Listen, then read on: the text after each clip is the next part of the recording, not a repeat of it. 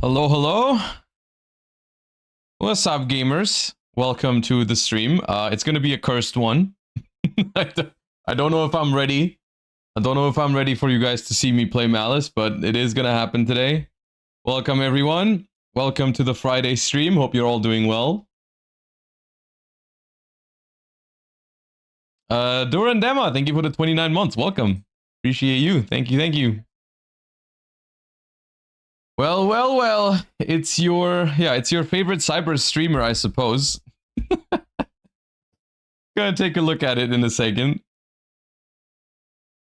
How come you play Malice? It was just it was meant more as like a joke because people said like when I posted about hitting 100,000 subscribers on YouTube, people were saying all kinds of things I should do to celebrate.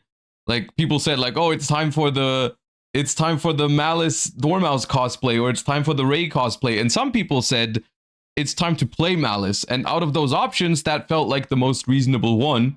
And you know what they say? They say keep your friends close, but keep your enemies closer. So I thought, you know what? Why not play it at locals once, just to make sure it's dead?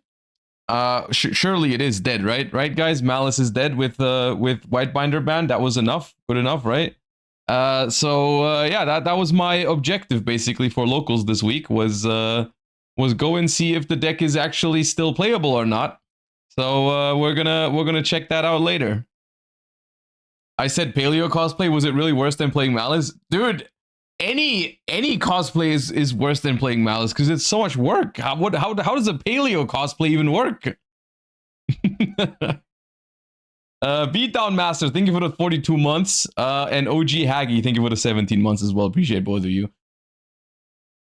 All right, dude, I just while the starting soon screen was running, I saw something very sad on Twitter. And I don't know if you guys are ready to see this or not, but this is hold up. This is quite something.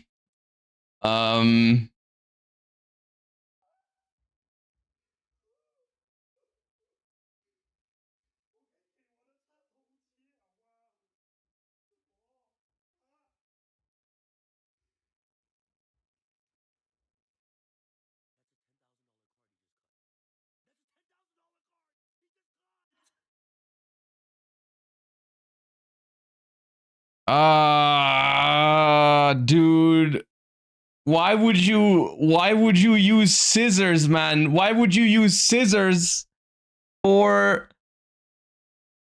the limit over collection, man? No sound? Oh, was there no sound? Hold up. Now there's sound. 我可以给我的插头抢啊！什么啊？ That's a $10,000 card he just cut. That's a $10,000 card he just cut. Man, dude, the thing is, like, this does not look fake either. This does look real. I guess it's good news for all the other owners of Overframe Dark Magician, because now technically you got a 1 out of 99. There's 99 left that are not cut. So I don't know. One of them is missing. What's the number on it? I can't tell what's the. Surely at some point you can see the number. 25? I can't quite see it. 25? Is it 25? Well, no 25. No more 25. Damn, that sucks. Genuinely, that sucks. The crazy thing is, it probably still is worth a lot. But that is still very, very unfortunate. My God. But to be fair, like, why would you cut the limit over collection with scissors? I mean, why would you cut any pack with scissors, I suppose? But especially the one where they started making overframe, like, Grandmaster Rares. Like, come on, dude. Come on, dude. Why would you do that? Oh, man.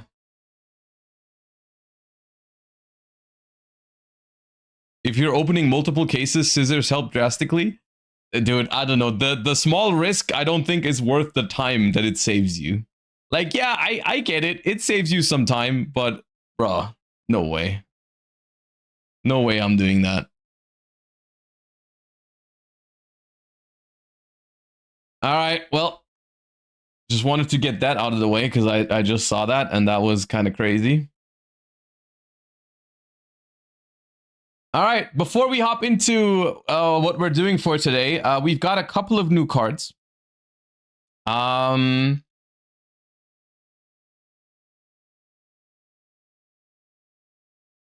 First off, we got the new Sky Striker linkage alt art that they announced. I believe this is one. I mean, it does look sick. It is one that they are including in a special duel set. You know, the one that we watched the Sunny video like a while ago, in which they talked about like a Maliss duel set, where it came with some Maliss cards. This is a Sky Striker duel set, so it's not a booster box that you have to pull this from.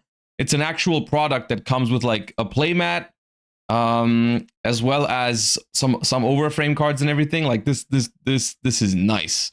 I'm hoping we can get something like that too, but my guess would be that we get this at some point imported as a like a reprint in some sort of like main, like not main set, but like in some set we'll probably have to pull this, and it's going to be very expensive if we ever get it, but it does look sick. But in other news, we have new Phantom Knights in Chaos Origins. It is one of the archetypes that is getting support in the set, and of course, I mean, some of the Phantom Knights have a lot of potential still to be a good deck nowadays. So let's see if this is anything. The Phantom Knights of Decayed Cloak, a Dark Warrior, level 3, of course. You can only use the first, second, and third effects of this card's name each once per turn. You can reveal one other Phantom Knight card in your hand, the Phantom Knights, which is sometimes a difference, I think. Special summon this card from your hand. If this card is normal or special, you can add a Phantom Knight monster from your deck to your hand. You can banish this card from your grave, target an Exceed you control. This turn, you can use it as a material for an Exceed summon using the rank as if it were a level. Well, that just seems like an incredibly good card, no? If you have another Phantom Knight in hand, it's a free special summon. It adds on summon, so it's a good normal or special summon. Like, even if you don't have another Phantom Knight, it's a good normal summon. But if you do have another Phantom Knight, it's a great special summon. And then it has a slight bonus effect in the graveyard, which I'm not sure how relevant it is. I'm sure there's going to be some scenarios where it comes up, right? That you can use an Exceed to overlay that you don't need anymore. That's a really good start. I'm not gonna lie. That's a really, really good start for the Phantom Knight support cards. That is a perfect card for that deck. Okay, and we've got more main deck monsters. We got the Phantom Knights of Doomed Solaret. I have no idea what that word means. Dark Warrior, level 3. You can only special summon with the first effect of this card's name once per turn. You can only use the second and third once per turn each. If you control no monsters, you can special summon this card from your hand. If this card is normal or special, you can set a Phantom Knight spell trap from your deck.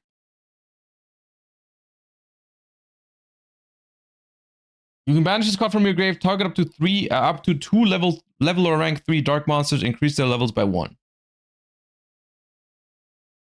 So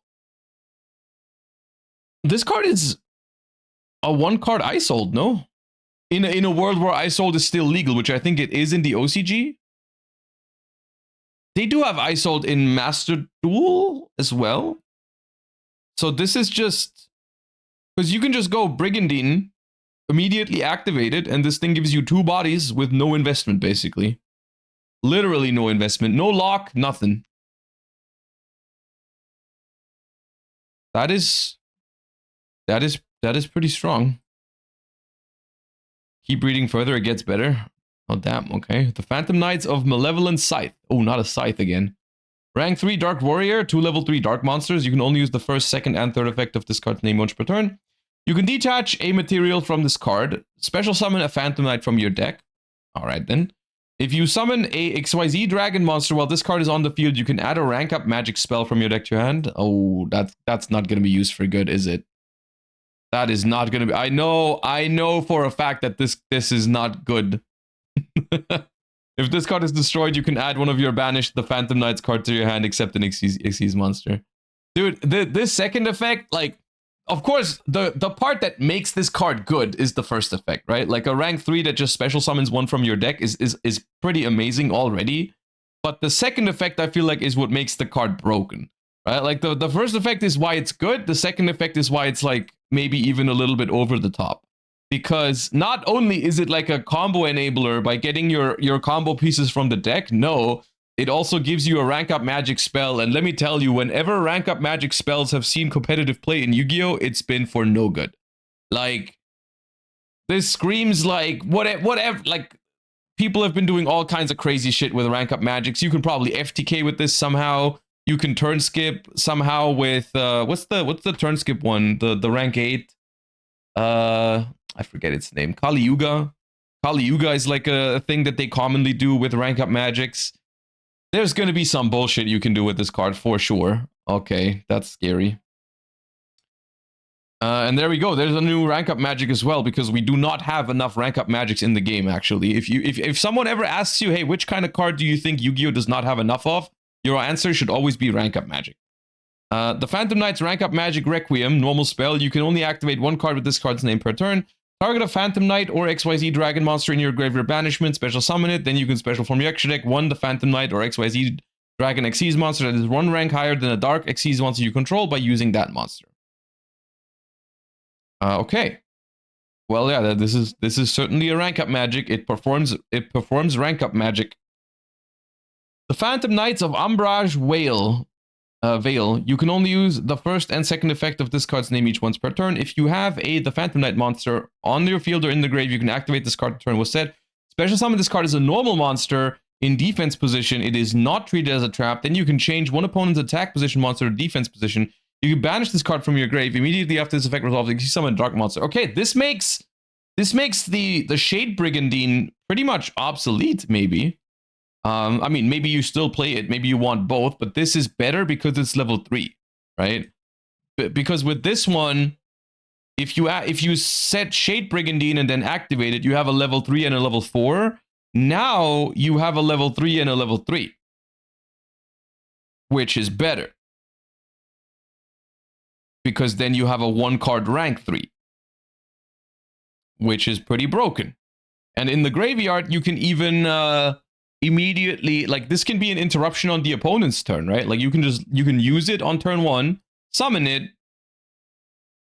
do your thing, leave it in the graveyard, and then on the opponent's turn, you have the ability to quick exceed. Okay, dude, these cards are good. These cards are actually good. Oh, what is this? Oh, Fogblade alt art. Okay, I thought this was another new card. Fogblade new artwork. Okay. I don't know. I feel like this one. It's okay. I think OG Fogblade is cooler. I feel like OG Fogblade looks better than that. Well, okay. This is good stuff. These are good cards. The question is, are people going to play like actual Phantom Knight decks, or are people going to splash these with like other things to do some really broken stuff? Because this has no locks attached to anything, so you can probably do some crazy combo piles with this. The only thing that's holding it back a little bit, just a little bit, is the fact that the rank 3 does need dark monsters. So you can't do this with like Eldam and Swen, for example. It's not as easy to use those as an engine in this deck. But you can still make play like a rank 3 pile to go into like Cherubini, and then Cherubini can send like the Phantom Knight that searches monsters. And then you can just search this, and then this will make, so like you can still make like a level rank 3 pile. There's a bunch of things you can do. A bunch of directions you can take it. Yeah, Tour Guide works as a starter into this. I'm not sure if that's what you want to do. I'm not sure if this brings back like the BA Phantom Knight that people played back in the day. Because I feel like at this point the BAs are the weaker part of this equation, and like you would rather just play a Phantom Knight deck. I don't know. But in general, this has a lot of potential, and I think the ceiling for a Phantom Knight deck is basically never an issue because of the rank up stuff that you can do, right? With the The rank up magics kind of like always make sure that you can do something broken, right? I feel like. So there's got to be some potential here, because the main deck engine for Phantom Knights is pretty smooth, right? Like even the quote unquote old Phantom Knights are pretty high quality cards, right? You got like, okay, banish from grave, search for a trap, banish from grave, search for a monster, banish from grave, send one from deck to grave, right? They got really, really high quality cards. So the main deck cards are going to be high quality, and the extra deck, because of the rank up access, I feel like you're going to find something good. Right? So, all right, this is good stuff. One card Kali Yuga, they can probably do it. Yeah, they can probably do that.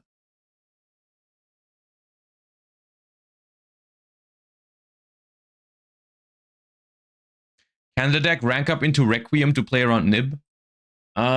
Which Requiem? Dark Requiem Xyz Dragon? Yeah, probably.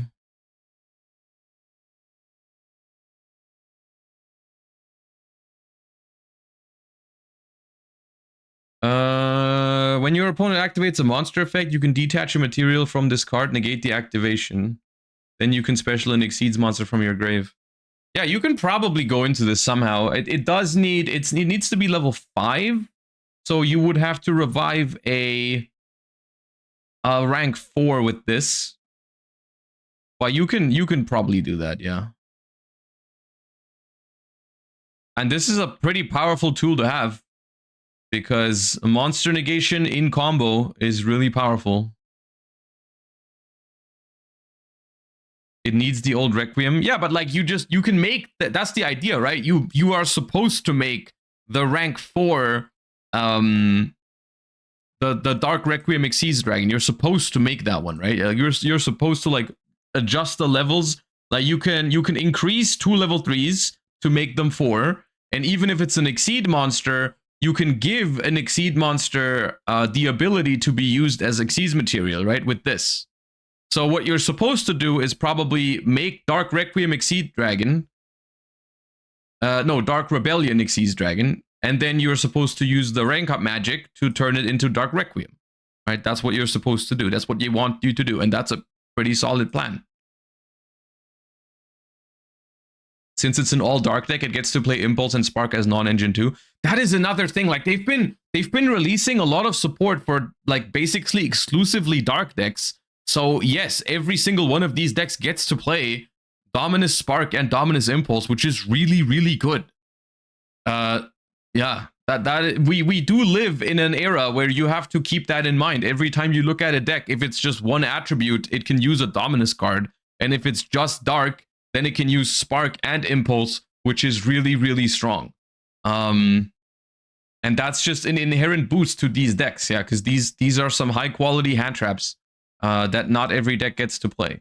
So there's some serious potential here.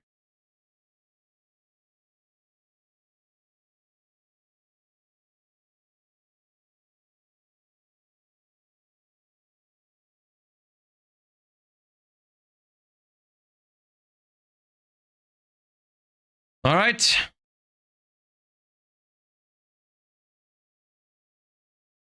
We should get, I kind of want to, before we jump into the Malice games, I kind of want to wait 5 minutes because we probably get the new overframe soon. You know what we can do? I can show you the deck list before we jump into the games. And then when we're done with the deck list, by the time we've gone over the deck list, we probably will have the new overframe that we can take a look at. So we'll do that. All right. So the time has come. The day has come. We're gonna look at Malice gameplay today. I played Malice at Locals on Wednesday because people were saying, like, as a joke, people were saying like, oh, as 100,000 subscriber special, you should play Malice. And I was like, you know what, that does sound kind of funny. And they say, you know, keep your friends close but keep your enemies closer is how I've been approaching this entire endeavor. Because I played Malice to see how good it actually still is, because I wanted to make sure that it's dead. Because of course, with the Whitebinder ban, I was hoping that it would go away. but it's still been topping tournaments, and so I wanted to see what's up with that. So I brought Maliss to locals. All right, I brought Maliss to locals, and I'm gonna share my experience with you guys today. We have a couple of rounds to take a look at, and then you can all make fun of me for playing Cyberse. All right. Before we jump into the games, I'll show you guys the deck list real quick. As a certified Maliss expert, of course, I have come up with the definitive best Maliss deck that anyone could have ever built. Because I have so much experience with this deck. But no, for real, I'll show you what I built. It's nothing too crazy, I don't think. And I'll just I'll go into the thought process a little bit, I guess. But I don't want to spend too much on it. But yeah, we're playing all the Maliss names, of course, all my favorites. Triple Chessy Cat is actually my favorite because it draws cards. The only based Maliss card. 2 White Rabbit, 1 Dormouse. Then we've got 3 backup Adignister and 1 Wizard. 2 Field Spells and 1 Mirror. And then I played, I think, as far as I could tell, of course, everyone is playing MTP07, and then most people are just playing one other trap. I decided to play TB11 and no GWC, simply because I like that both of these are technically live when you draw them and not dead in your opening hand. I liked TB11 a lot throughout the day, and I never missed GWC, so I think this is fine, but you know, I don't know. 3 Allure of Darkness, because it draws cards, and it's an extender. It helps you play if your normal summon gets interrupted. Card felt very important to me. 1 Gold Sarcophagus, and 1 Terraforming. So that's the engine for the Maliss deck, which leaves us with, I believe, 17 non-engine, which is still a lot. 3 Fuwas, 3 Ashes, 2 Bells, 2 Bestials, because they're also kind of extenders. Dimension Shifter. 3 Dominance Impulse, and 3 Imperm. That's the list. I don't think there's anything too crazy here. It's just the Maliss cards and the non-engine. I didn't do anything too crazy. But I mean, yeah. The Maliss deck. How no brick? You'll see. There's some really funny. There's one really funny Allure of Darkness moment in there as well today, without spoiling too much. 41. No, it was 40, I think. Hold up. 5, 7, 10, 14, 20, 23. No, it's 40. Okay. Extra deck. 2 Lingaribos, 1 Link Disciple. I'm not sure if you need all 3 of these. The idea is that Link Disciple is a light attribute for Access Code Talker, but honestly, I never needed more than 2 Link 1s in a game. So I'm not sure if you need to play all 3, but some people I saw play all 3, so I did the same. Link Spider to play better into Nibiru. Almirage to turn your hand traps into a Cyberse, because that's what all hand traps aspire to be, is a Cyberse. They want that really badly, trust me. SP Little Knight, Wicked, Dark the Dark Charmer, Haggard Lizardos, card that should be banned. Heart Scripter, Heat Soul, because it draws cards.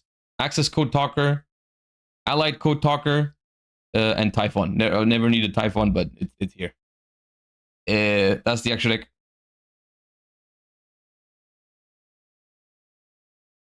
Did you just perma-ban me from my own chat? Does that work? Can you do that? You can't do that, right? Can I still type?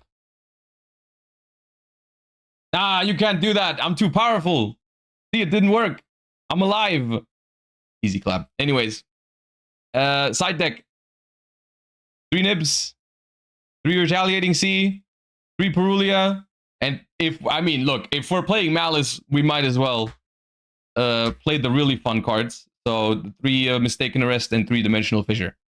Which may or may not make an appearance in today's gameplay. We'll find out later. If they will contribute to the very back and forth and interesting gameplay that this deck can produce. Yeah, so that's the that is the list. That is the list. Now, all right, so the overframe is revealed. Ah, see, perfect timing. Perfect timing. Perfect timing. Let me see. What is the overframe for today? Any links? OCG Twitter. Hold up.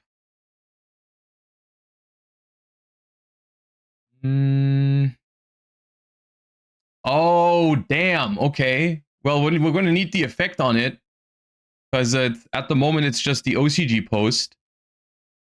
But I guess this might go very well together with the Phantom Knights that we just read. Because to me, that's looking like an overframe Dark Requiem, Dark Rebellion Xyz Dragon, which it looks so good. Holy shit. But that could seriously be very good with the Phantom Knights that we just read. So that's gonna make that deck probably a lot better.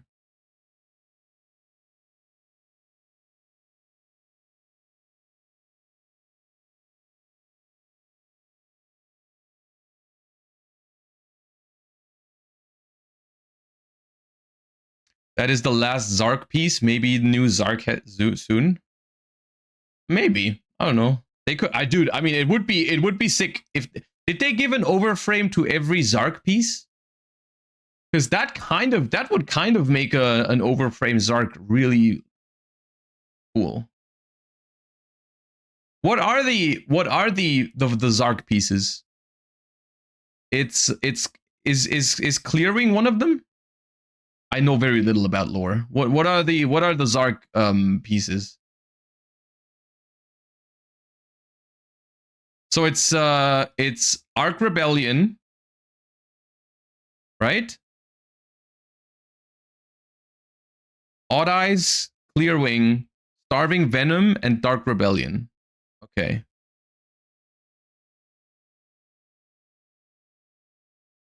Right, yeah, they did make overframe Odd Eyes, they did make overframe Clear Wing, they did make overframe Starving Venom, and now it's overframe Dark Rebellion. Okay.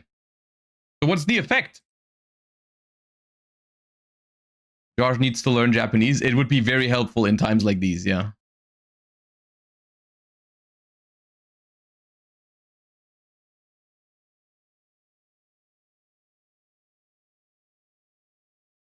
You can only use, okay, hold up. Well, I'm gonna do something that can never go wrong. I'm gonna take the effect that someone posted in Twitch chat right now, because clearly that's going to be correct. You can only use each of the following effects, one and two, once per turn. 1, if this card is special summoned, you can target an equal number of cards on each field, destroy them. When your opponent activates a card or effect, quick effect, you can detach a material from this card, special summon a rank 4 Dark XYZ monster, using this card as material. This is treated as an Xyz summon, transfers materials. Okay.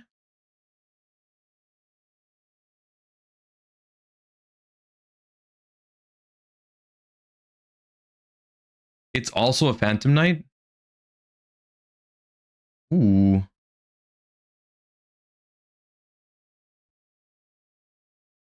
So, I mean, if that effect is correct, the part of, if this card is special summoned, you can target an equal number on both fields and destroy them, is really powerful, because one of the new Phantom Knights gives you the ability to quick XYZ, right? And then you can summon it on the opponent's turn.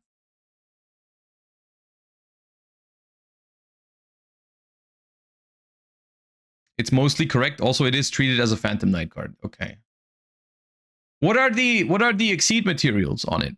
Does it need to be like, is it any 2 level 4s? Is it 2 level 4 darks? Is it 2 Phantom Knights? What is the requirement? 2 darks? Okay. 2 level 4 darks. I mean, that is a great card going second into boards, which is something I feel like Phantom Knights were lacking. I mean, they had Breaksword, but like Breaksword is fine, but Breaksword into this is crazy.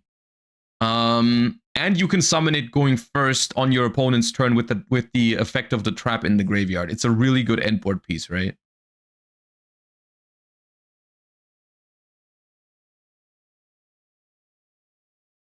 And then the second part of the effect is When your opponent activates a card or effect, quick effect, detach a material, special summon a rank 4 dark XYZ using this card you control.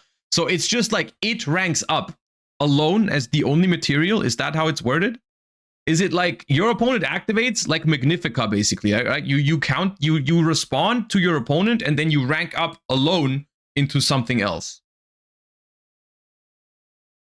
That's good. Oh god, that's good.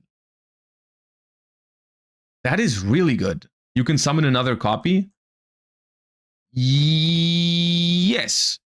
But it is once per turn, so like you would hard summon it on your first turn and then rank up into another one. That you could do that, yeah. You can dodge negates. That is good because you can, yeah, when you summon this into a board and your opponent imperms it, you just run away. Right?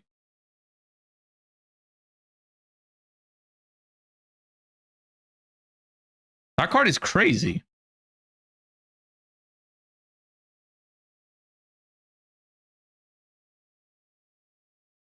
Dude, Phantom Knights might be back. Phantom Knights might unironically be back with this card. That is kind of crazy. Summon Ophion. In some matchups, yes. Unironically, in some matchups, this could summon Ophion. Like, this has some crazy potential, actually. Like, if your opponent is playing a deck that's mostly reliant on big monsters, bro, your opponent activates Rahu, Draco Tail, Chain, go into Ophion. GG's. Bro. Your opponent activates Mitsurugi Ritual, Chain, go into Ophion. GG's.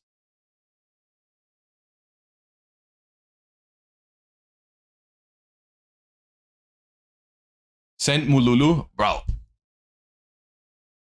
I'm not gonna argue with you. No. I'm not gonna argue with you. That's on you. You gotta make that. Yeah, no. I give up.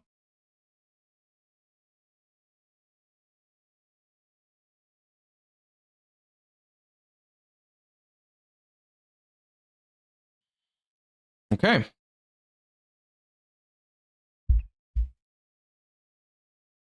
Well, that is good news for the Phantom Knight enjoyers, I guess, because that, I feel like that was, I mean, the main deck cards and the new rank 3 were already pretty good, but I feel like this glues it all together. I feel like now it all makes sense, which once again begs the question, when are we getting the overframes in the TCG? Because we have no idea when that's going to be, right? Like, this card is kind of necessary to play those Phantom Knight cards to their fullest potential. Does this mean we get these cards in time for Chaos Origin? Because if we get this card, if we get Chaos Origin without this card, then it's gonna feel really weird with the Phantom Knights, right? Like you're gonna have to play Phantom Knights without their own overframe. That's kind of whack. I'm still a bit scared we aren't gonna get them. Nah, there's no way. Like genuinely, there's no way. There's no way we don't get the overframes. The question is, when are we gonna get them?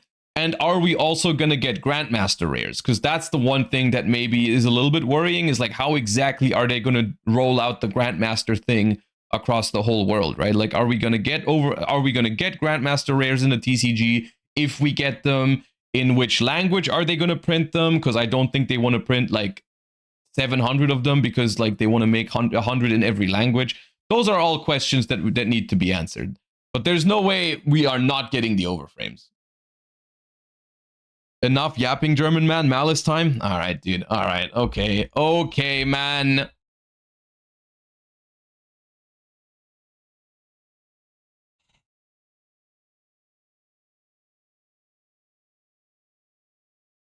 We're jumping into locals with Maliss. This is round 2, actually, because I was relatively late for round 1. I didn't have a lot of time to set up, so I didn't have time to, like, set up the GoPro and everything for the first round. In round 1, I played against Vanquish Soul, and I lost the dice roll. I won the match, because in game 1 they bricked and just passed, so I took game 1. Their hand was still decent. They had, like, Droll, Ash, Nibiru, or something like that. Or, no, it was Droll, Ash, Izuna, but my hand was pretty cracked, so I won game 1, lost game 2 going second, and then won game 3 going first. But the first game we have on camera is round 2, which is up against Radiant Typhoon. Okay. So let us jump right in. I'm going second once again.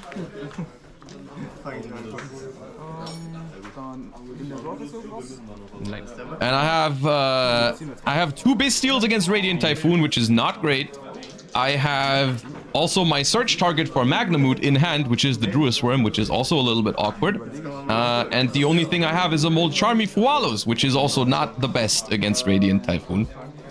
I decided to not chain Fualos to the Radiant Typhoon Vision, because I figured I wanted them to commit into a search of Megala before I dropped the Fuwa, if possible.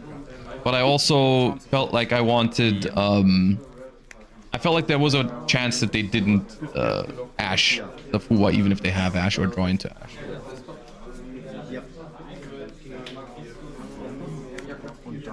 And there we go, they chant for Megala to trigger the Crocea. Ja.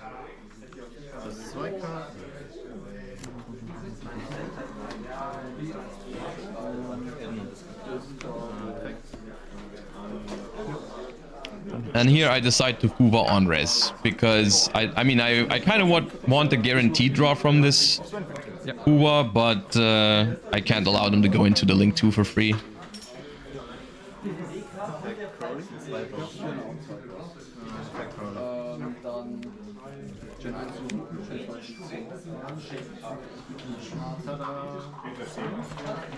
Ja.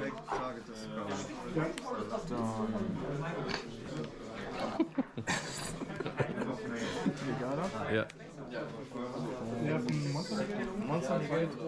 Those Charmy sleeves are so cool. Yeah, shoutouts to Young Cards. Ooh, look at my Charmy draw. It's another Charmy, which is not great. I'm really hoping that they activate the Megala here. I really hope that at some point they decide to go, well, 1 draw for Varurun is worth it. Yep.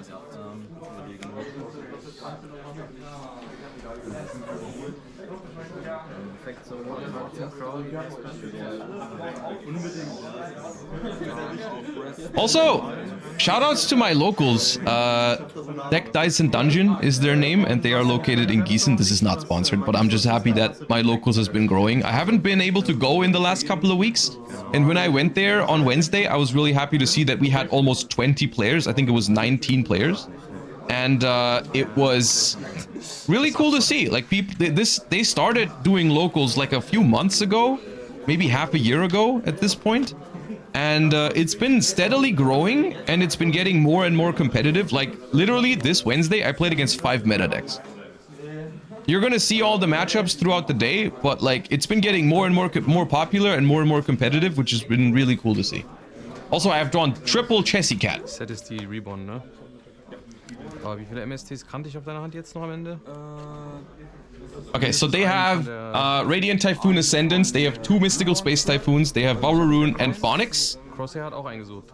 And 1 unknown set, and my hand is 3 Chessy Cats, 2 Bastials, and a backup. And I draw up a turn, a Ghost Bell. So I feel like this is lost at this point, because I have 3 normal summons and 3 extenders, but the 3 extenders only work if my normal summon does not get interrupted with. And I fully expect to just scoop up the game here if they activate a quick play spell and use Phonix to shuffle my Chessy Cat away. And then I would not be able to play because the Bastials and the backup are not extenders, but they decide to let it go. And I decide to not activate Chessy Cat effect, because if I activate Chessy Cat effect, I feel like I'm only banishing another Chessy Cat to draw 2, and then they would probably remove my 2 Chessy Cats off the board. But by linking off the Chessy Cat here, I put a Maliss in the grave to enable my Bastials. So I guarantee that I'm going to be able to play a little bit. So they let me make the Lingerebo. They let me also keep the Lingerebo on the field, and so I activate back.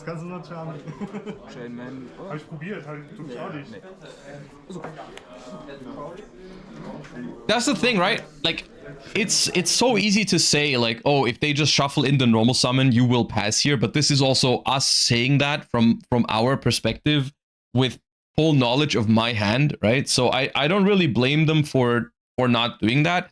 Realistically, though, from their perspective, if you think about the Malice deck, right, what kind of extenders do they have after they normal summon, right? Like if a Malice deck already normal summons, what kind of extenders do you have? You have Allure of Darkness, which they have Mystical Space Typhoon for to negate it with Mandate. You have March here, which they can use Varurune to stop. And you have Bestials and Backup, which don't work if you don't have monsters in the graveyard, right?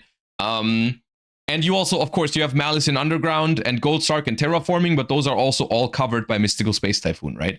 So I think from them, it was probably correct to shuffle in the normal summon because they cover every single extender in my deck, even multiple of them, with the rest of their interruptions.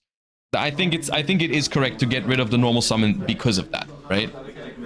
If I have March here plus another name, they can Varurune it. If I have Field Spell or Allure or Goldstark, they can MST negate it. They can negate every way I can continue playing if I don't have Malices in the graveyard, right? Which is why they should not let me get the Chessy Cat in the grave. But okay, the Chessy Cat hits the graveyard here. My backup hits the field. They allow me to search, and I get March here, and I discard another Chessy Cat because I have 3 in hand. And now all of a sudden, I'm feeling like this game is winnable because they let me get this far.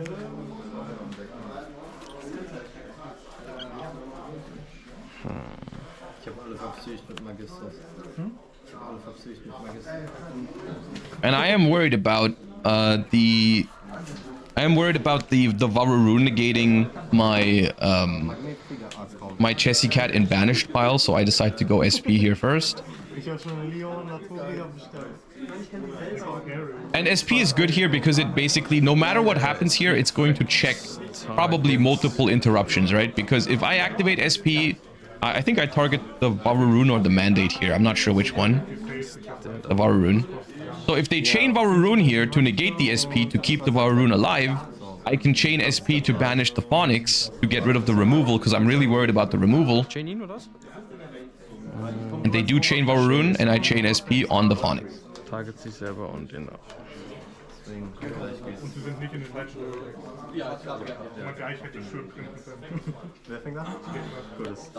And this is important because checking the Phonics is like the only real form of hard removal that they have right now, which means I can actually like make a board.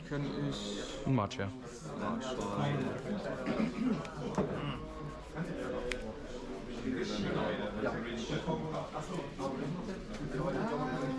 And they droplet, which is the only unknown card I didn't know about. They droplet the SP.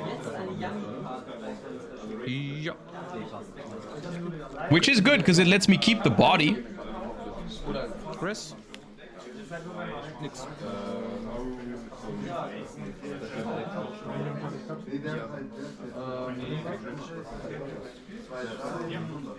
So here I was torn between activating March here or Magnamut. The reason why I wanted to activate March here is because they knew about the March here, right? They saw me at the March here with the backup. So now I thought about it for a second to keep the Bestials hidden, right? Because that way I can use the Bestials to chain block the Mystical Space Typhoons, right? From stopping them from negating my stuff. And that is really valuable that they don't know I can do that. However, the March here is good to have in hand because I can banish it for Chessy Cat. I can't banish my Magnamut, of course, for that. So I want to keep the March here in hand for now. That's why I decide to activate the Magnamut here instead of the March here. So banish Chessy Cat, Special Magna. Chaining 1, Chaining 2. Activate both. Hast du einen Zettel oder sowas? So, oder Live-Points auch. 300. Also, wie rum hat es gemacht? Keine Ahnung. 1.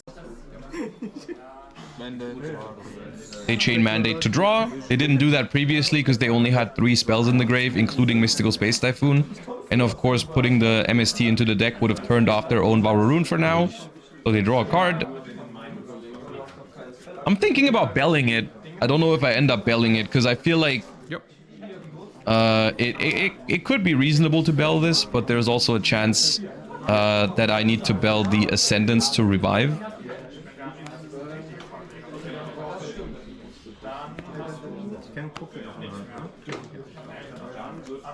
And I'm just hoping they don't draw an interruption here, like Sheena. That would probably end me on the spot.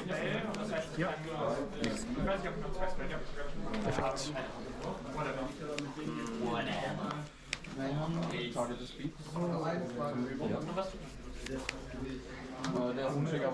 I tried to draw with Chessy Cat, and they tried to use MST. Try and negate it with Mandate, which of course I have chain blocks for. So I'm chaining my Druid Worm. Targeting the Chessy Cat. They chain Ascendance. And I bell it. And here's a very interesting interaction that I actually wanna talk about for a second. I believe that this is the same thing as when you bell Wanted if your opponent activates Hollowed as a Mina, right? Like because you negate the activation, the card is not considered to be on the field. So the MST doesn't destroy it, right? Like I think the card gets sent to the graveyard right away. It doesn't end up mattering in this game. But I think in this instance, they can't reset the Ascendance. Dann wird die nicht durch MST zerstört. Because the activation gets negated. I think it's the same reason why you can't send a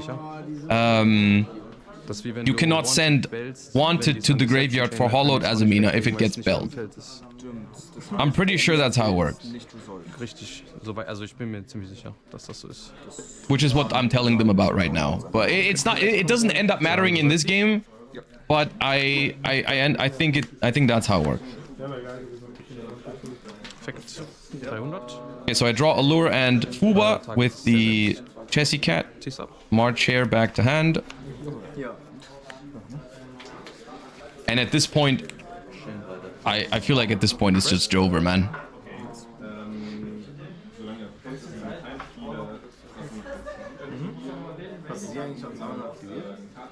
Ja, ich hab den Ich dachte irgendwie, der Klaus ist mal.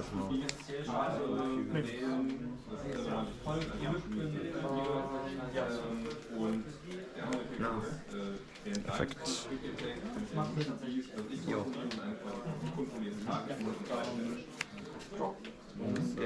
Why didn't they activate Phonics? I'm not sure, but realistically, I don't know if Phonics here even makes a big difference, to be honest with you.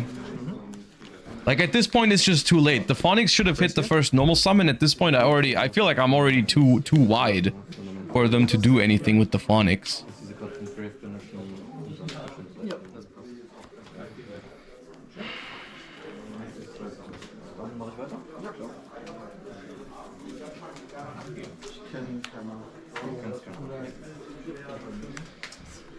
Perfekt, Druidwurm. Target ist Megala. So summoning Cryptor here makes it so that I now check the Phonics completely, right? Like if they activate the MST now, I can in response chain the Phonics, chain the Cryptor to banish the Phonics, and then they won't trigger on a new chain. So now basically on the field, they have no more interruptions, right?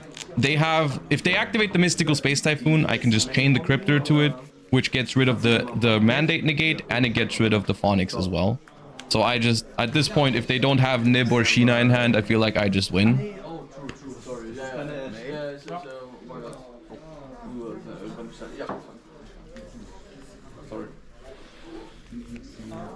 Yep. And we draw more cards. We have Bell and Shifter. We don't need Shifter anymore.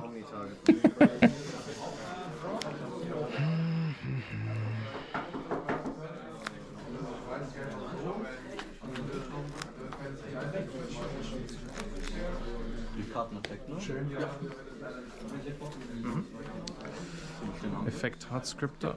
Targets Chessy Cat. Alright, here the plan is, if they chain MST, I just chain March here to chain block the Mandate, and then I just banish the Phonics.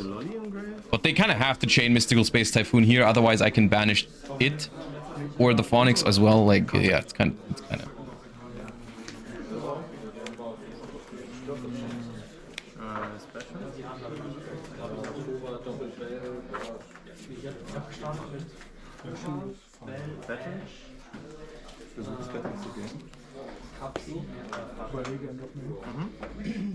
Chain.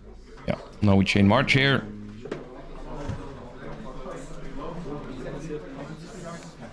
Banish ransom.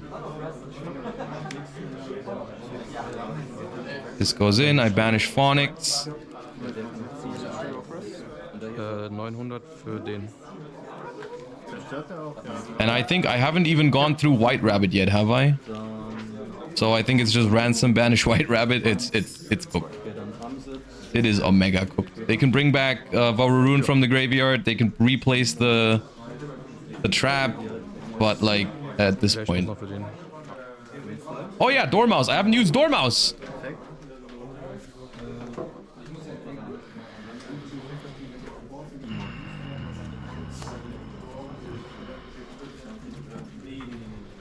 Oh, das muss ein Cyberse Monster haben.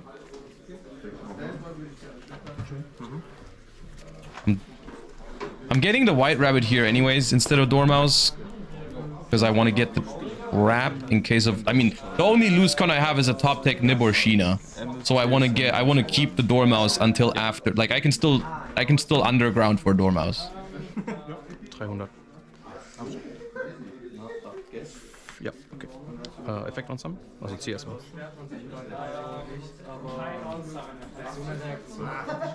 Kann schön auf den Film. Perfekt. SP war negiert, ne? Ich kann direkt angreifen.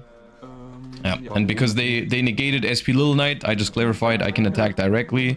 So at this point I know it's game. If there's no Nib or Bina.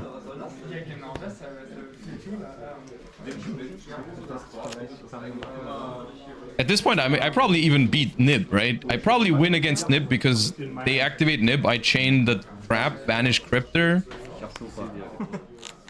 Yeah, I banish Cryptor. And... Plus 600 jetzt, ne? Weil du es zweimal gemacht hast?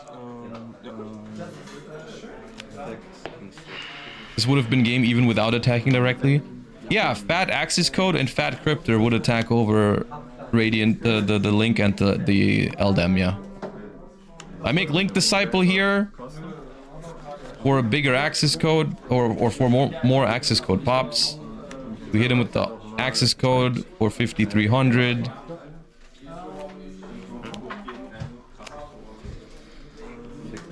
Banish Dark.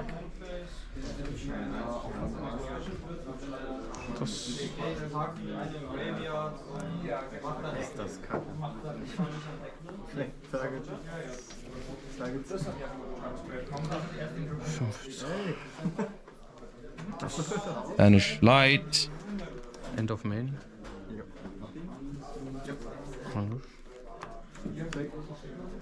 Das sind 5-3 über 600, sind 4-7.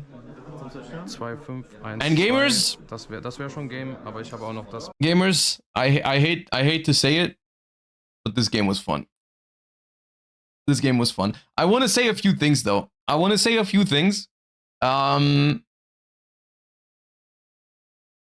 should have lost to literally one interruption on my normal summon. So it should not have been this fun. The only reason it was this fun is because they didn't shuffle in my normal summon. Otherwise, it would have been a game where I would have watched them make their board and then scooped to literally one interaction. So it felt like it was a real game, and it also genuinely, it also was fun because I went second. I don't know, the whole point and the whole argument I've been making about decks like this, and that is the hard part about explaining this, and I am aware of this problem, is that these kind of decks, they are fun to play, right? They are fun to play. They are simply zero sum because they're not that fun to play against, right? They're not that fun to play against is the problem, right? So of course, if I'm on this side of the table, it's fine. But that was never my argument. I never said that playing these decks yourself is not fun. That was never the point. Banish das. Well, yeah. All right, so we're going second against Radiant Typhoon. So I'm putting in. I'm thinking about putting in the Biru, but I don't end up doing it. I put in just Brulias.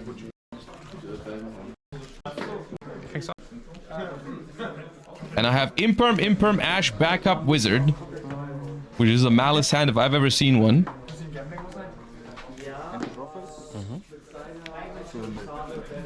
Für Mill? Ja, ist okay. They go Manifestation to send. I allow it. Send Varroon. Activate Crocea.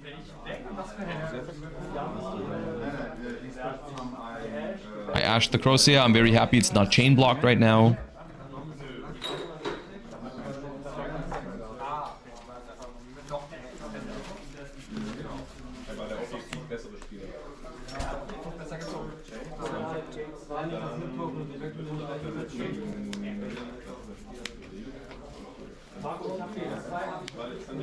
Ja. I allow the Swen. Kind of want to hold Imperm for Eldam in this case, I think. My plan is to Imperm Eldam and Imperm the Link, essentially, is what I'm trying to do. Nee. Gott sei Dank. Ich spiele die ganze Zeit dagegen. Die machen diesen Junk. Digga, ich hab eine Ash. Ich warte auf diesen Junk-Spieler. Ash stehen, der hat noch Coldfight. Der hat das nicht hinbekommen. Der hat 5 Junk-Karten. And we Imperm the Link.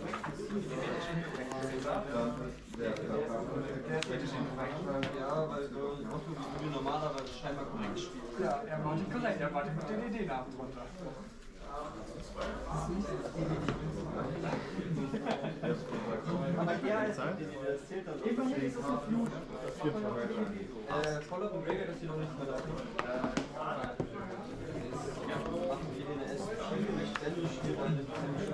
Draw Malice Trap for turn. So not, honestly, not the greatest hand again, but from what is known, we don't know any disruptions.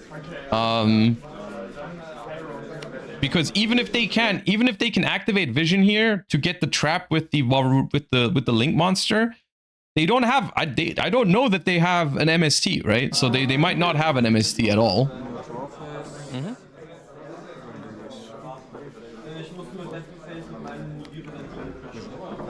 Welcher? Zum Suchen? Oder der Wahnsinnige? Ja? They go Vision to draw, which kind of tells me that they're desperate for interruption. They're trying to draw non-engine because the reason why they're doing is they wanna just get the trap with Varroon, right? That's the main reason they're doing this. But I think it's correct for them to draw here. I think it's the correct choice because they can draw more powerful cards that way. Like if they activate to search, they get a guaranteed MST in hand, which does nothing this turn, right? But if they draw 2, they have a very high chance of drawing stuff like Sheena, Ash Blossom, Bell, something small. Maybe Nib is in their deck. I don't know. Maybe Purge is in their deck. Who knows? But like they can draw interruption with this, right? Which is why I think it's correct to draw, even if it's risky. But they have a lot of quick plays in the deck, right? And so they find a card and like 2 cards. They draw they draw Chant, and then they get the trap. Also, this puts, I think, 3 spells in the grave, so they can draw a card with Mandate as well, which is really relevant. Right? They have 3 Radiant Typhoon spells in the grave now, so they can draw a card with Vision, with Mandate, so this gives them another card in hand. So I think it's correct for them to draw there. And I have backup here, and I think, like, okay, even if the face down is MST to negate backup, I won't have Malice cards, but I have Wizard, so I can still play a little bit. How many are you at locals? We had 19 at this locals.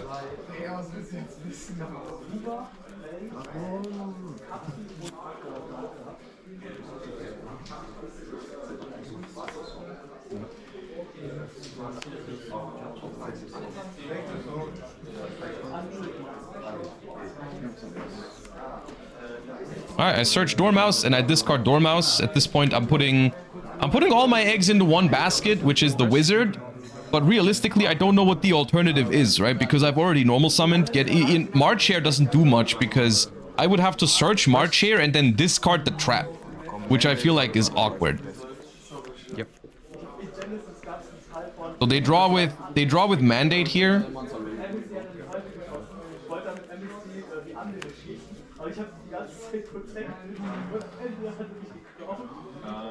I should have MST negated the normal summon. Yeah, if you negate backup.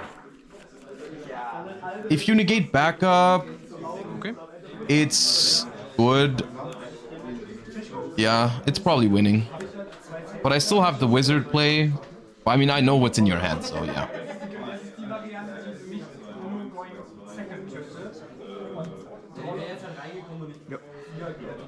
So here's, I guess, an interesting decision because I didn't set the trap before activating wizard because I didn't want to expose the MTP to Mystical Space Typhoon early before the Dormouse is on the board.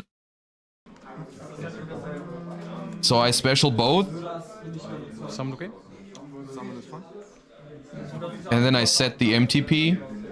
So that now if they try to negate Dormouse with MST, I can just dodge it with the MTP. So they MST. And at this point, it's once again kind of cooked. How?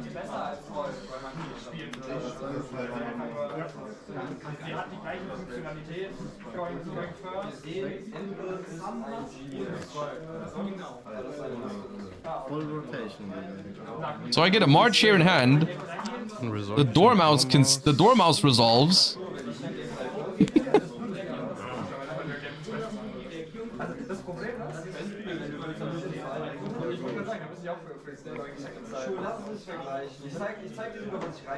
Zu erlegen.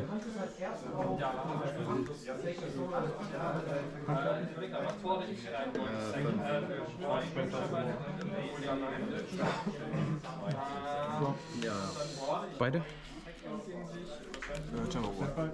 Ja.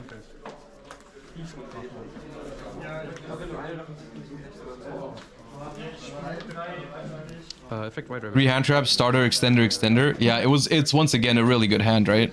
Because the trap ended up being, at first I was unhappy about drawing it, but the trap ended up being really good here, right? Like the trap was insane value in this game state. Yeah. Like playing into a board, if you can get to a Malice name, the traps are really good to draw.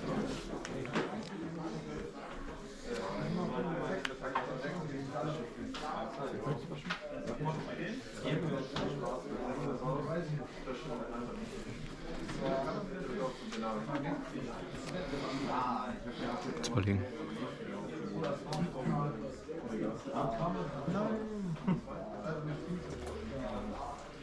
Wait, why did I not activate White Rabbit? Did I forget to activate White Rabbit? Or did I side out TB11? Maybe I sided out TB11, I forgot.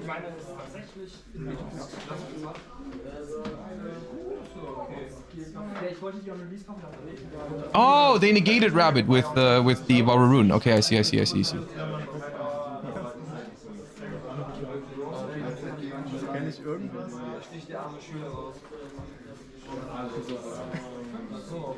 Perfekt. Wenn sie aus dem Banish beschwört, Banish die eine aus dem Deck. Ein Cyberse Monster vom Deck, ja.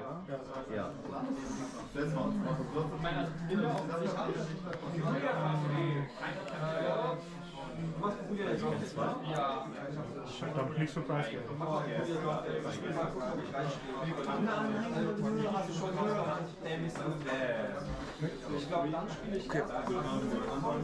So, at this point, when they thought so long about negating the ransom, I figured they had something in hand that they drew off of the vision or the mandate that has some sort of interruption.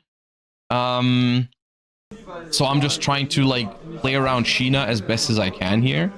The thing is, right now, Sheena, it feels really hard for them to find a good spot to activate Sheena. It was probably right there. Right there was probably the Sheena spot. But it's hard for them because they know I still have Malice in Underground and Marchair in hand. And I can still use Chessie Cat, so I can still have, I still have like Underground into Chessie, banish Marchair back to hand. But that still is only 2 bodies on the field, and without Splash Mage, I feel like I can't do much.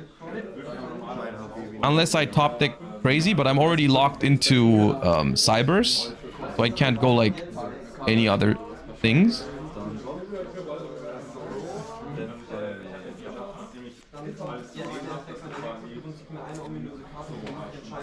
But the thing is now, access code... access code makes Sheena really awkward. I go access code, make it 5300, and now it's like, okay... if I now banish I banish the ransom for access code, and then I activate ransom. I set one so that the Crocea can be destroyed, by the way. I banish Disciple to destroy the Crocea so that the Sheena doesn't return follow-up. Then I banish ransom for access code to pop the Varurun. So now the Sheena wouldn't return anything. Now I activate ransom, and they okay it because if they Sheena here, I keep the ransom, right? They bounce the access code, but I keep the ransom.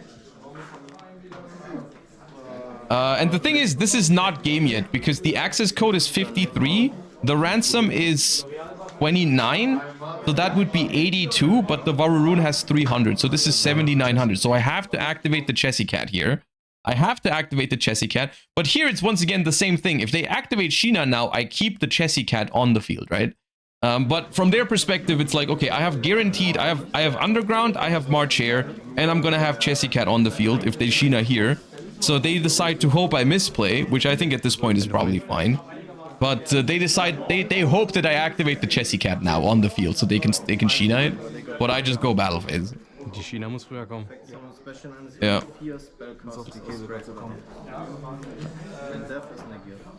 And that was round 2. That was round 2. That was round 2. And I don't know, that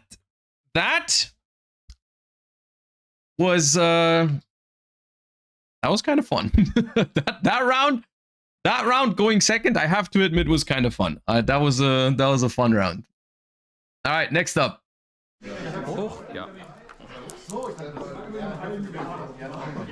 My camera is a little tilted this round, I feel like. It's not perfect.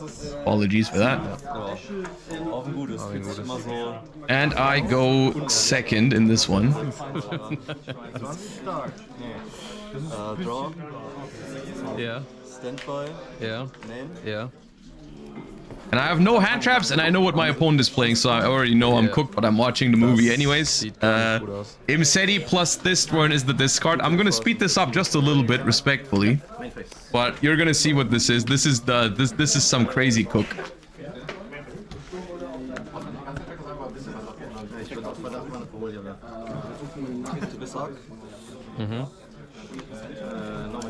Yo. Bring back Imseti. Ach, der ist ja auch... Oh mein Gott. Yeah, and Imseti is a level 5 or higher, or level 6 or higher Dark Spellcaster, or whatever it is. So here's Dark Magician of Destruction. Charge Gaze of Timaeus. Ja. Der ist auch Level 8, ne? Der ist auch Level 8, ja. Der macht einen Zombie-Vampire. Das ist praktisch, ja. Was Magistisch wirklich macht, finde ich ehrlich. Das finde ich sehr cool. Weißt du, was hier abgeht? Weißt du, brauchst nur eine Probe. Effekt-Athem ist zum Suchen. Wenn ich das war? Ja. Der so Monster. Genau. Die muss auch schon so equipped werden, dass sie... This turn effect to add Smyger. Discard Smyger for the King Sark, I suppose. Yep. Ich hab keinen Kopf. Würde ich auch machen. Jo.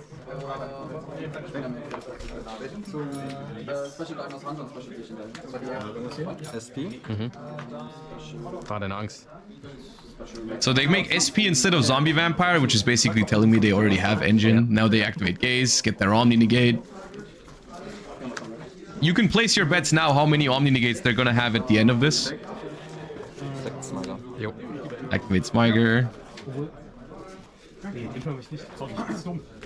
Den machst du einfach meinen Zug an, oder? Ja. Klasse. Ja, da, danke. 1 bis 5. 1 bis 5. Ja. Also das jetzt den Ausbrechen.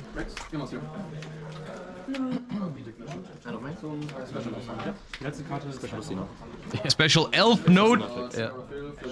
Lucina.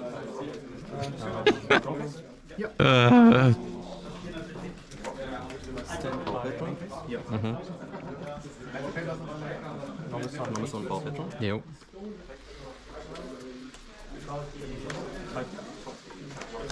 They played 57 cards for consistency, by the way. Is what they told me before the game. They said 57 for consistency because 60 is too bricky. Ein Monster auf dem Feld und drei niedriger machen.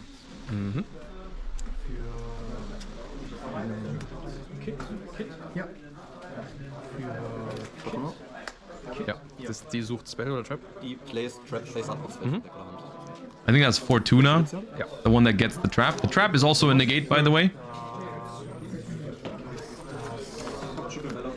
There's Crystal Wing. Technically not an Omni negate, I suppose, but a monster negate.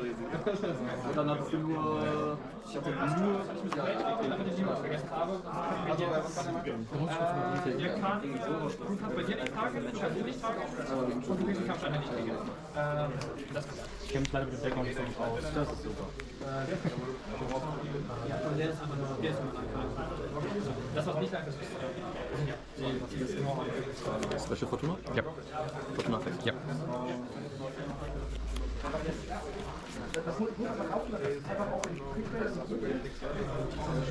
Soll auf Madness. Die macht. Quick Effekt, tributieren Monster und targeten Monster verkosten und targeten Echo Monster mit einem Attribut Friedhof. Special das erste Monster und dann kann ich optional die Karten von einer. Also wenn ich ein Synchro-Monster kontrolliere, kann ich dann die Effekte von einer offenen Karte auf dem Feld negieren. Und du musst das Monster, wenn das Is that the Elf Note Synchro in the grave? Yep. Okay. So that trap, I think it's like you have to tribute a monster, then you can add or special an Elf Note from the grave. Or something like that, and then if you control the synchro, you can also negate the effects of a face-up card in the field, so it's like a negate for a face-up card on the board. There's Dragster joining the party. Hello, Dragster. Weiß ich nicht. Mach noch ein paar. So vor der Target? Ja. Hast du Platz für Infinity? Ja. Infinity spiele ich nicht. Synchro hat mich früh dafür. Bist du synchro-locked? Ja. Okay. They say they can't make Infinity because they are locked into synchro. It's very unfortunate. Nur faire Dinger.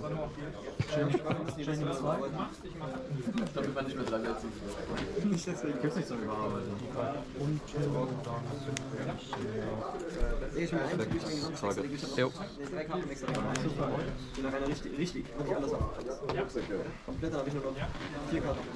Perfekt. Ja.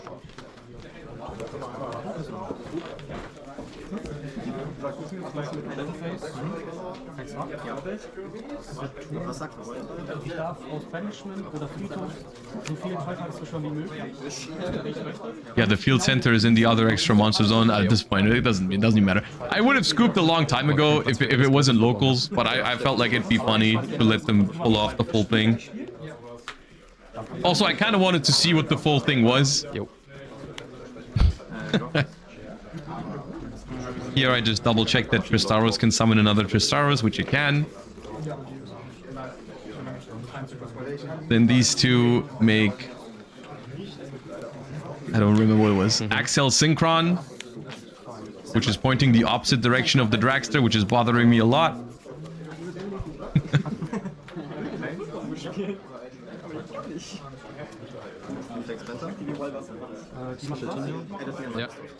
Ja. Special Elf Note Tenia, which places the spell. I don't even know what this means. Du machst eine Linkbeschwörung.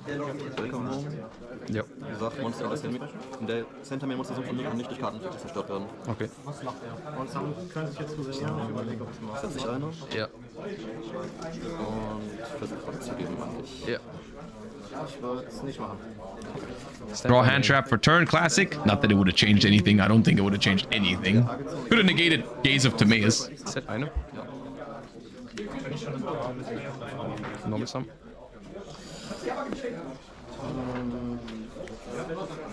And I'm trying for the video. I'm trying, but I mean it's cooked. Even though my hand is kind of broken. My hand is kind of broken. Allure, normal summon, backup, March Hare, and a trap. It's kind of a broken hand. And they let me draw with the Chessy Cat. Perfekt. Target sich selber. And I get rolled by. Chris. Awesome game. Ist das eine Aktivierung oder auch Effekt? So the draw effectively negates the allure in my hand. Other than that, it doesn't really matter. That and the backup actually, it's quite annoying. Even though Maliss is not supposed to be bad into draw, but I guess nowadays there's a little bit more drawing and searching than it's relying on. That is the 57 card consistency right there. Yep. I mean, yeah, okay. At this point, I activate a couple of my cards. They all get negated, and then I scoop it up. I make SP. They negate that. Negate that. I impulse something. They negate impulse, and then I scoop. Oops, I went too fast. Yep. All right, and then my side deck for this matchup is pretty broken for going first because I can put in Dimensional Fissure and Mistaken Arrest. Usually you're supposed to put in one. Like this is for Draco Tail mainly, and this is for like all the other stuff. But in this matchup, both of them work, which is convenient. Let's say it like that. And now we get to see Maliss going first for the first time.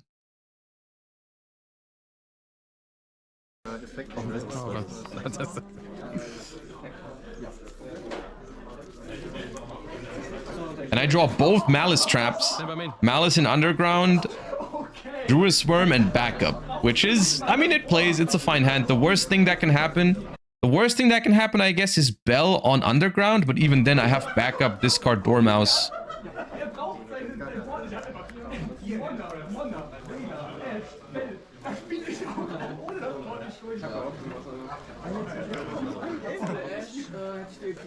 I Underground for Dormouse.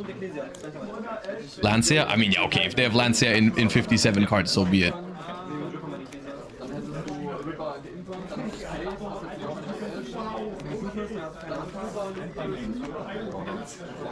They Mourner the Dormouse, which is annoying because I can't really push the effect through now.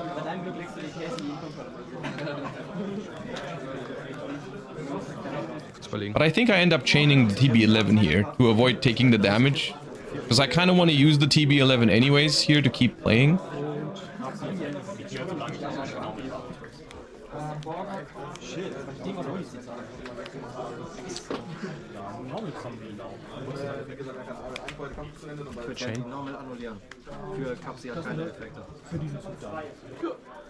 This is a Josh moment because what I decide to do here is summon Chessy Cat and then use MTP07 to banish the Chessy Cat to get March Hare in hand.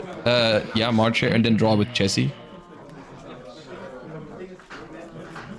Which I don't know if that's the ideal way to play this hand, but it draws cards. Genau.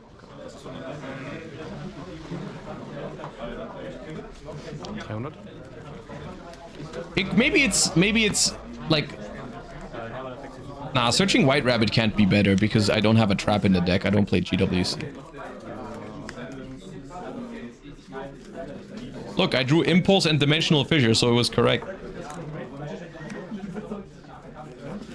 Not that difficult to play Maliss. Bis zum Ende des nächsten Spiels. Das ist sogar in meinem Zug auch noch nicht. I guess macht Sinn, da kann ich mir nicht Data oder so. Sagst, kann ich Special zerstören? Nee, sag einfach nur. Ist der One? Ich hoffe, Mal kurz nach Wort schreiben. Das neue Kit nicht mitnehmen. Gestern nur 2 Stündchen mit Josh. Alright, I'll speed this up for you guys a little bit because I'm just thinking about how to play out this turn. I put some bodies on the board and then I activate Dimensional Fissure before linking into the Cryptor.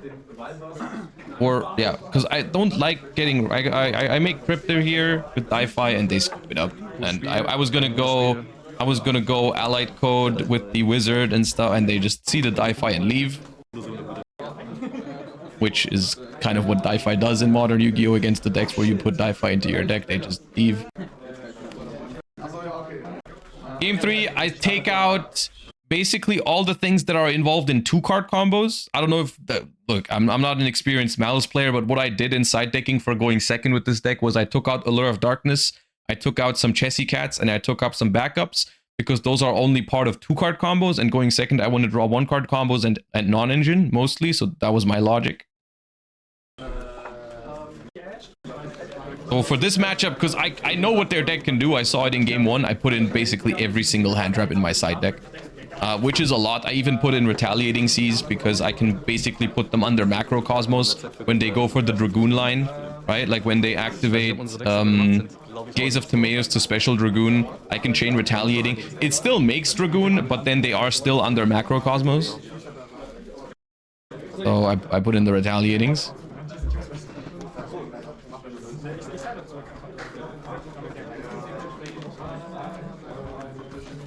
Hey, look, I fixed the camera. A little bit.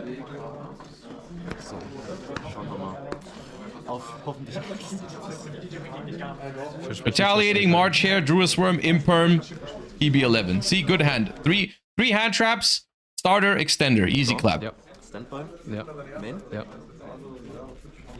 Endphase. And they bricked. Beste Spiel, was wir bisher hatten, glaube ich. Ja, du bist. Easy clap, plot armor, impulse for turn. Set eine. I set one. You thought you bricked, huh? You thought I bricked, but I didn't.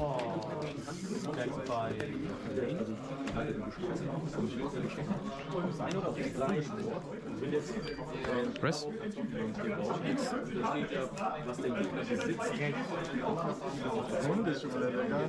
And not even Ash on TB11, dude. Weak performance by the combo deck. 300. Have you drawn a Malice Trap every game this match? I think so, yeah. I've drawn the Malice Traps a lot. Which is why I was happy I played TB11 and not GWC.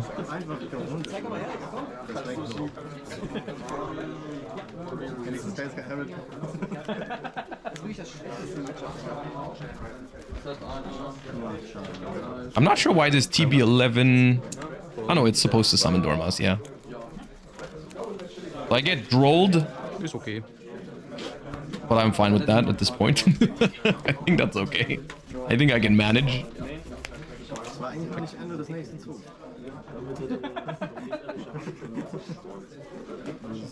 Which is the second time they've drawn Droll going first, by the way. Just want to show it. Just want to point that out. Not that it matters here. And then I get nibbed on Chessy Cat summon because the White Rabbit and the Dormouse have both been summoned twice. Yep. So I can get nibbed here, but I already know that that's no problem because my hand is cracked like that. Because I have Bestial and March here. Also, just in general, the position I'm in is super good because I know that they had no play, and I have 4 hand traps. So like, what are they gonna draw?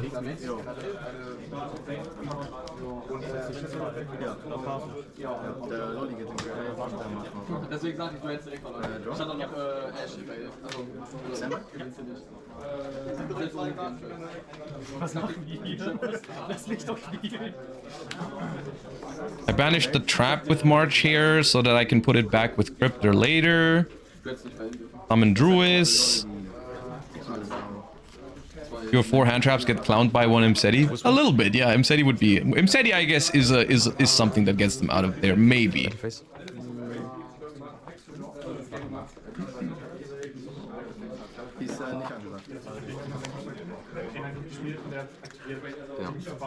Ja.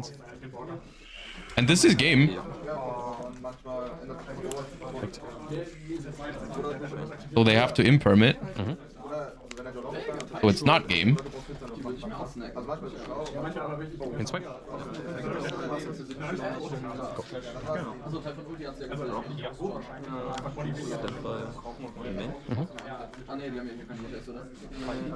And they top deck Inclusion, which I know is their top deck because they would have played with that turn 1. So I can Cryptor, banish that, and that's alright.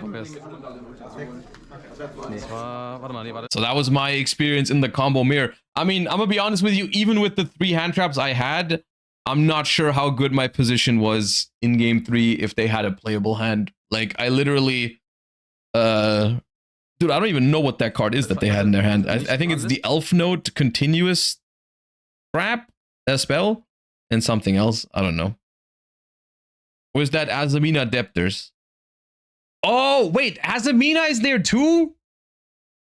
Oh, nah, that deck is criminal. I mean, I knew it was criminal, but okay. All right. Well, I guess we dodged a big bullet this game. For sure. For sure. All right, round 4. Oh. Round 4 is the first time we're going first, and this is probably this game one is kind of fire. Not in a good way. Okay. Warum denn? All right, we have Bell, Allure, Fuwa, Maliss in Underground, and Maliss in the Mirror. Stand by main. Going first this round. Activate Maliss in Underground.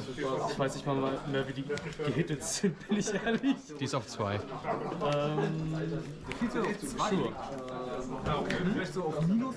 They allow it. Der Decoder, also der Einser, der ist gebannt. Splash Rage ist gebannt. They're thinking about which cards are legal for Maliss and what the restrictions even are. Ja. White Rabbit ist Semi-Limit. Ja.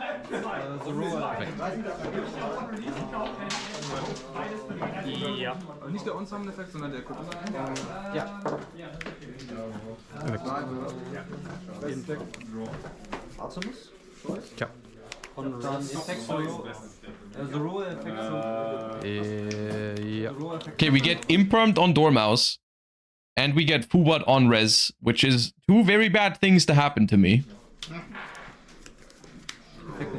And I just activate this allure. I'm not even kidding. I just activate this allure. I throw it down. I don't care.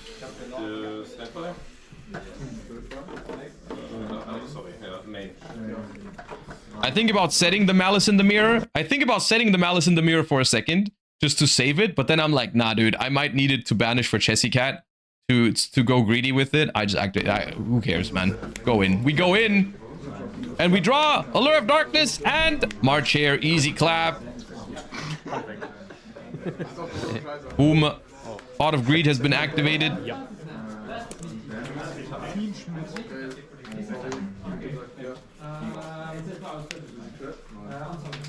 Not even close. I was never worried. Ja. Das ist aber nicht mein, oder? Kurz überlegen. Ich hab die sogar dabei für dich heute.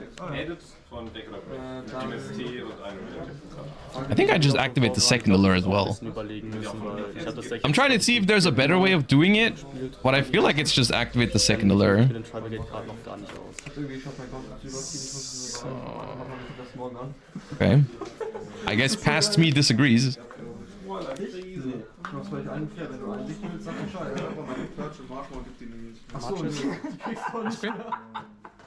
Ah, no, actually, no, now, yeah, banish, yeah, no, this is nice. Banish Maliss in the Mirror, and now, yeah.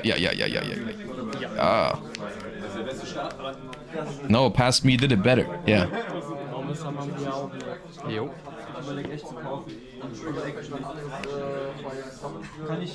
So I go Mirror, I get March, not March, I get White Rabbit. I get White Rabbit, and now I activate Allure.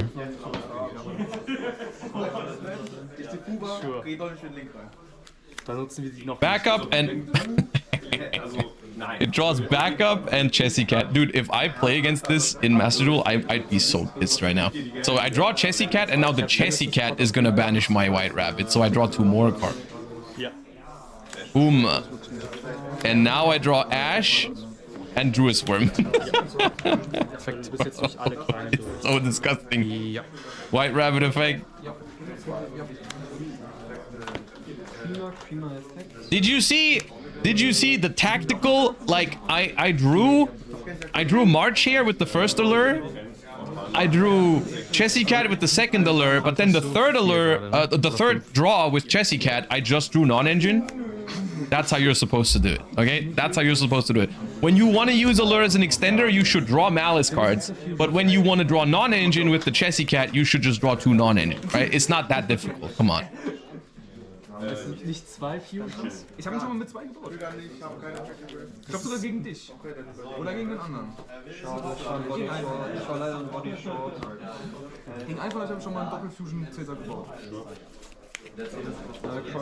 All right, and since we're under Fuva, I think what I do here is I just go Cryptor Pass.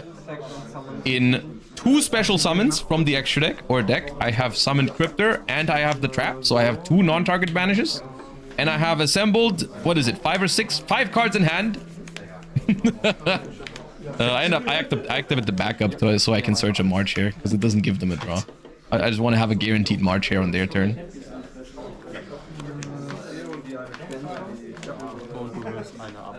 Yep. Discard Fuva, don't need it anymore. Pass turn. Have fun. Deiner. Dann Draw for Turn.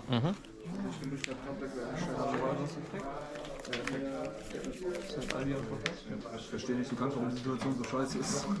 Nee, ich war einfach nur ein Body Shot, damit ich wirklich greedy mit Deck ziehen kann. Stand bei... Das ist eigentlich so die Lieblings-Lane-Phase.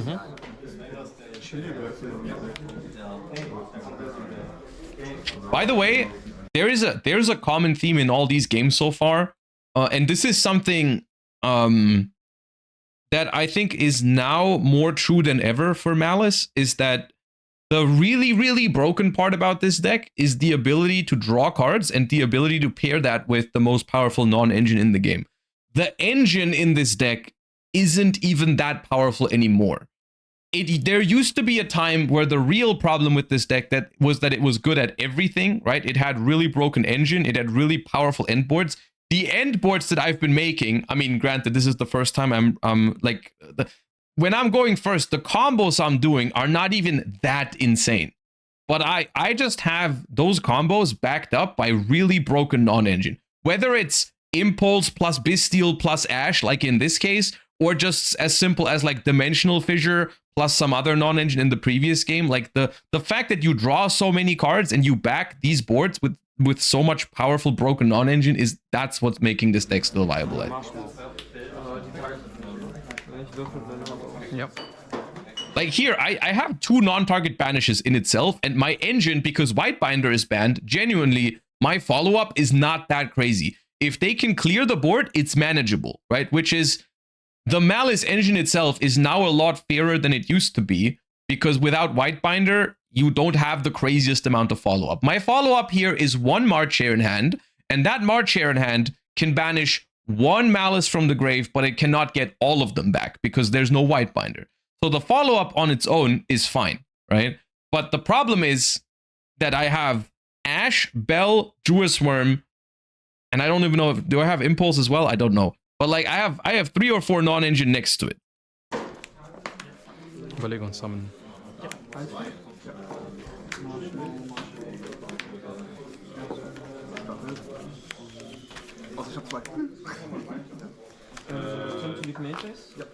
And it's up against Yummy, so the Jewess Worm is also a really high quality interrupt. 5 ne?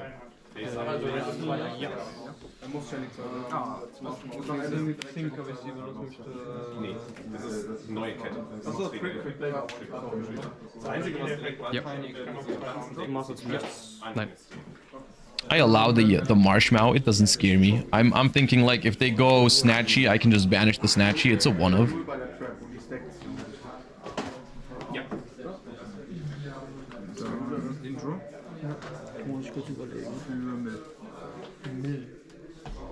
Wie viele Handkarten? 4. Achso, sorry. Ich habe das irgendwie zurückschauen. Nee, ich habe ihn einfach nur... Nee, ich habe ihn einfach nur schlank gelegt. Effekt zum Verziehen. Das Schlechte ist, die eine ist sehr gut. Do you think Maliss would be fine in a universe where OTKing wasn't that easy? Maybe, yeah, maybe OTKing very easily with the deck is a problem, but it's kind of like, in this regard, it's kind of like Yummy now, that it has like, it has a lot of OTK potential and the engine produces some strong interruptions, but the engine itself never really wins you the game on its own. It does need to be backed up by non-engine. The difference between Maliss and Yummy is that Maliss draws cards in its combo, right? Like Maliss gets to draw the non-engine after deck thinning, Yummy doesn't get to draw this many cards. And Yummy also, like Yummy gets to draw 1 card with Cupsy on the opponent's turn, right? This deck gets to draw 2 cards with Chessy Cat, and then any allures you draw also give you card advantage because your banishes are free, right? So I think that the problem is that, or like, I mean, the reason why this deck is good is because it can OTK easily, it draws cards, and it gets to play very powerful non-engine altogether, right? That's why it's still viable, I suppose.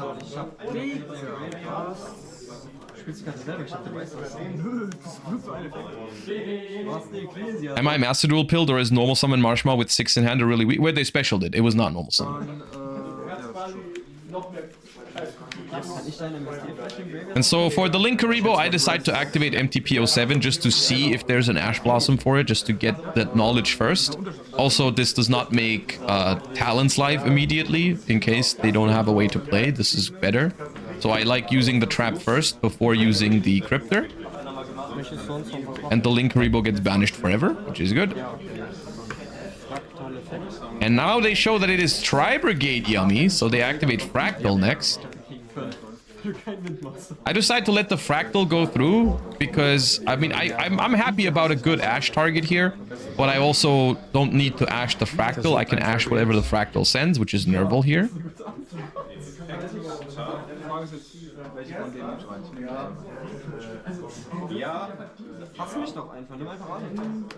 Can I Ash that? Because Ash is just not that good against Yummy, so I decide to take the Extender out.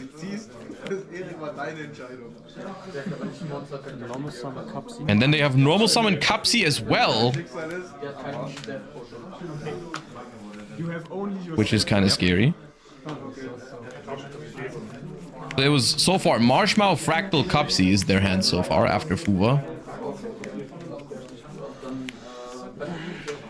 Which is good, because now, technically now that beats my Cryptor, because they have, they can search Surprise to keep going after I banish Cupsy.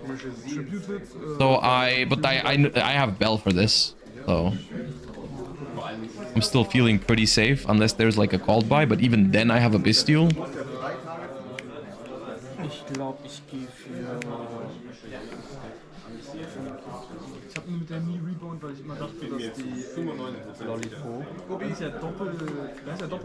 They search Lollipo, which kind of tells me they have Surprise in hand. There's no way it's ever Lollipo here if you don't have Surprise already, but it's fine because I have Bell.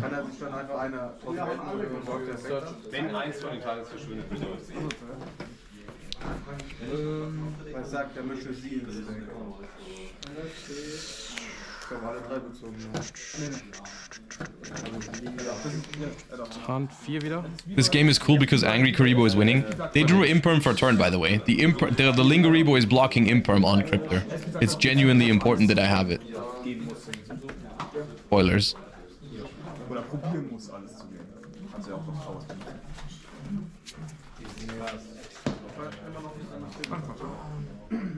Ja, bekannt ist ein MST, haben durch den Perfekt. Target ist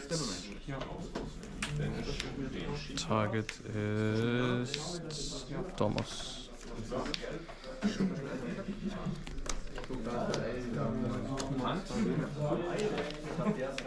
Möchtest du noch was machen? Nein. Effekt zu Special. Bell. ist egal, wie ich schon selbst wenn ich setze. Da Imperm ich dein Deck und ich gebe auf. Alright, Imperm into Surrender. Game 2 is awesome. Ich hätte viel lieber noch einen Body auf dem Feld gehabt und irgendwas doch vielleicht threaten zu. Game 2 of this match is very awesome.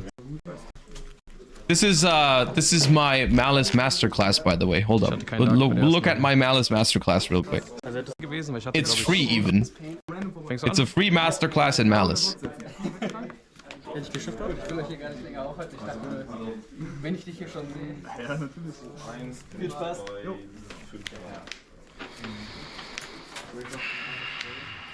Mit hier? Das war genau, das wäre nur liegen lassen.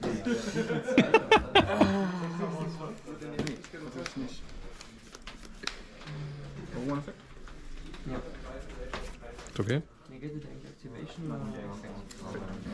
Ja, jein. Jein. Gesprochen mit sehr viel Angst.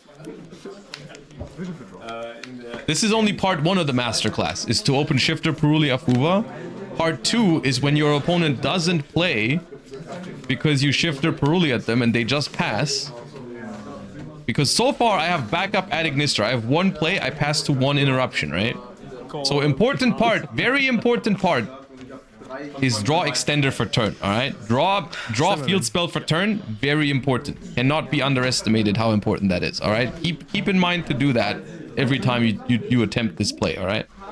So we go normal summon Fuva, we make Lingaribo, Almirage, and then we go back up. Of course, because they're playing Yummy, they got non-engine. They imperm my backup. Yep. I activate field spell, and I am the better duelist in this case, gamers. Sieht nicht so glücklich aus. Hast noch einen Wähler. And that they tell me at this point the last non-engine they have is Valor, which doesn't work under Shifter, so awesome. Ja. Mein Marshmallow Tabs in der Hand und der Trophy Field Spell guckt mich. Alright, thank you for coming to my Maliss Masterclass.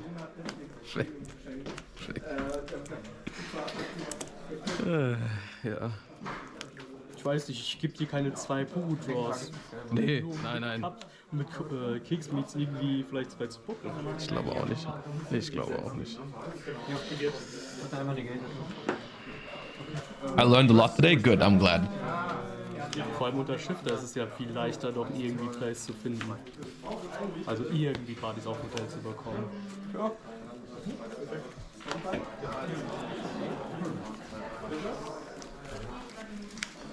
Face. Ja. 3-1. Ja.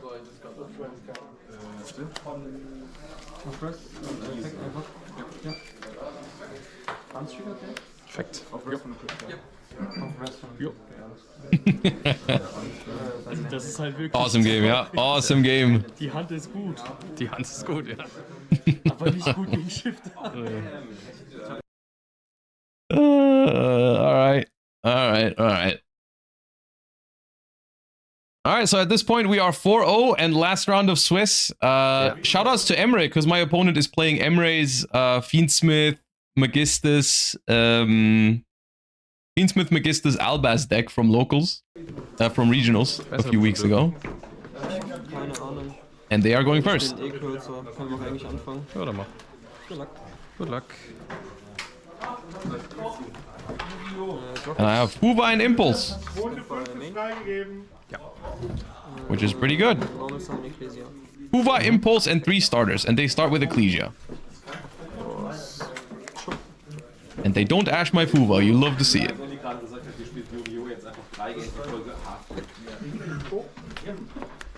Draw belt.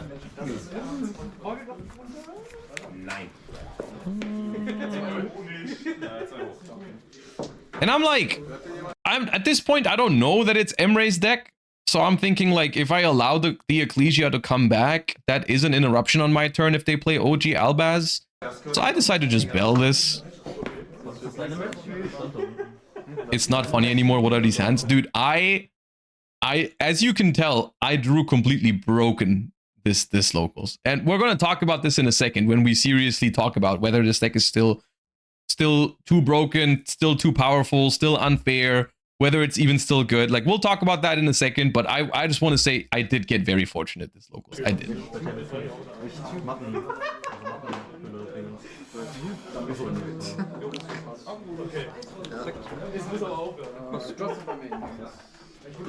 Ja.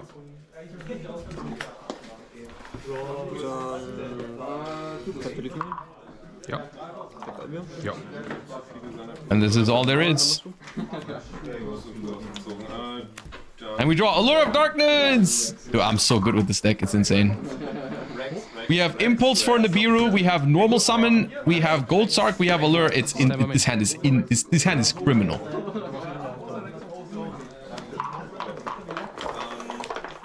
And I know they don't have Ash, because they would have Ashed Fuva. And we draw another Chessy Cat, and we draw Malice in the Mirror. Perfekt. And I banish White Rabbit because I want to have a dodge ready for the Fallen and the Virtues. I get Veilered. That's fine.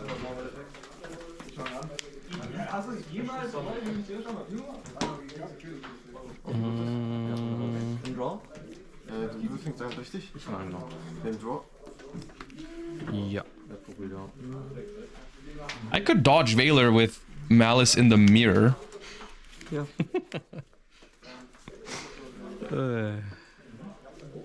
Perfekt. Ja. Okay. Immer noch im Draw. And I know they're gonna pop this, that's why I go for this first. And then I normal summon Jesse Cat. Wir gehen jetzt erst. Bro. Well. Genau das war ein Starter gegen Fuba verkackt das Deck leider komplett.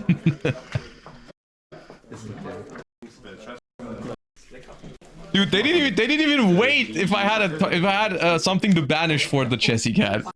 Come on, man. Fängst du an? Ja, auch gutes.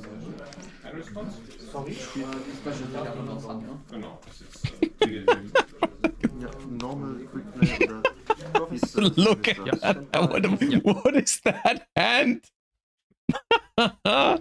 Come on, man. What is Ash Impulse Magnamood Chessy Cat backup, dude? Fuck, that's not okay.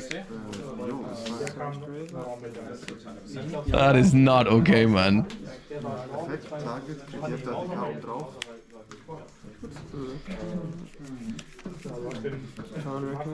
Ja. Und dann Battle. Ja, und der kriegt 1150 dazu, das heißt, der ist auf. Also, ich habe jetzt gefallen. Ja.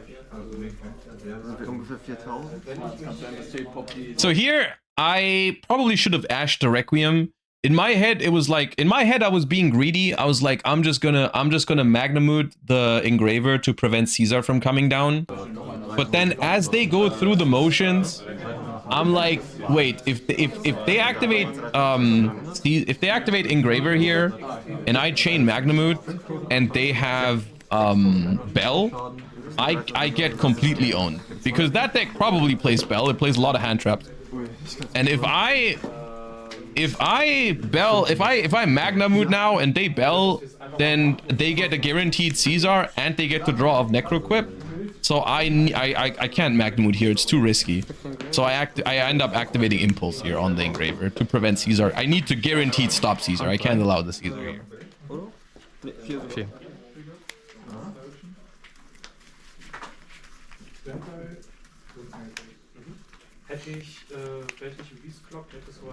And I activate Impulse on the Engraver.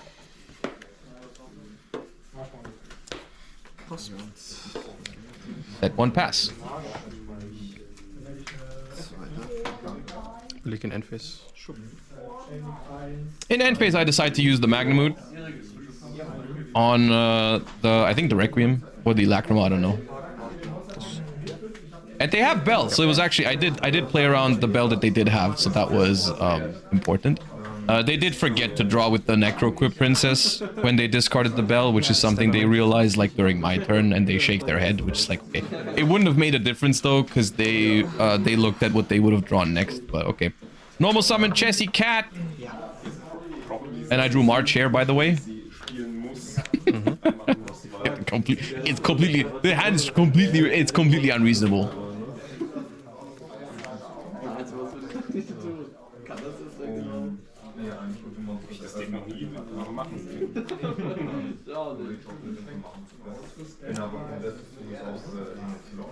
Ja, es gibt einen lustigen Weg. Du kannst Magna, du kannst drauf. I use the Magna here because they know about the Magna. 1, 2. Du endest auf weniger, aber du kannst drauf. Aber hast viel zu kommen, immer noch, du musst viel zu kommen danach. Das sehe ich, will ich auch sehen.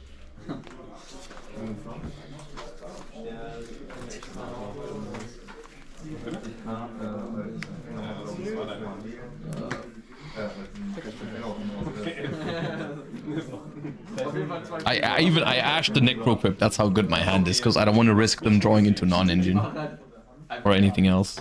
Ich war nur nur for fun da. And then we go back up. Dude, my opponent was not having it. Ja. Yep.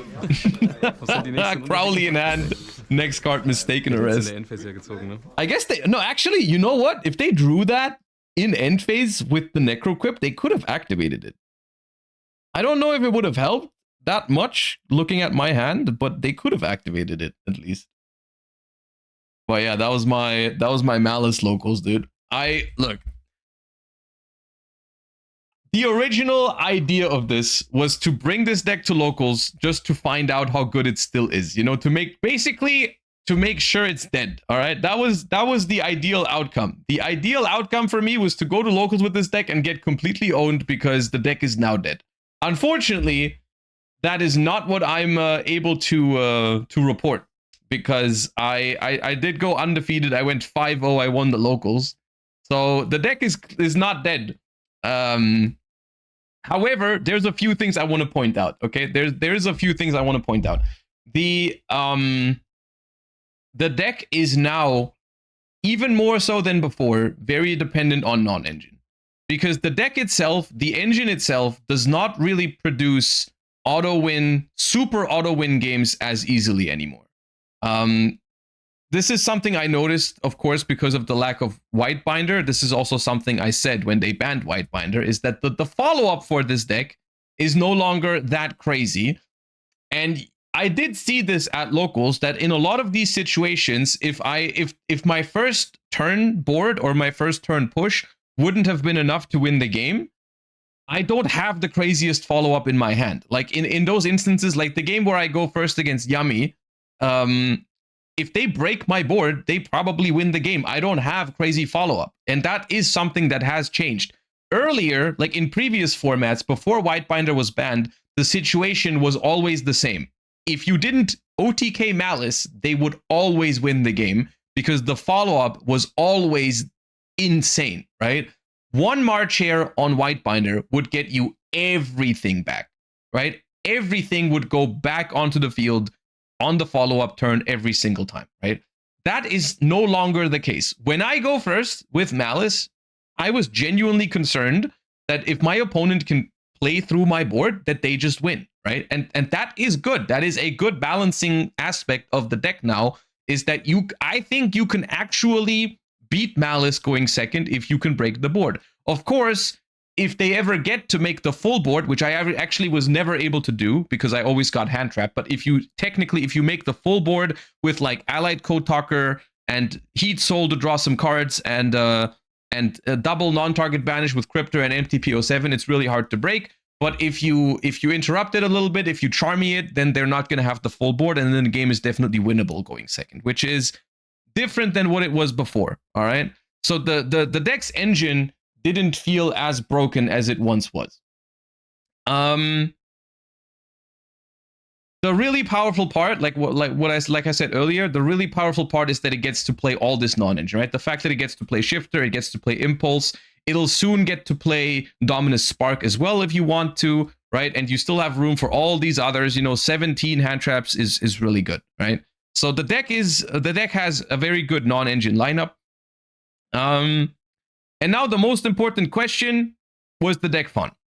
And I want to say something real quick. I always thought that Maliss was fun to play, I suppose. Like, it always looked fun to play. Like my argument was never that Maliss is not fun to play yourself. The argument was always that because Maliss had an auto win end board and drew so many cards and had so much good non-engine, it was not fun to play against. And this is the same for every Yu-Gi-Oh combo deck. Like I know that it's fun to pull off a Mitsu-Yami combo, you know? Like that's always been the case. But I've always just felt like that these decks were still overall not good for the game because they present you with like a zero-sum game where one player is having fun and the other player is not having fun. And that was always the problem. I'm not sure if Maliss is that deck anymore. I honestly, it didn't feel that broken. I feel like I won those games because I got very lucky. I think overall, especially literally the first game we watched had my opponent used their removal earlier and better, I would have not been able to push through one singular interruption, right?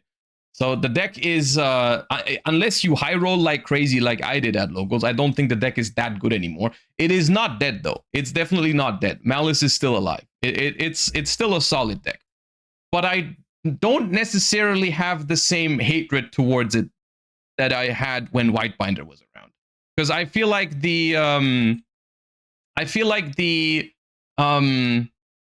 main issue that I had with it is no longer there, which is that it doesn't auto win the game anymore because it has infinite follow-up. That is no longer the case. It feels like a good, let's say a good Draco tail hand if your opponent doesn't have Ash plus Impulse to negate Ketu and Rahu, like a good Draco tail hand can probably beat Maliss going second, I think. But I think the problem is when the deck has like Ash Impulse behind their boards, it becomes really strong. But yeah. The Radiant Typhoon guy was terrible. Guys, there's one thing I don't want you guys to do, all right? When we watch locals, please do not insult my opponents, all right? Like, look, we're playing locals to learn something. We're playing locals to get better at the game. We're playing locals to have fun.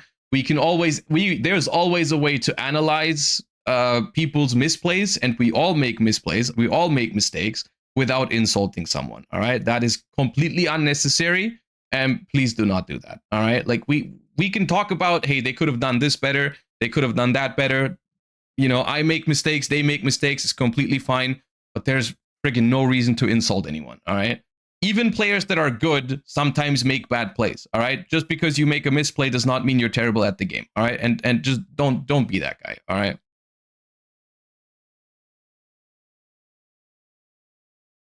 All right, and that was locals with Maliss, I suppose.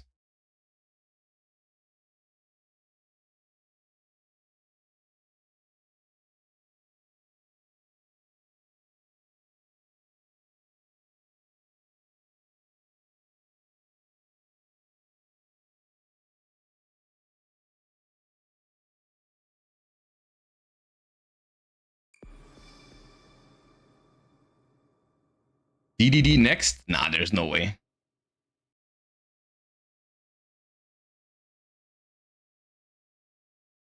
Gonna try Branded next locals? I kind of wanted to play Branded. Yeah, I don't know if I'll probably play it really poorly at the first couple of locals that I'll play it, but I kind of wanted to play Branded with the new Branded support eventually, yeah.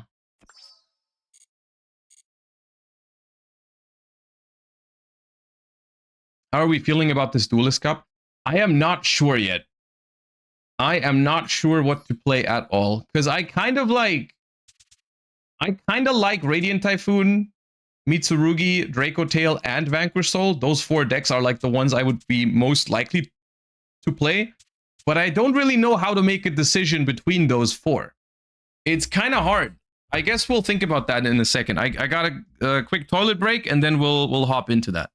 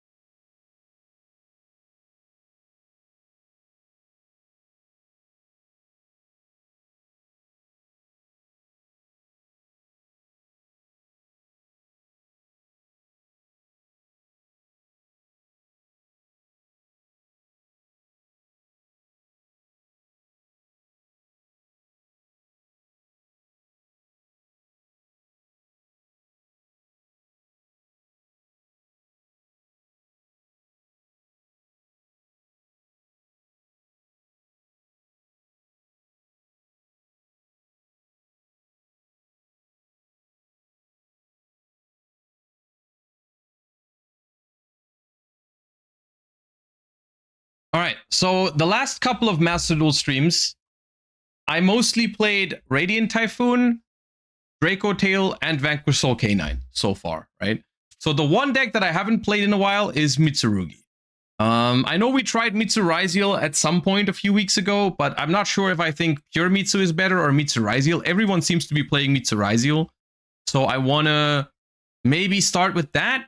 I'm not sure if I want to play the Wosu. I don't know if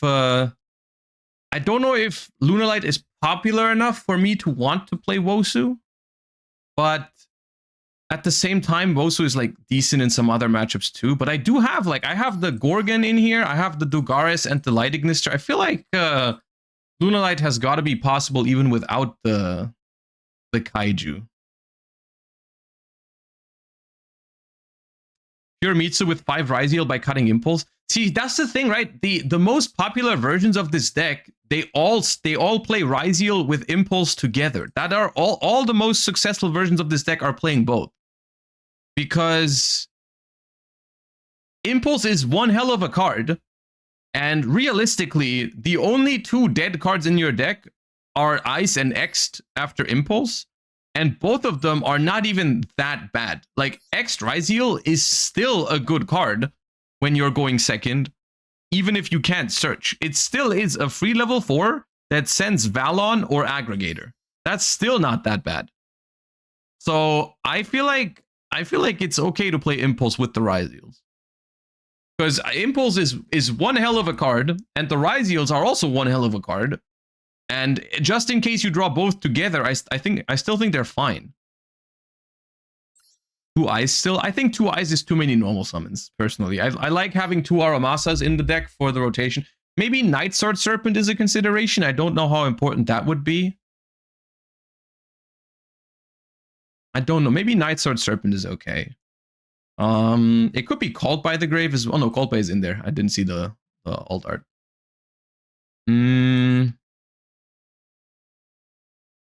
Is Node needed? I played without Node and I missed it a couple of times. 7th Tachyon to search X. I've seen some people play 7th Tachyon, yeah. Let's try Night Sword Serpent and see if it comes up. I could see it coming up in this rank 4 heavy build. Let's see. Talents? It could be 1 talents in there. Yeah, I wouldn't mind 1 or 2 talents in this deck. It plays really well with talents. So we could cut the Night Sword for talents. Yeah, talents is a better draw. Night Sword is better to have in deck. So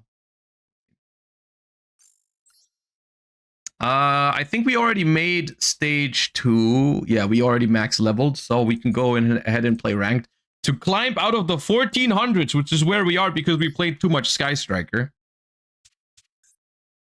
That was a horrible session. Don't remind me of that. Let's climb out of that misery.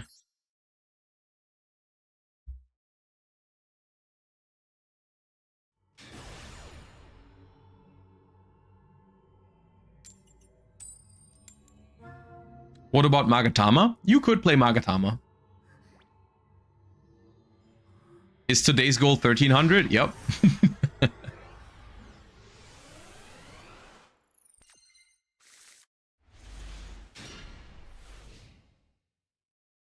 Alright, not the best hand, not the worst hand. Let's hope that Perulia is good against them.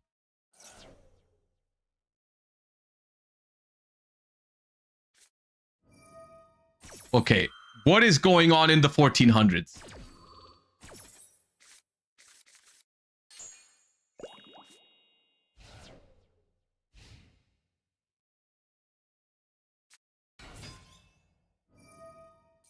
Radiant Typhoon with reload? Well, I'm happy about that Perulia, I guess.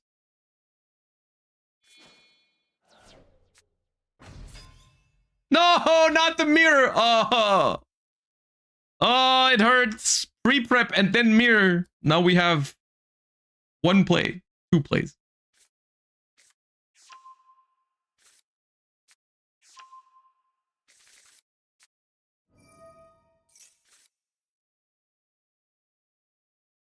Is reload new tech? I don't know, apparently.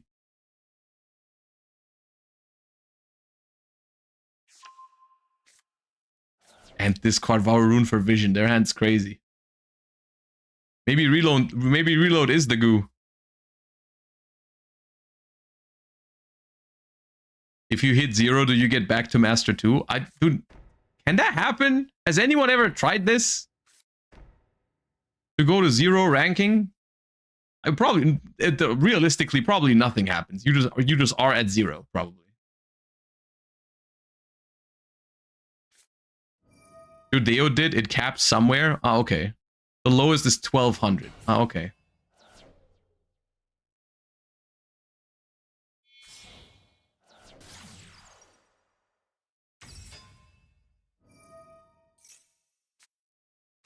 The order here is not ideal that they did, but it still might be enough for me. Impulse is very late to the party.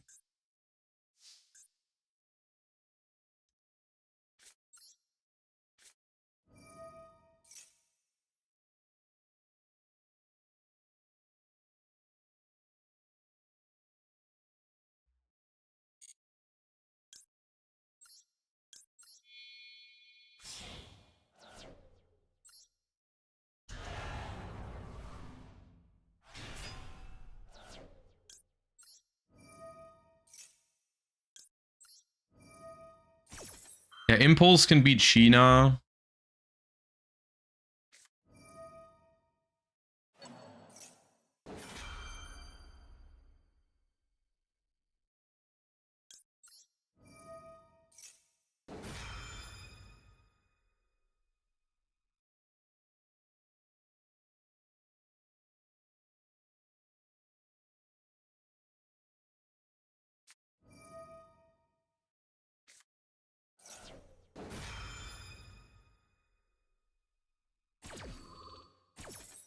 That is so broken.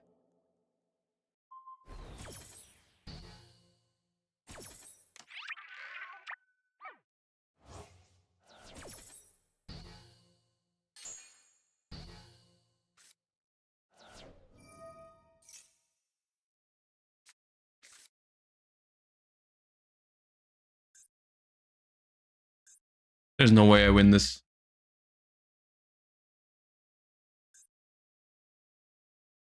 There's no way I can win this.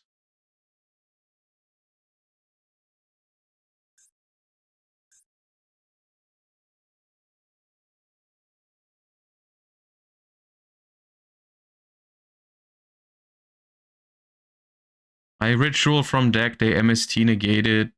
Then Rune comes back.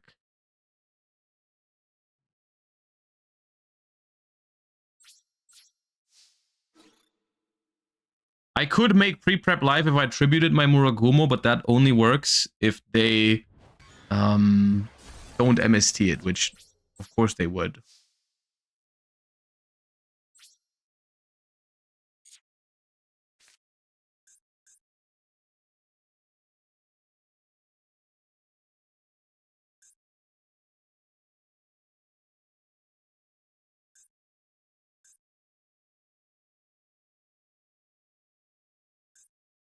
Dynamondo does nothing. If I set Impulse, it probably just gets MST'd. If I normal summon Node, Dynamondo doesn't really do anything. No, I just pass.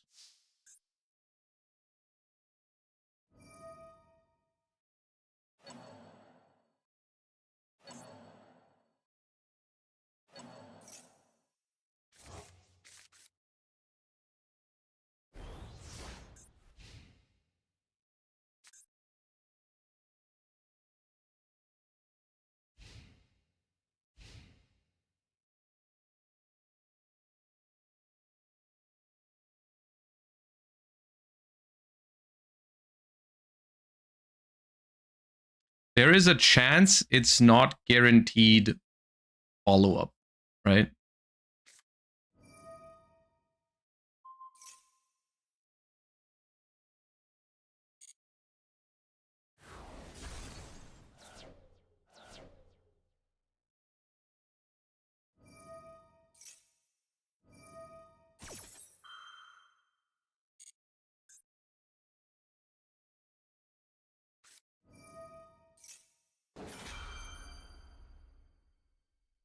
have no trap in the grave. So, I mean, Impulse on Crosshair here doesn't do it because they can just tribute summon it.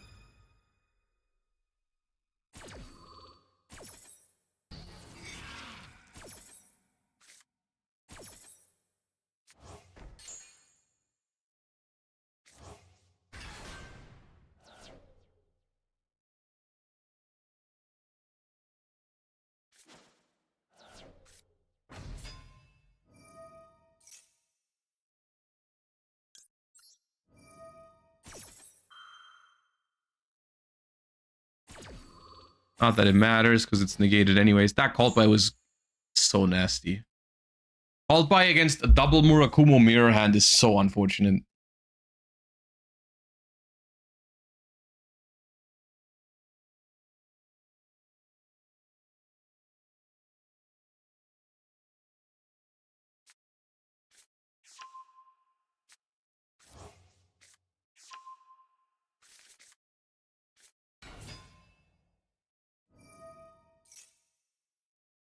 Why did you choose to start Mirror instead of Ritual? Because I wanted Mirror in the graveyard so that it shuffles itself back into the deck as early as possible so I can pre-prep. That's why I wanted to use Mirror first. Also, they probably didn't have a way. They didn't have the trap on the field yet, so they couldn't negate anything yet. So I wanted the Murakumo on the board. Because if the mirror, in theory, if the mirror resolves and Murakumo destroys the link, then they never get the trap.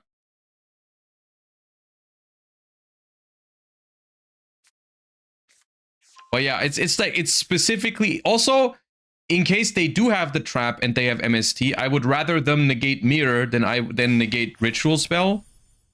So essentially, literally the only scenario in which it's worse is against specifically one of Called By.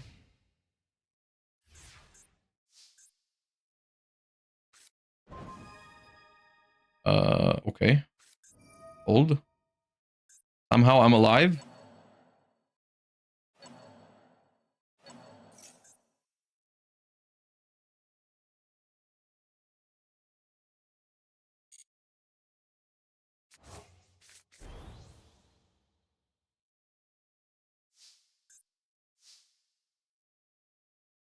This doesn't search because of Impulse, but it still is good.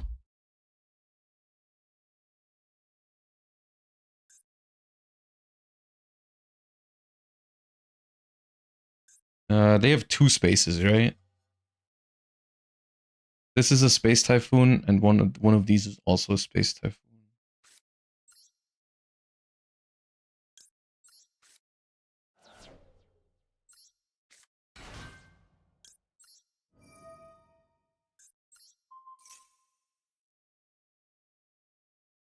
Kyle says you're playing Malice, but you're on Mitsu, or are you done playing? Yeah, Malice was at Locals. We watched Locals replays.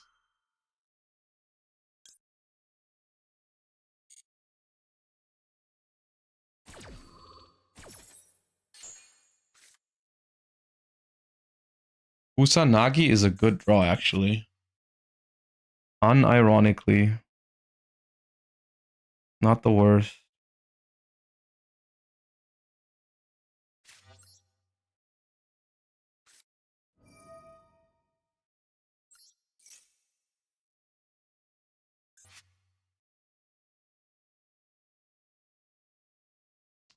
Couldn't you just mirror your logic to negate the trap?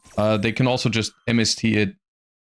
They can use Bamboozling Gossip Shadow on that as well. It's the same thing. Not MST, but Gossip Shadow.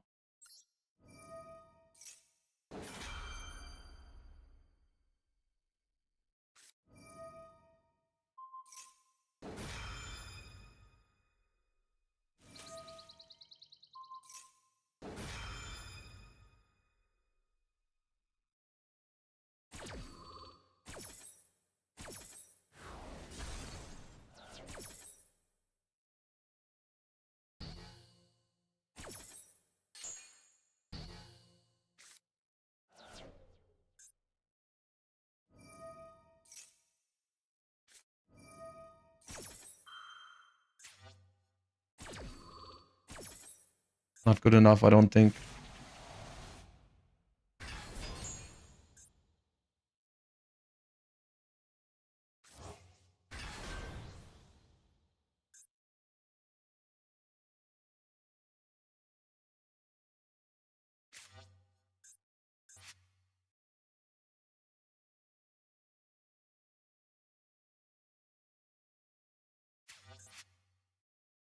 They're too strong to attack over.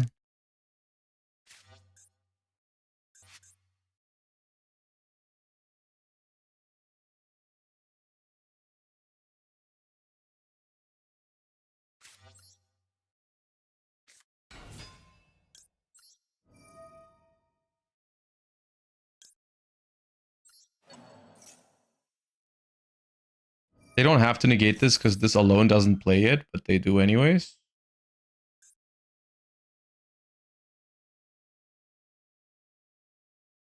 And they do have 3 MSTs in the grave, but it looks like they have a live quick play as well.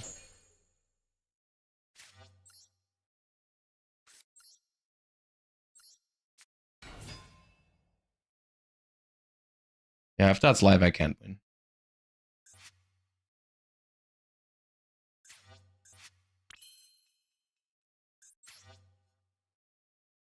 Exiton is under impulse, so I can't do that.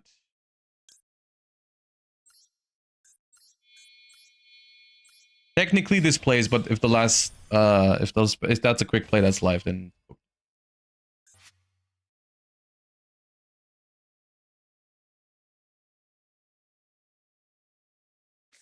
oh yeah, it's live. Oh yeah, it's live.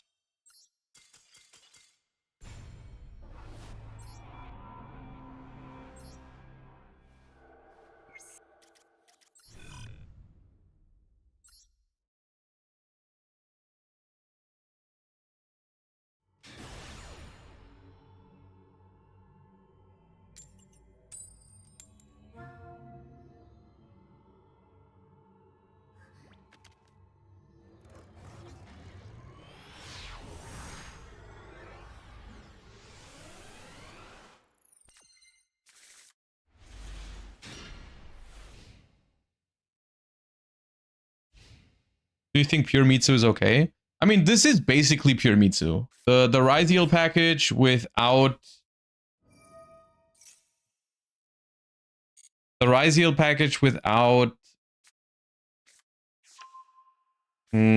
cross is kind of like, it still classifies as pure Mitsu, I think.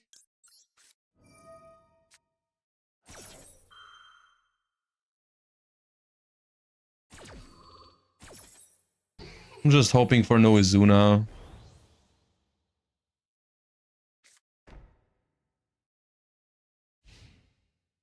Okay, rare instance of K9 passing to 1 Ash Blossom. Nice.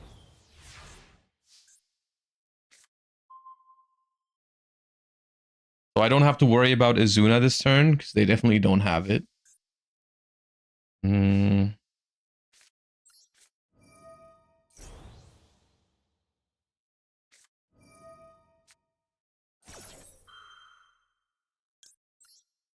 No, I'm better than you.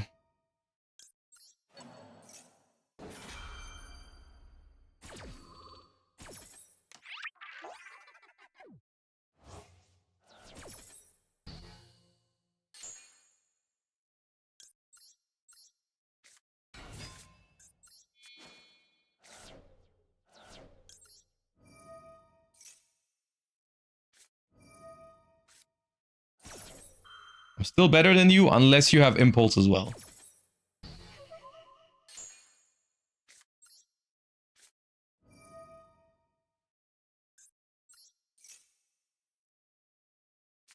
Alright, you're better than me. Alright.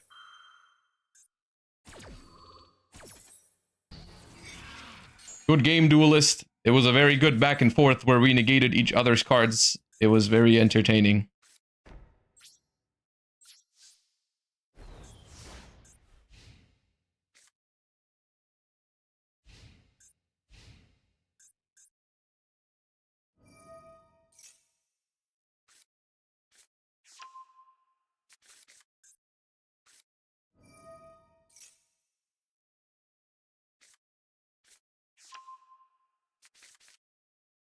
Got a tribute summon that one.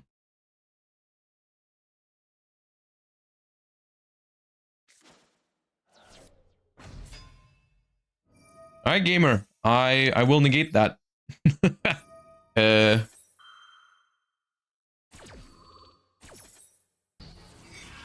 How about How about we just negate each other's cards until the end of time? How would that? How would you like that?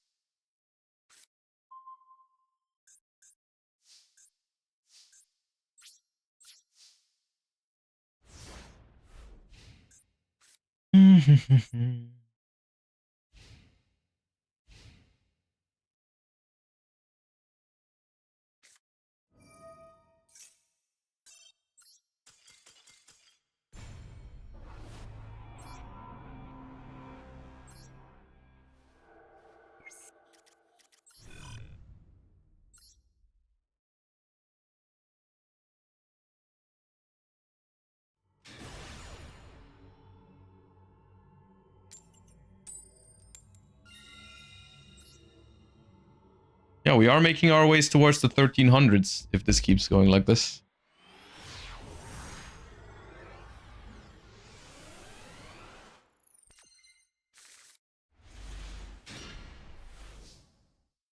All right, surely this hand wins, right? This hand, it has to win. There's no way it doesn't.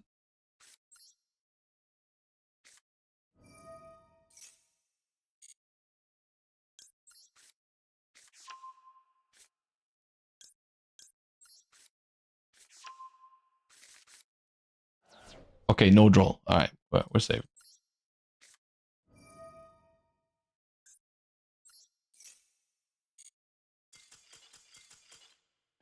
Hey, good game. Good game.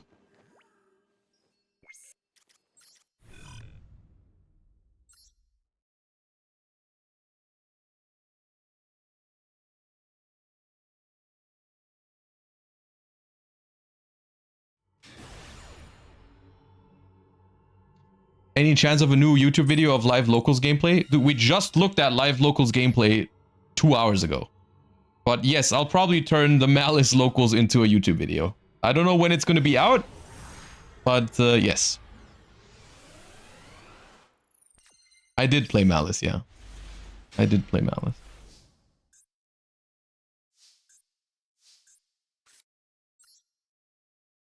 Alright, normal summon sword, only play. Please resolve. Thank you.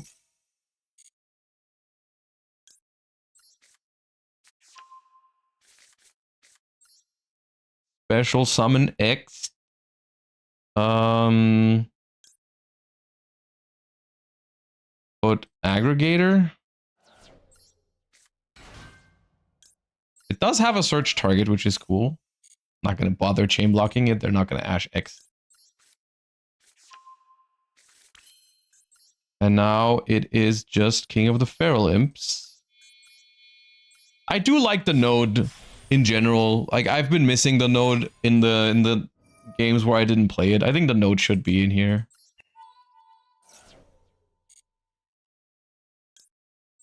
Add Habakiri to my hand.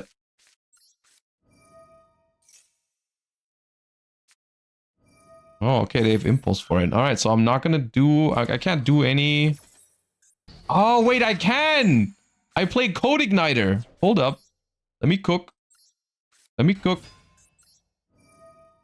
I don't play Eclipse Twins. I'm not sure if that's correct, but that means I technically don't need the King of the Feral, but maybe it survives. I'll send the Perulia.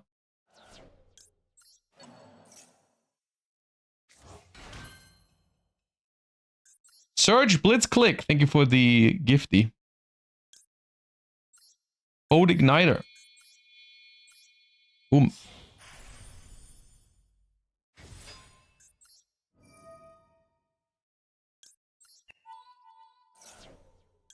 Summon. Tribute.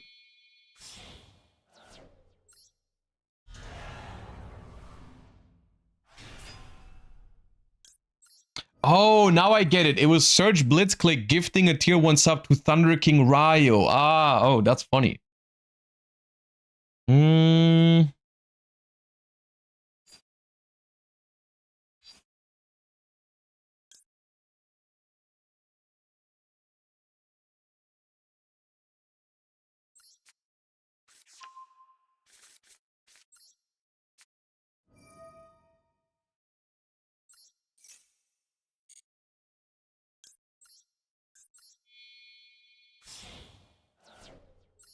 I don't have to be afraid of Nibiru because they impulsed, which is good.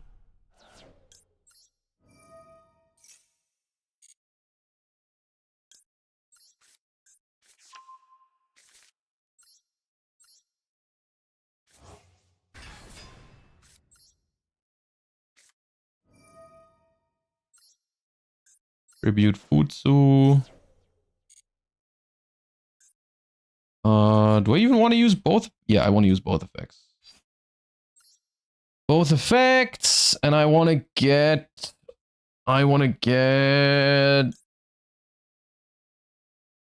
Usanagi in here. I did normal summon already, yeah.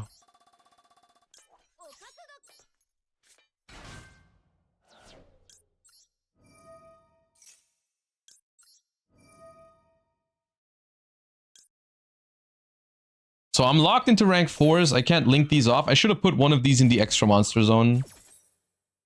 Because now at the moment, I don't have room to use Futsu on anything. But also, realistically, I don't have anything to revive. So it's kind of whatever. Eclipse Twin would be nice here. But I don't play twins right now. I don't have it in the deck. But it's fine. I mean, it's Ash Impulse Purification, so that's already... I'm negating 3 out of 5 cards.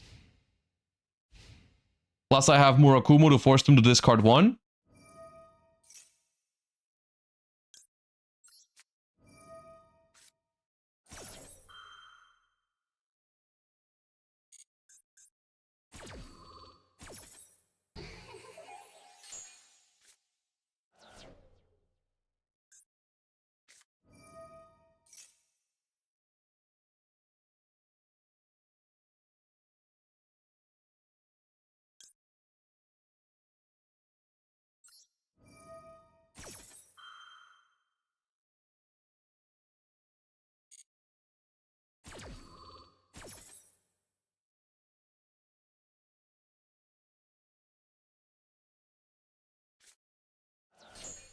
Second Habakiri. Should have discarded the one that was revealed. I'm not sure if they can choose.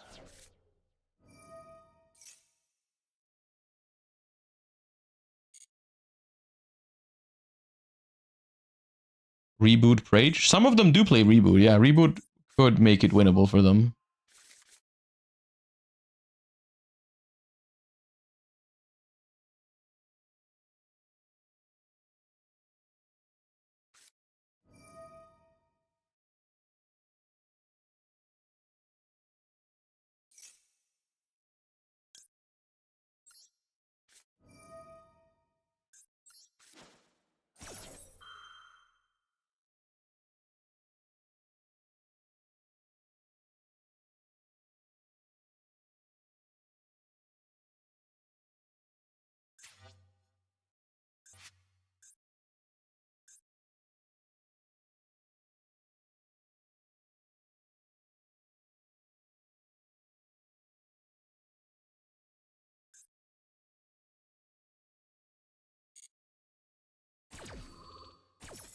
All right, no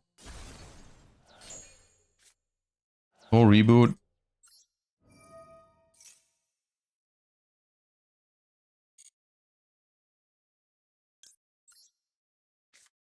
I think I'll not summon the Murakumo so Futsu can bring it back when they have monsters on the board. Their hand is good, man.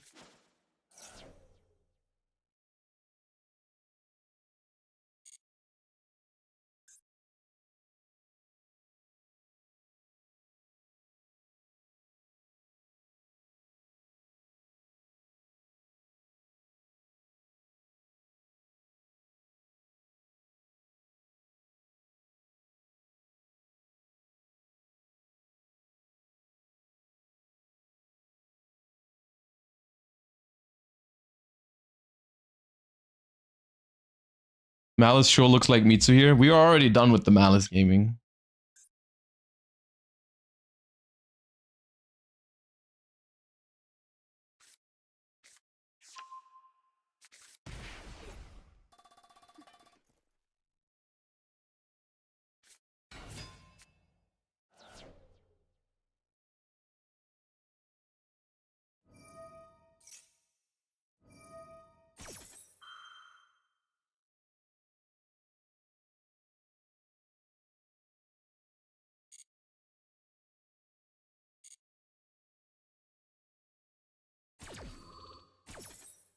Malice Gaming and Master will win. Hopefully never again. I'm very happy with how little malice there is in the game right now.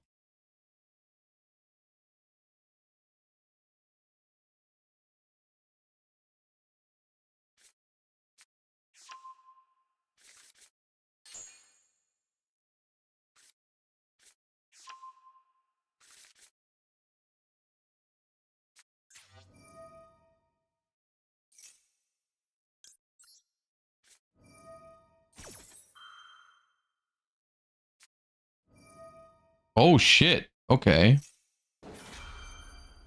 That hand was crazy.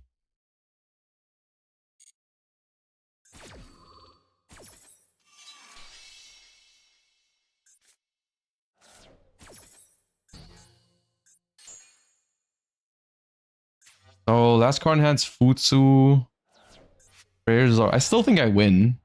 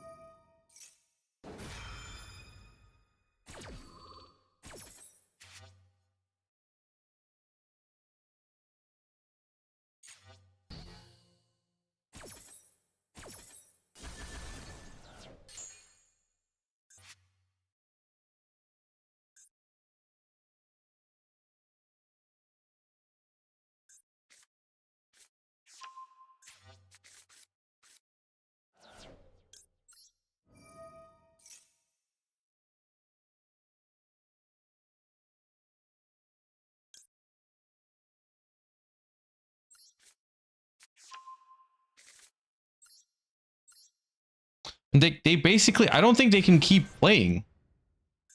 Because like, if they activate Mirror now, I think Futsu revive Murakumo. Yeah, how? What does that do?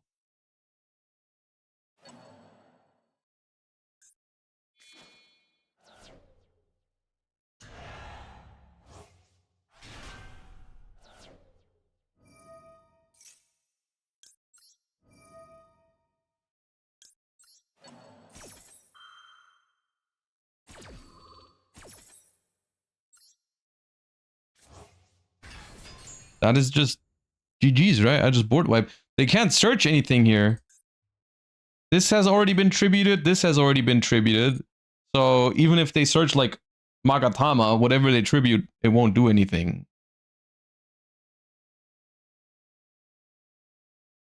Have you thought about how your striker decks will look after master decks come out, modern decks come out? This doesn't really change that much, unfortunately, for striker. Camellia, unfortunately, isn't really a striker buff. It is mostly a buff to Yummy.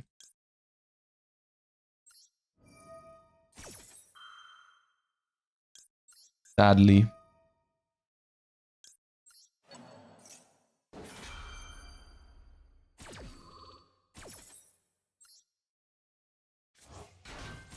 What about Amatsu?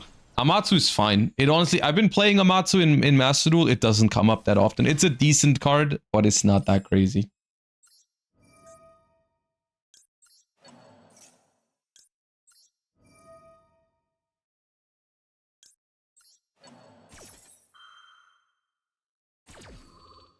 Yummy really needed a card that helps decks bridge into Yummy. Yeah, I'm glad. I'm glad more different decks are going to be able to enjoy the Yummy engine now. That is exactly what I wanted from those cards.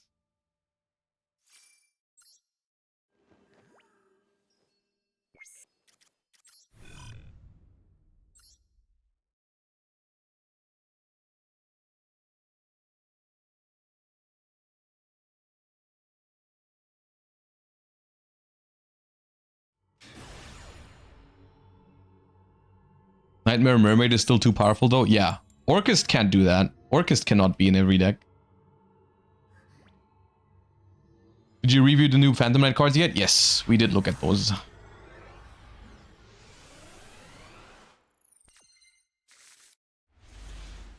Oh! Ash Maxi X Ryzeal. This is pretty winnable going second game. I mean, if the Maxi gets negated, it might be tough, but we'll see.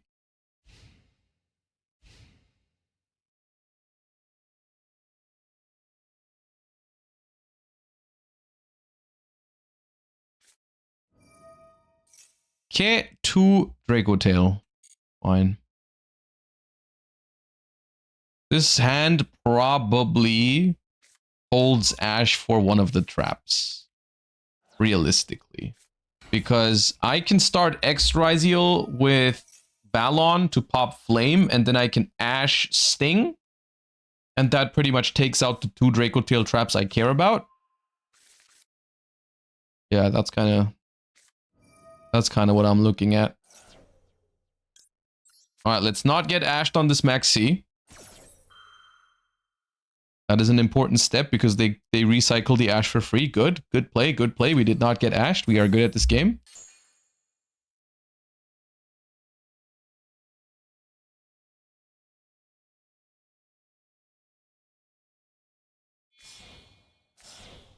And they also don't have another Draco. That is, they get cooked. Oh my god. Oh my god. Oh my god.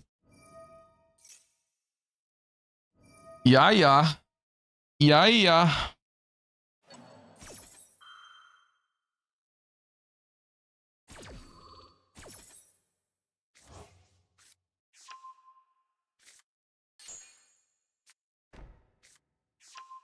That flame is not saving you, buddy.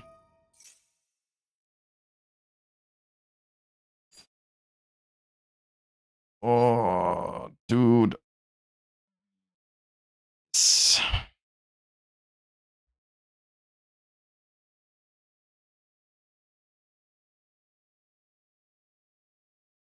You can Ash. I know I can Ash, but I don't really care about Draco Tailhorn. And at this point, my hand is so good, I could consider holding Ash for a potential Maxi on their end. Genuinely, I could. I know it's at 1, there's not that high of a chance that they have it, but like my hand is so good, I don't think I lose. I mean, I don't lose to Draco Tail Flame because I pop it with Balon. And I can probably bait Horn and Sting no problem before they hurt me. And I mean, if they don't Max C me early, then I can still Ash one of those because I know they don't have Max C, so. Okay, well, I guess I could have Ashed.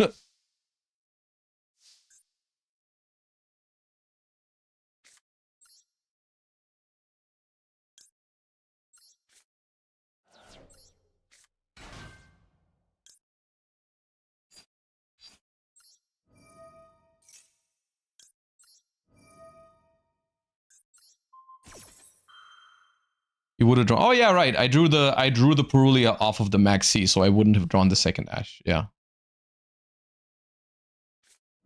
See?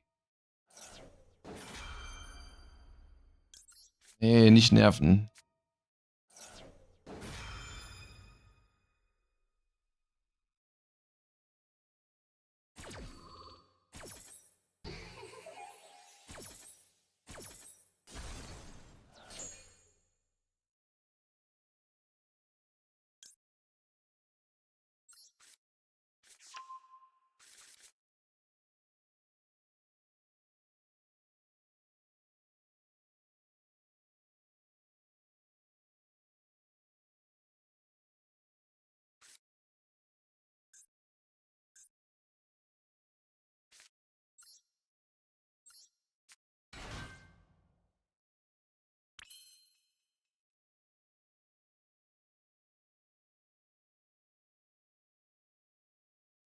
Sting and Horn.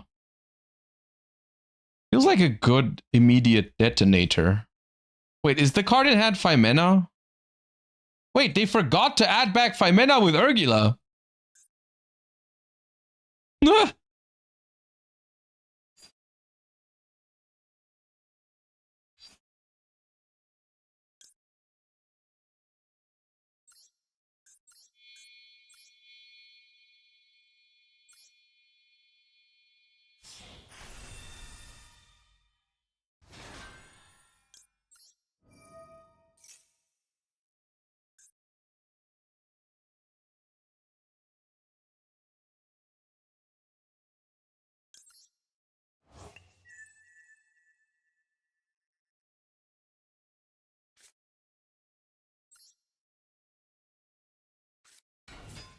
Ice Riziel, I win, you lose.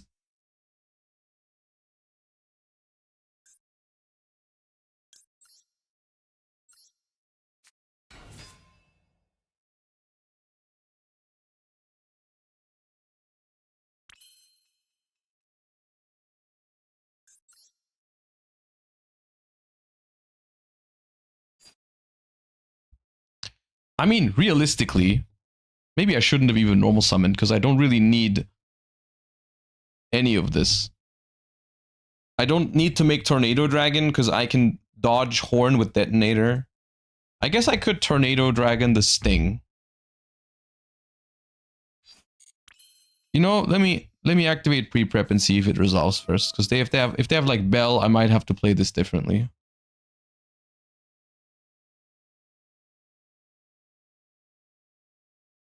So Horn is on the right, Sting is on the left.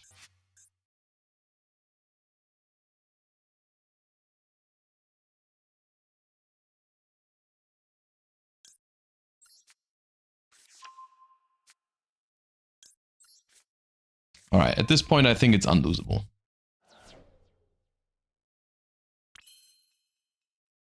So now that I know I can definitely play with these guys, I can probably just make Tornado Dragon to get rid of Sting. They will draw a card with Sting.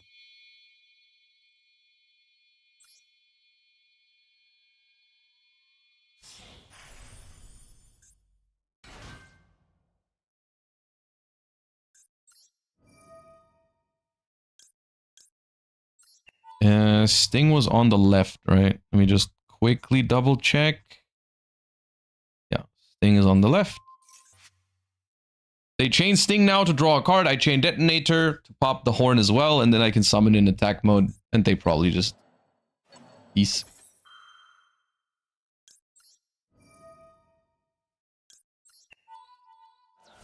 If they chain Horn on their own thing, I chain Detonator to pop that so they don't draw a card. And then I don't know what the punish could even be. Like, the only thing that makes them survive is Nib, but I think I can probably play around Nib pretty well here, because, I mean, it's Mitsu after all.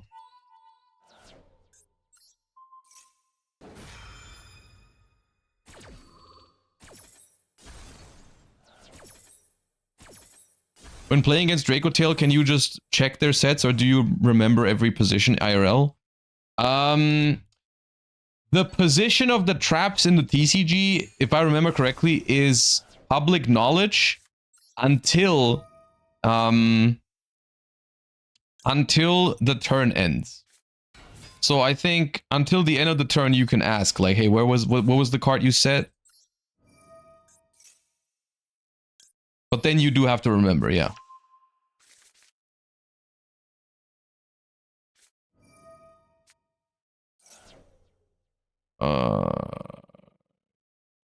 Yes. Okay. It's not a bad draw, but not that good of a draw either.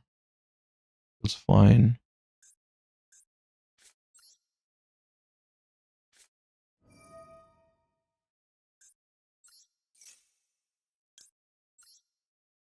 Let's tribute. I mean,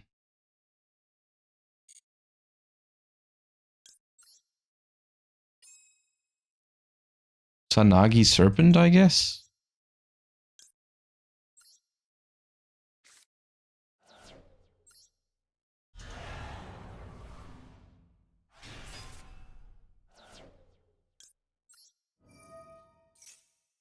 It's not going to be game now.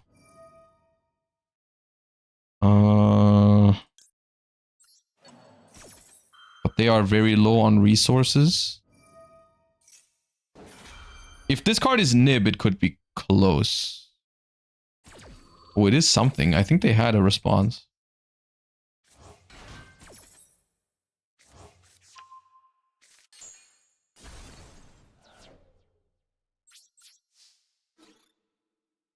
We have Ash for a top deck though, so we should be okay even against Nib.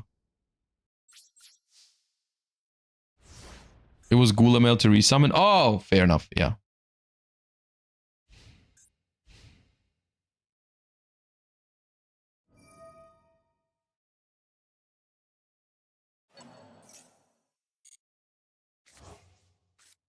Don't care, you can have 5 mana that does nothing with 3 cards against Murakumo. Because I just chain Murakumo now. And then you either discard one and you can't fuse, or you discard none and then it gets negated either way.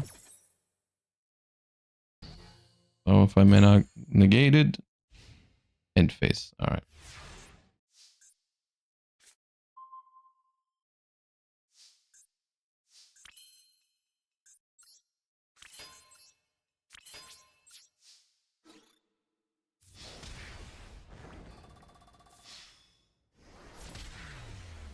They might have Gorse. Yeah, that's why I attacked with the smallest one first.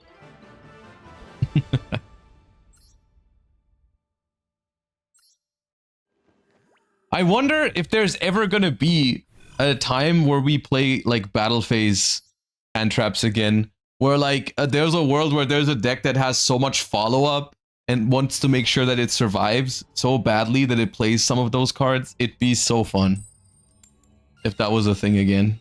I don't know if it can ever happen again. It would have to be a deck that is really good at breaking boards and has a lot of follow-up, so that it just literally the only goal is it needs to be able to survive. But then I don't know if it would ever be Gores. This hand is awkward. Do I go Saji or Sword Ryzeal? Technically, Sword Ryzeal is more pushes. I think it is Sword.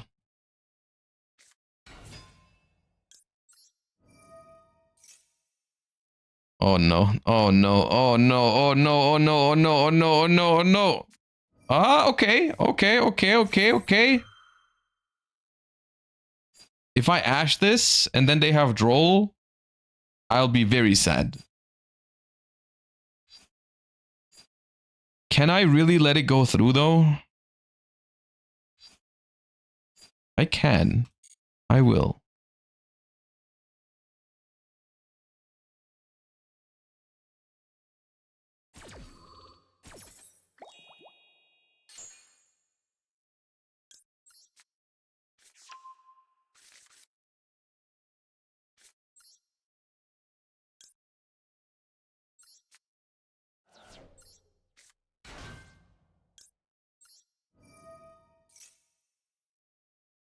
I want them to ash this, so I will not chain block it.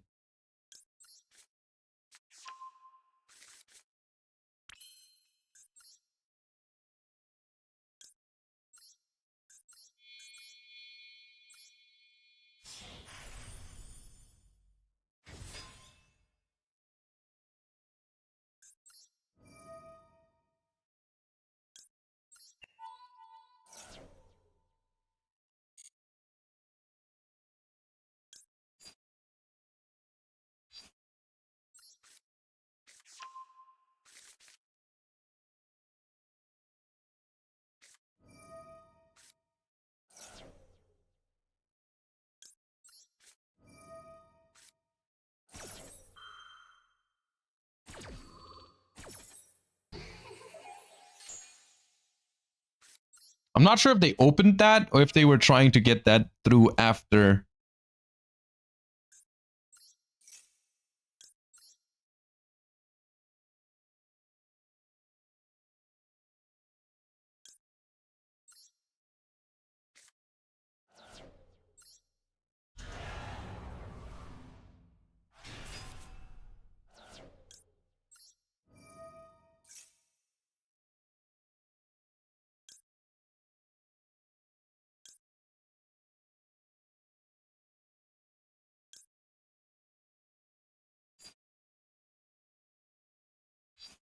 Mirror, revive Futsu, search counter trap.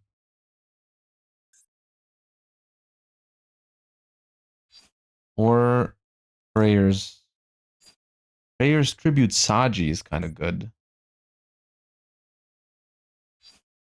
Yeah, prayers tribute Saji is nice.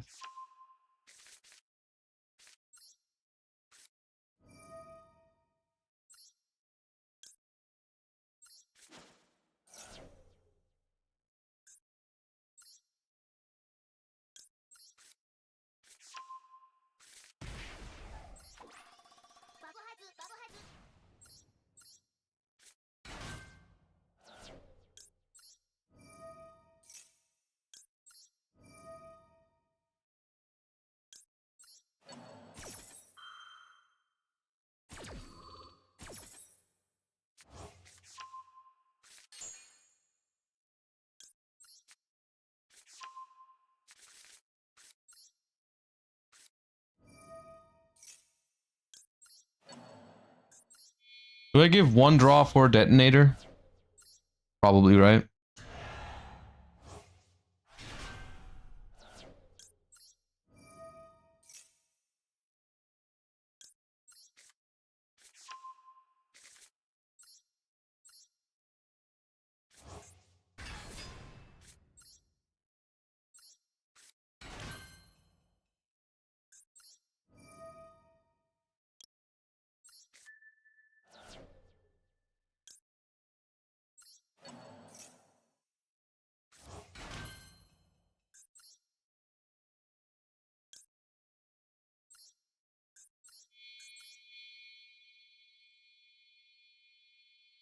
Not sure if position matters, but in defense.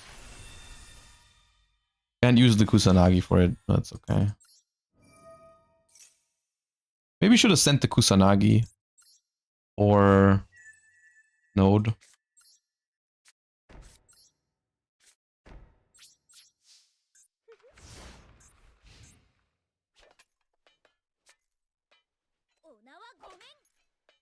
Nib would have been very bad. I mean, yeah. Okay, it's Radiant. Ooh, they hit prayers. That is unfortunate for them. That is unfortunate for them. I will chain it. I will tribute a monster. Tribute Kusanagi.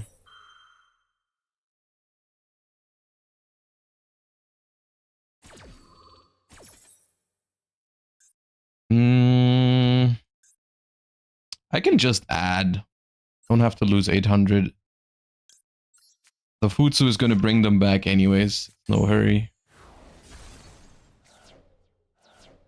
The smaller the chance that I actually die if their hand is good, the better.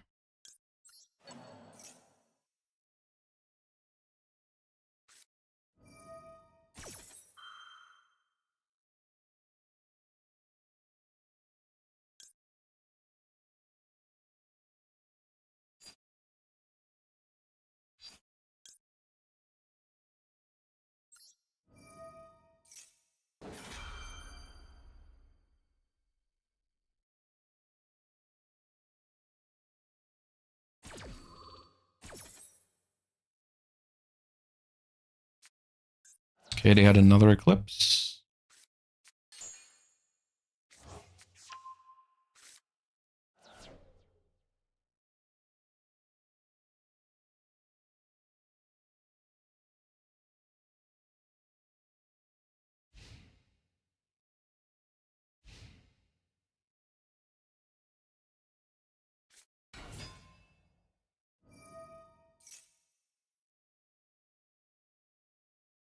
Well, here's the thing, right? If they have a play already, then they can just MST my back row. But then it puts the trap in the grave. And I can still use the graveyard effect.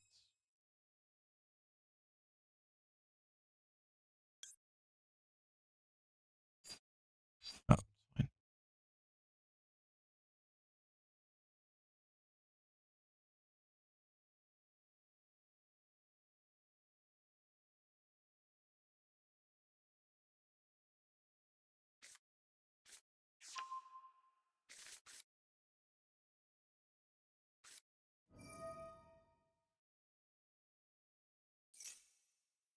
Yeah, they're adding Mystical Space Typhoon.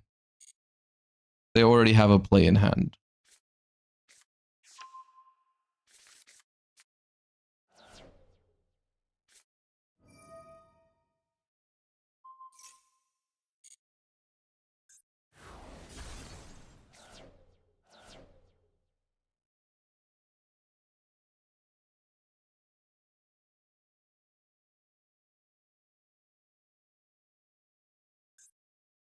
MST has an animation. Yeah, they just added it.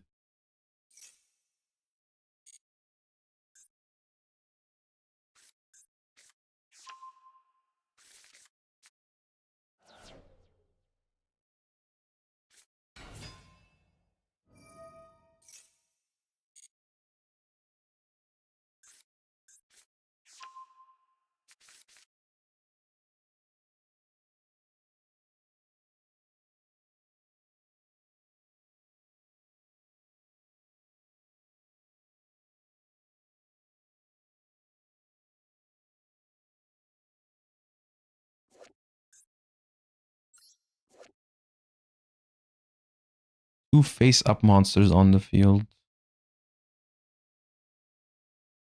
Link to...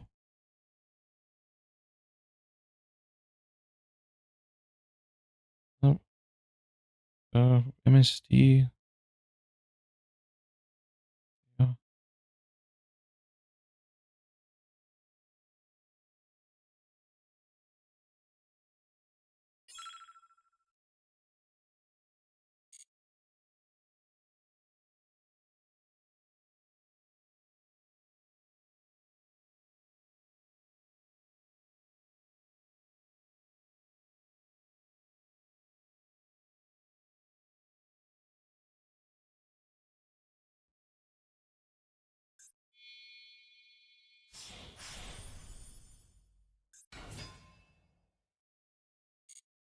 Okay.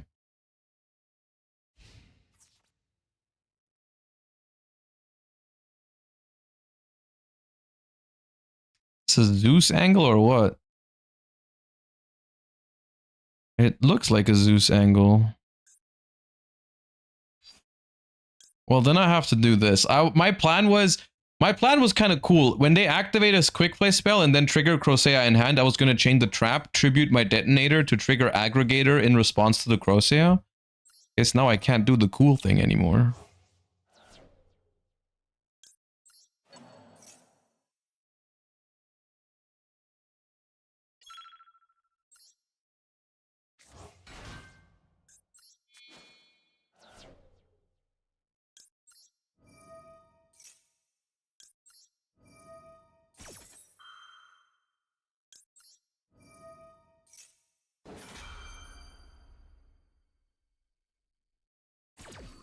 It's fine though. Now they used their battle phase. And my follow-up is crazy. They probably can't even out the whole board. Do I have prayers in hand already? I do have prayers in hand already.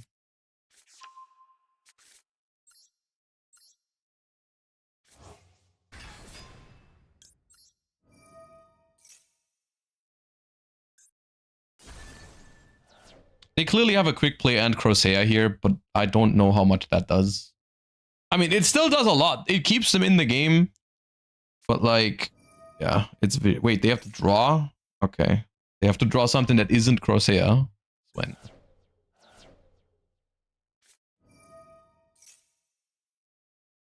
I draw 2 in end phase only if they don't get rid of these. They have to resolve Phonics, basically, but they could.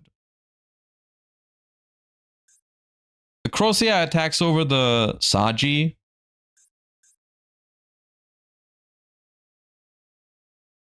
And searches 2. But it really helps that I don't have any spell traps on the board right now. So the MST is not usable. They have to MST their own cards, which can sometimes be awkward in game states like this. So, yeah. Timer is a little concerning. I'm not going to have that much time next turn, and their board is definitely going to require some amount of thinking.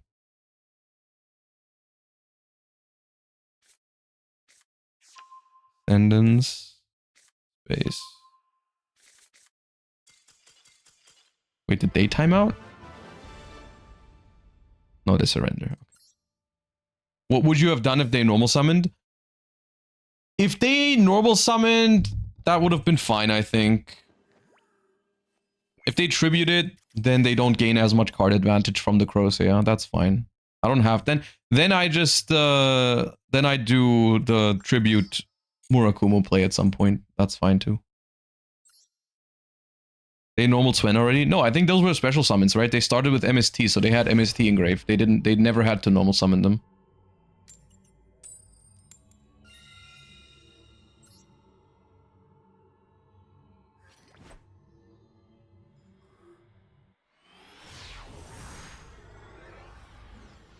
For Mandate, if I have it face down, do I need to flip it up in draw phase before I use Mystical Space Typhoon to negate? No. You can immediately activate it in response to... Like, you activate Mystical Space Typhoon and then you chain the face down Mandate. Well, this hand would have been good going second.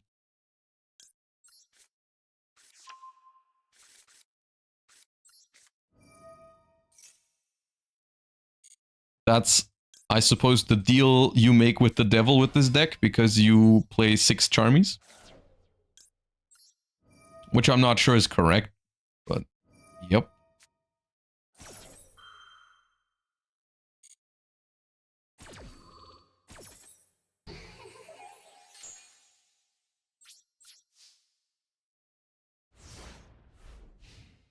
A judge in Dortmund told me the opposite. Well, they were wrong.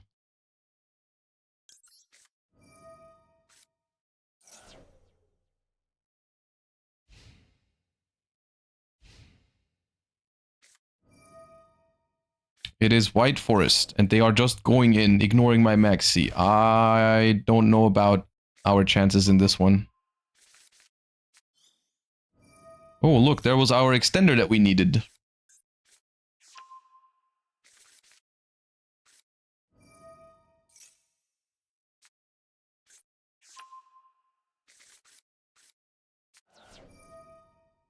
We have Ash, Impulse, and that's it. Here's Ash.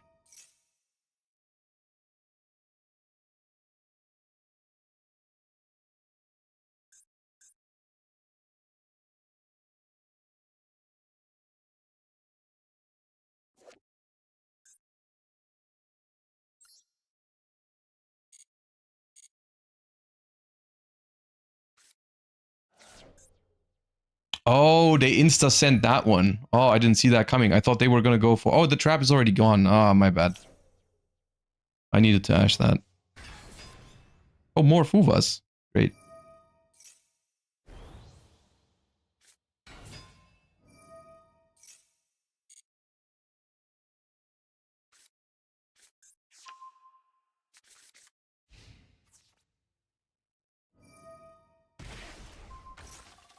Impulse here would have saved me, because they already went battle phase.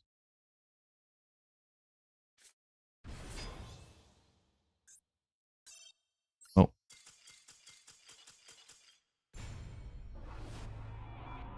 They can negate the Ash with the trap engrave? I don't think so, right? Because that was a Dia Bells, not a Dia Bell Star.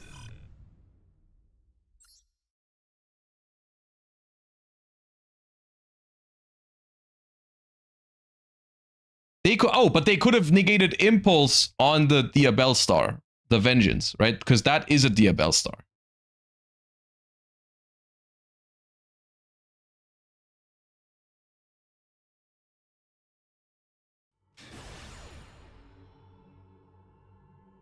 So at that point, it was too late.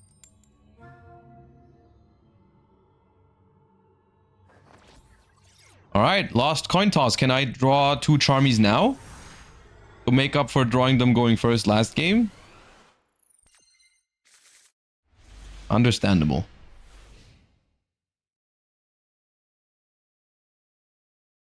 I think Radiant Typhoon is more fun than this. I agree with you. Yes. But we gotta explore the options for the Duelist Cup. Oh, set. Oh no. Oh no. Oh no. No!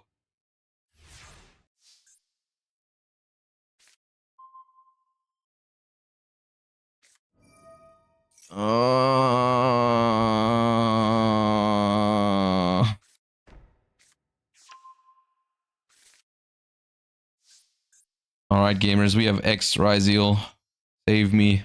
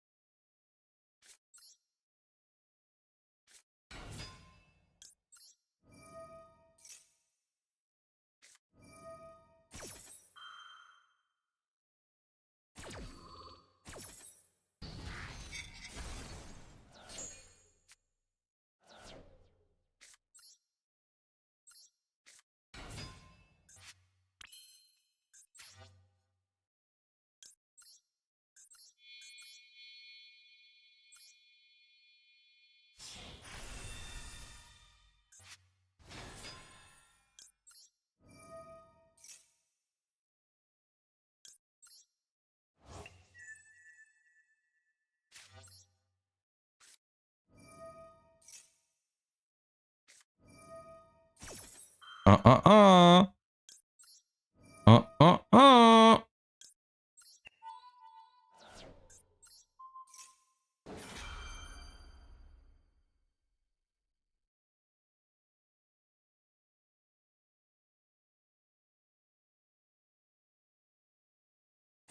Uh-uh-uh.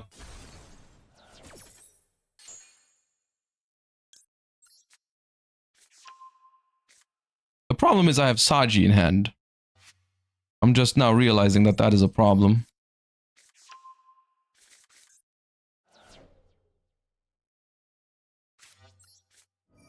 Not impulse, please.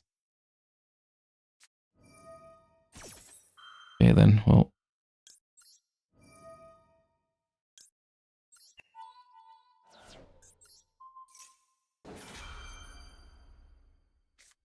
Bro.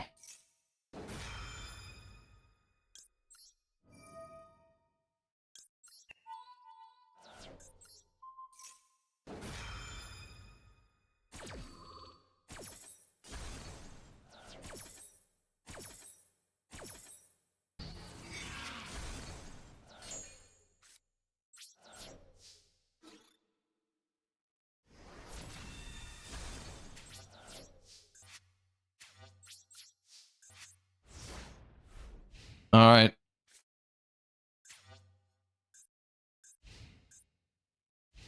The detonator saved my ass. I'm not gonna lie. That detonator saved my ass.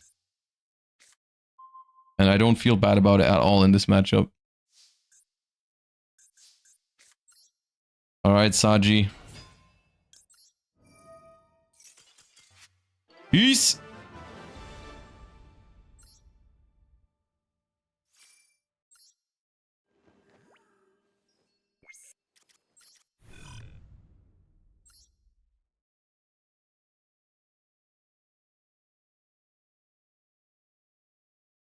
Will you try Malice for the Duelist Cup? Nah. Calm down there.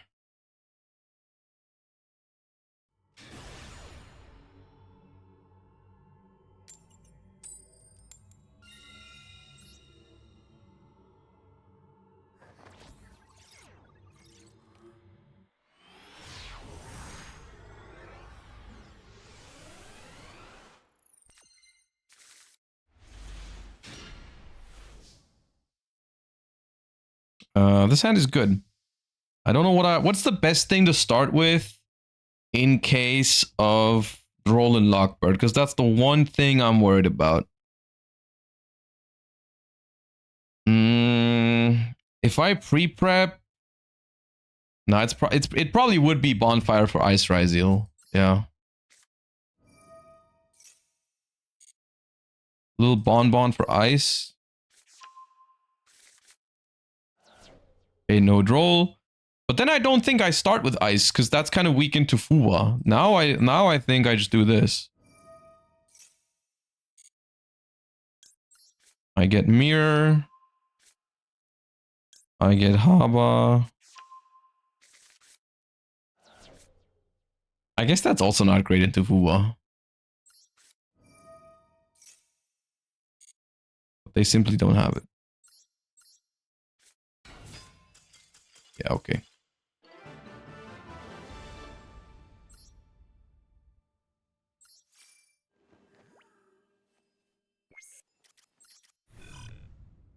Is it worth the Perulia in case they have a Zuna?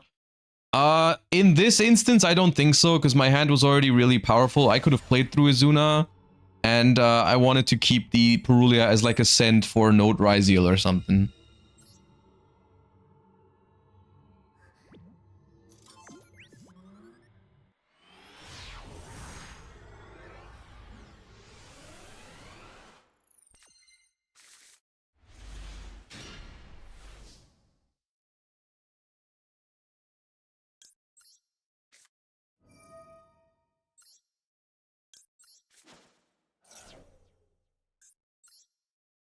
Both effects. Pre-prep. Get Murakumo.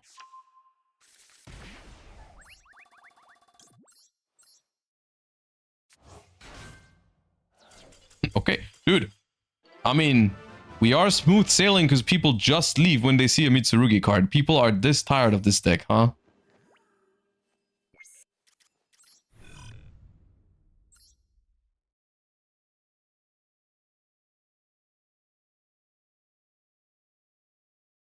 Can you blame them? Not really. I mean, I do think it's a little weird to scoop before your opponent is even pivoting into like Yami or Ryzeal, because I think pure Mitsu is not something you should just auto-concede against. I think pure Mitsu is like a fine deck. I mean, maybe their hands are just bad, but I think pure Mitsu is not a deck that like you should auto-concede against.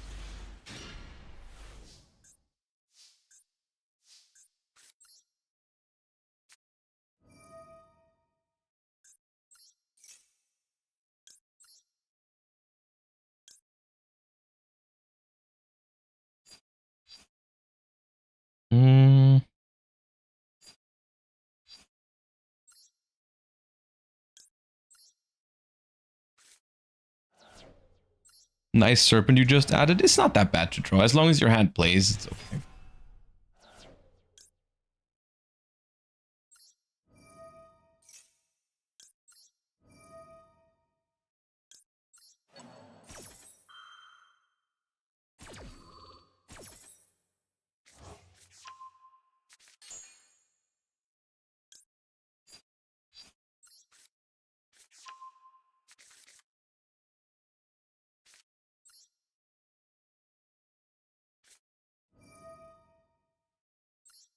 Are Serpent and Node really necessary? I mean, define really necessary. You don't have to play them for the deck to function, no. They make some combos stronger and they make some of your hands weaker. That's how it goes.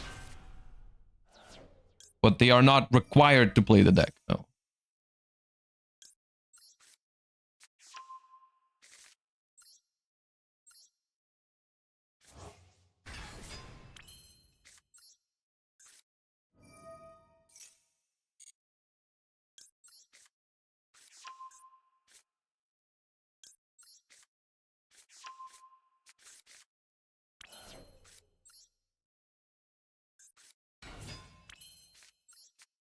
Play around the Nibiru a little bit.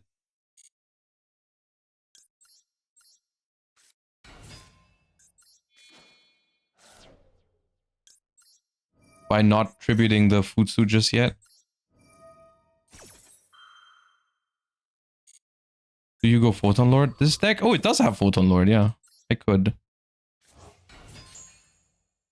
I mean, I guess summoning the Night Sword Serpent made it so I cannot normal summon ice anymore. But I doubt I need it.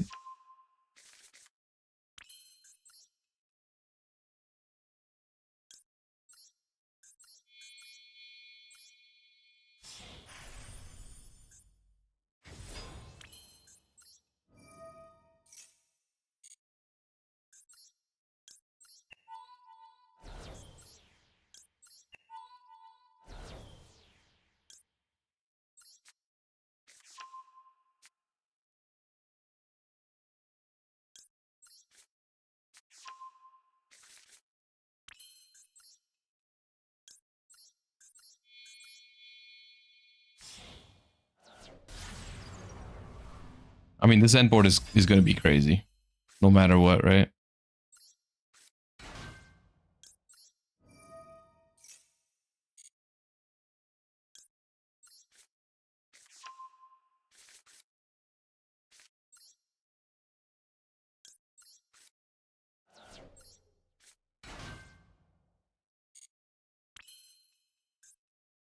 Do I make a fat detonator with 4 materials, or do I hold the node for potential follow-up? I feel like I just go in.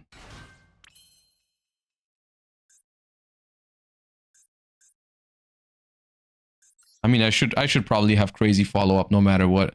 I should just make it so my board is unbeatable, probably.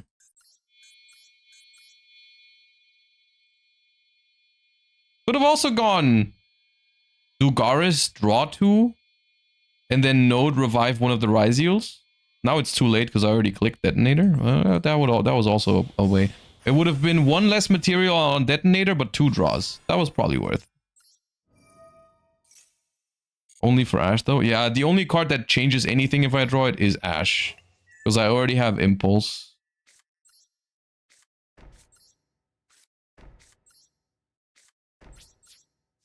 Alright, let's see what they play.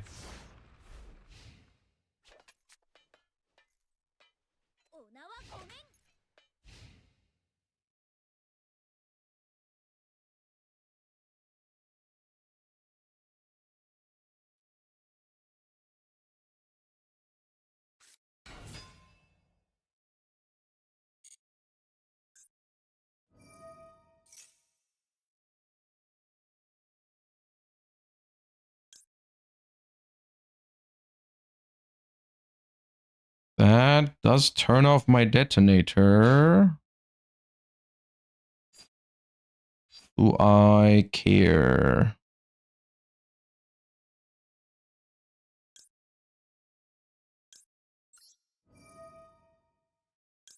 Not really. They contribute it now to summon Fire Attacker, but then I negate the Fire Attacker with Aggregator, and that triggers my Futsu as well, so...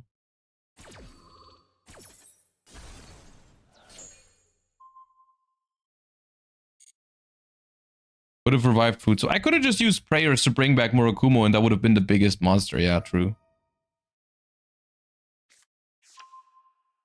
Reveal. Take your soul. Reveal that. Oh, that's a good impulse. I'll impulse that.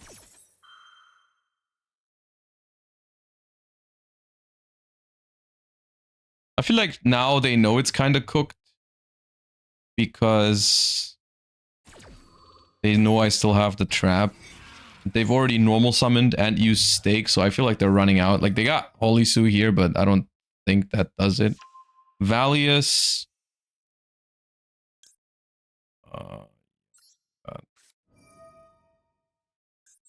So they have Jiaolong and Valius. They cannot possibly have enough attributes for Jiaolong.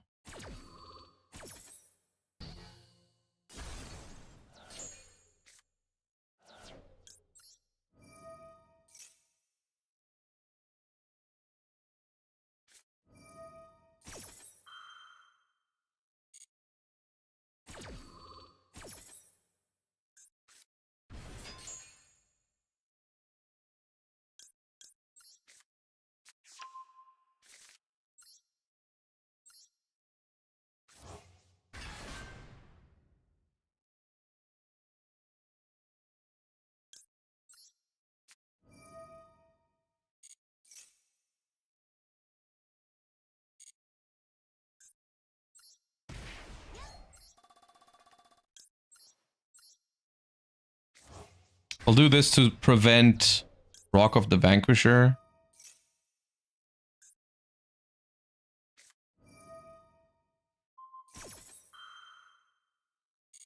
Sure. Sacrificing the Caesar instead of the Jiaolong. But now there's just one unknown card in hand, and that will not do it. Oh, and they summoned. Nice. 3 cards.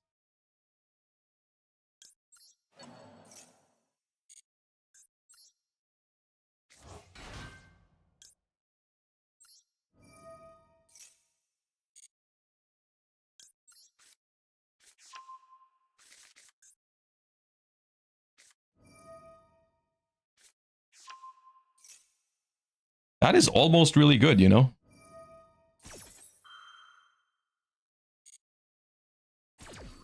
But only almost.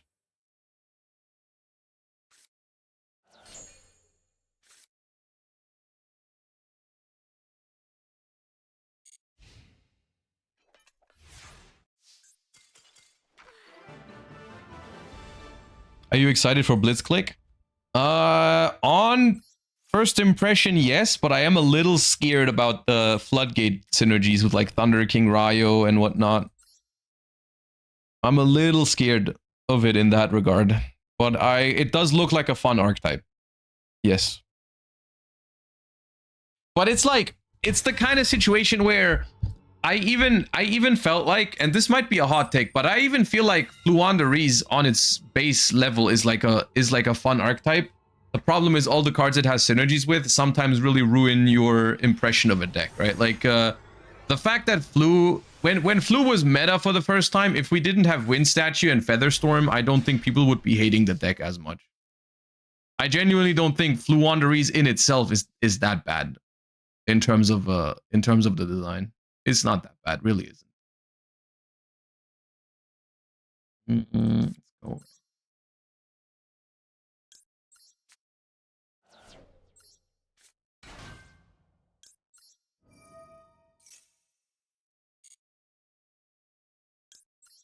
Empen is kind of toxic still. Yeah, kind of, but like not to the point where you would really have a huge issue with the deck. But it's more about like that deck is hated because of Shifter, Fissure, Wind Statue, and Featherstorm. Those are the reasons why that deck is hated. I don't think it's because the deck itself. Genuinely, I don't think that's why people hate it.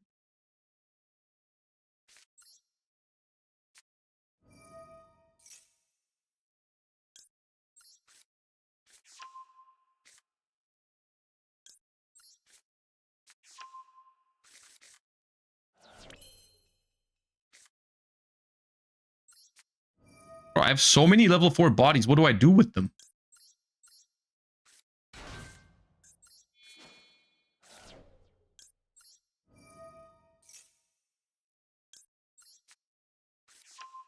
Make Laplation? I don't think I play Laplation. No, I don't, but I should probably, yeah.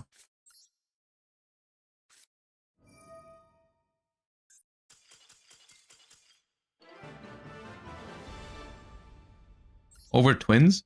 I mean, there's a whole lot of stuff in this extra deck that I maybe don't need.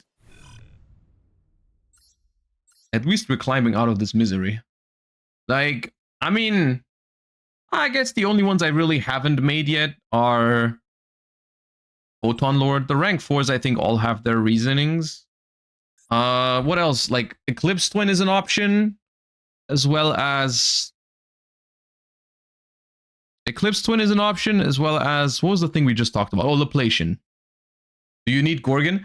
If I'm not playing Wosu, I like having Gorgon for Liger. I'm a big fan of being prepared for Liger in this Duelist Cup, even if at the moment in Ranked we're not playing against that many Lunalights. I think it is good to have the answers. I feel like it's good, but I'm down to cut the Photon Lord for Laplation. I don't even have Laplation. Based. Oh, free pack.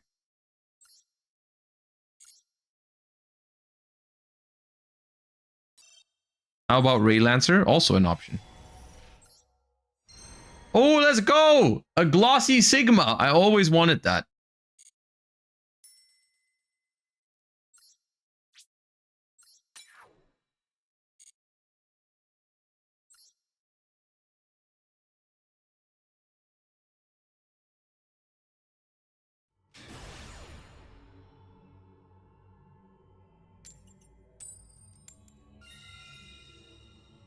All right, 2 more wins and we're out of the 1400s.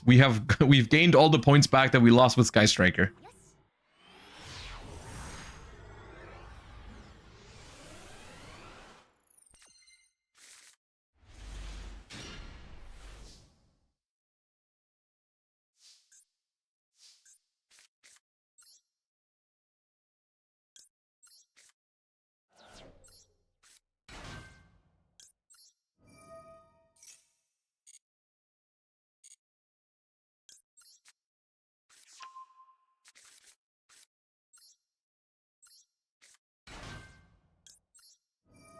All right, Sword Ryziel, add Ice Ryziel, I win, you lose. And then I think we just make a Feral Limp. See if that goes through, and if that doesn't go through, then we just go Big Detonator plus Ash plus Impulse. I suppose.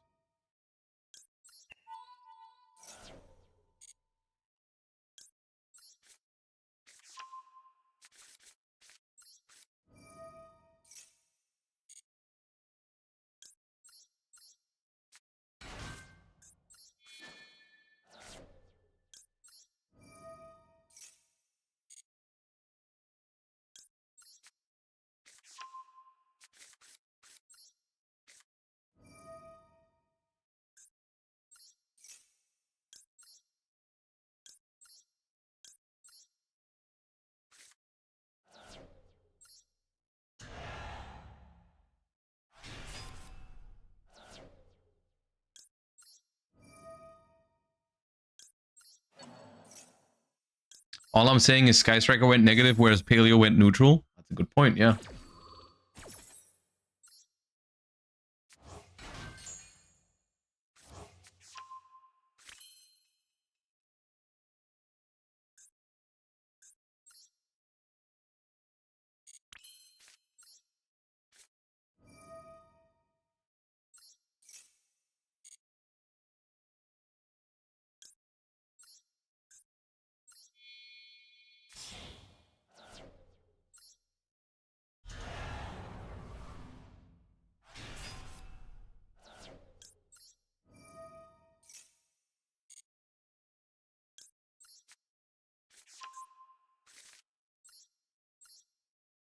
Deflation. Okay, what is the best way to play this line? Activate prayers. Tribute Murakumo. Search a monster. Probably not perfect into Nib what I'm doing.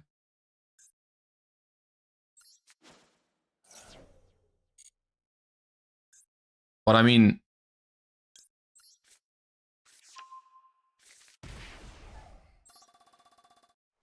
I still have ice.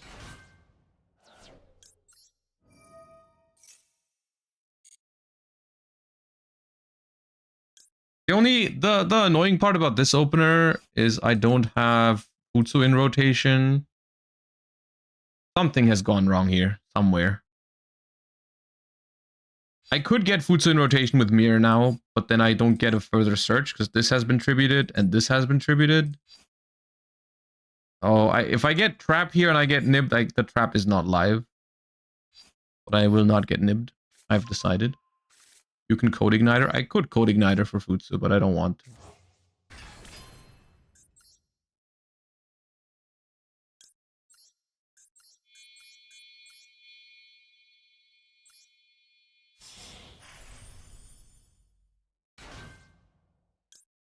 And Aramasa instead of Serpent? Maybe.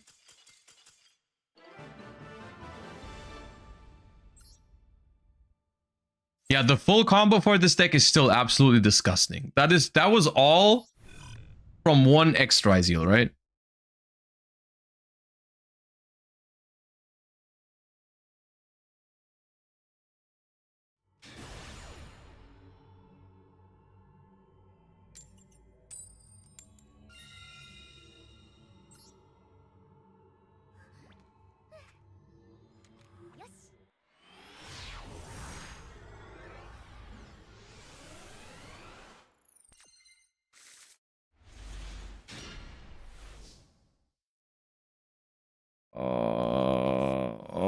You know what? I might pass. I might pass. I might pass. I have one play. I'm under Fuva. My play does play into Fuva. I have 2 Charmies. I pass. I pass. I could die if they decide to push into the Charmies.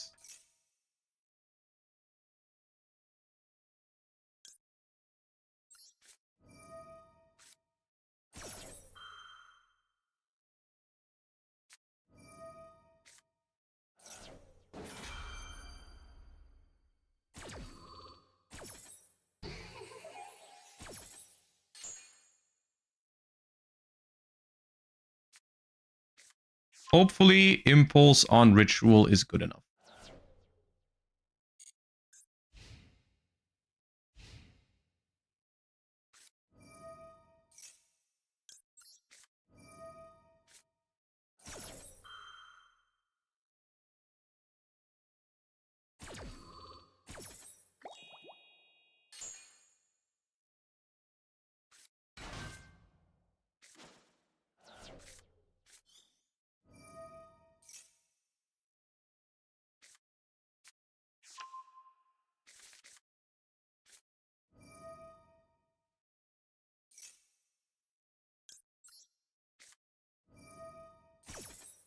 The only scary thing is now they don't have to be scared of Nib anymore. So So if they have the ways to go in, then they probably will.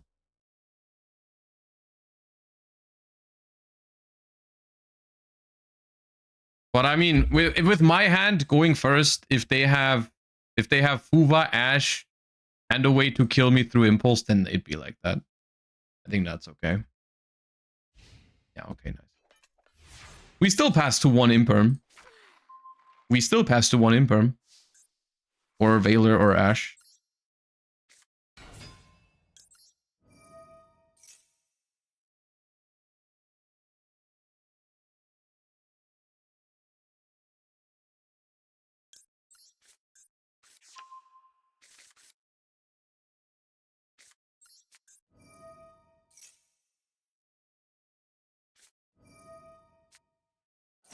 Okay, big.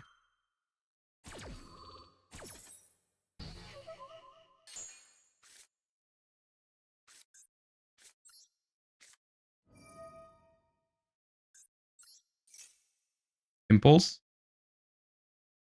No impulse, GG's. Okay, I definitely go Kusanagi.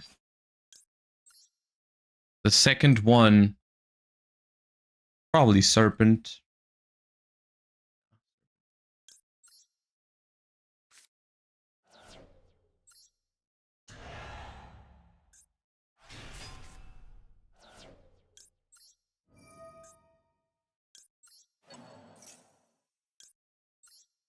Detonator is offline. No, but the duo drive still is game, right?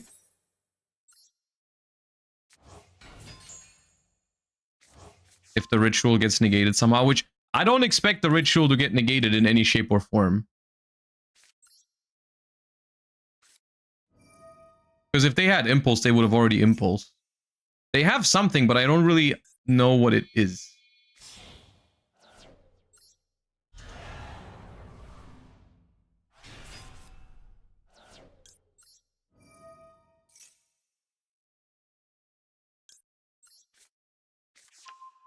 But this is still Omega game. Yeah. Alright, we made it out of the 1400s. That was quicker than I thought.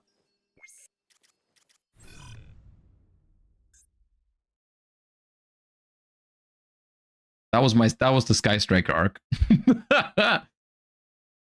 Yeah.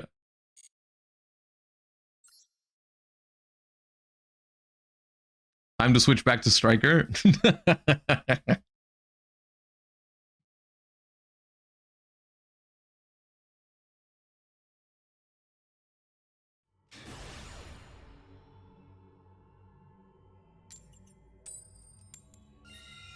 Did you already hit level 20? Yes, we did already make it through the first stage. We are ready for the second stage. Well, not ready, but we are qualified. Can you show the list? Yes, remind me towards the end of this game. Otherwise, I will forget.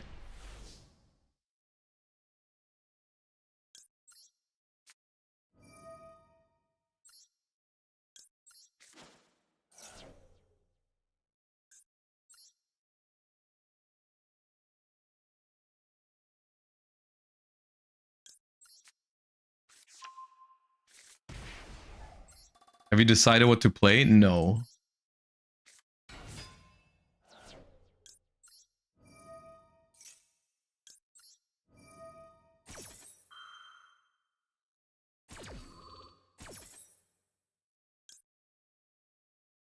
It's a little awkward to summon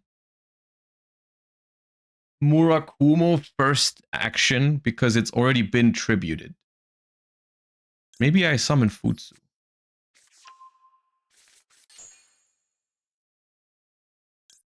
And then later on, I can mirror the Murakumo out of the graveyard.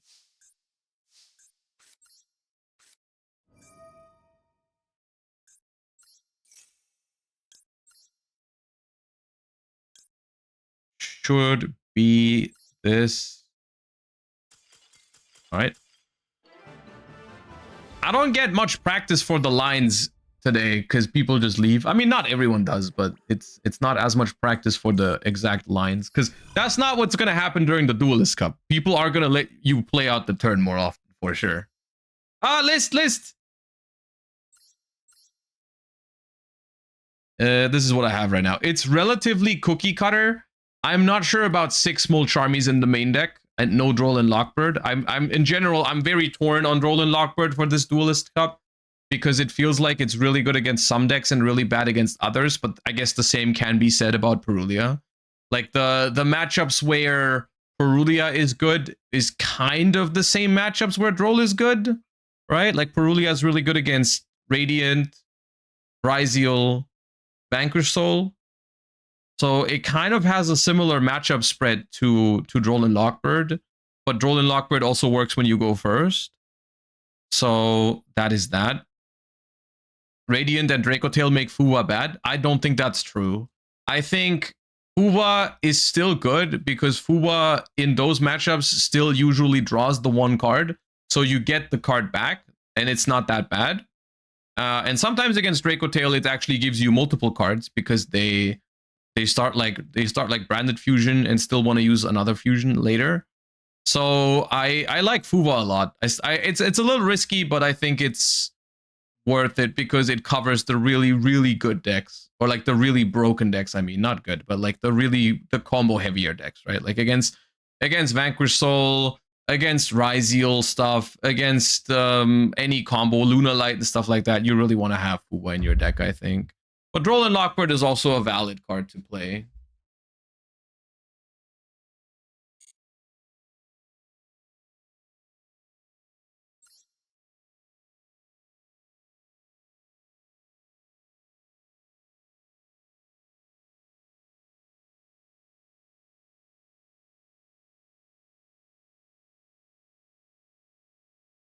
You have an out to Liger right now? Yes, you have multiple. You have Gorgon plus IP, in case you're not locked by the Ryziels, and in case you're locked by the Ryziels, you have you can make the Light Dragon add Ignister to stop them from destroying your board, and then you can make Lugares and run over.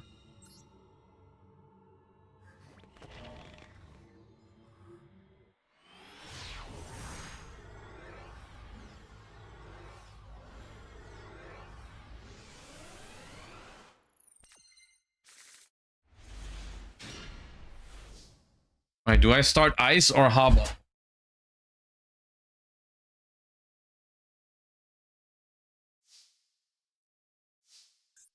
feel like I start Ice.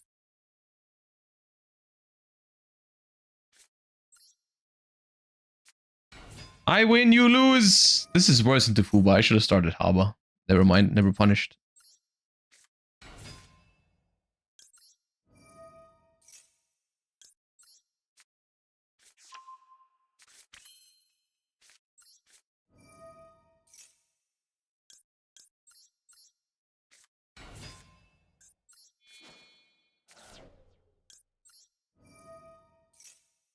Bro, there's like no resistance today.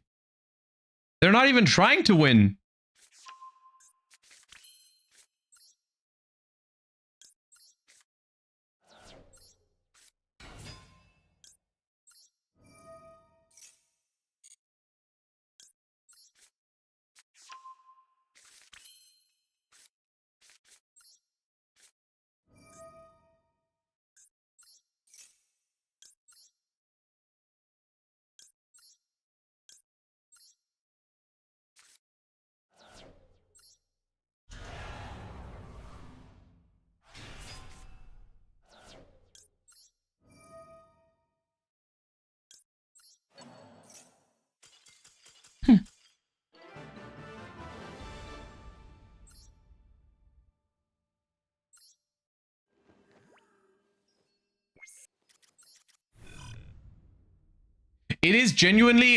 It's genuinely crazy how overtuned, like in hindsight, the crossover breaker decks are, right?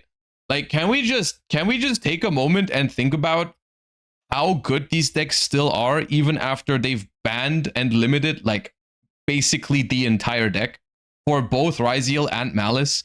Like literally, Maliss is still playable in TCG, which we just learned Because even though they banned Whitebinder, banned Splash Mage, banned Link Decoder, limited Dormouse, semi-limited White Rabbit, semi-limited Field Spell, like so many ban list hits, and it's still playable. And then Ryziel in Master Duel, literally 1x'd, 1 sword, no Ryziel cross, still this good.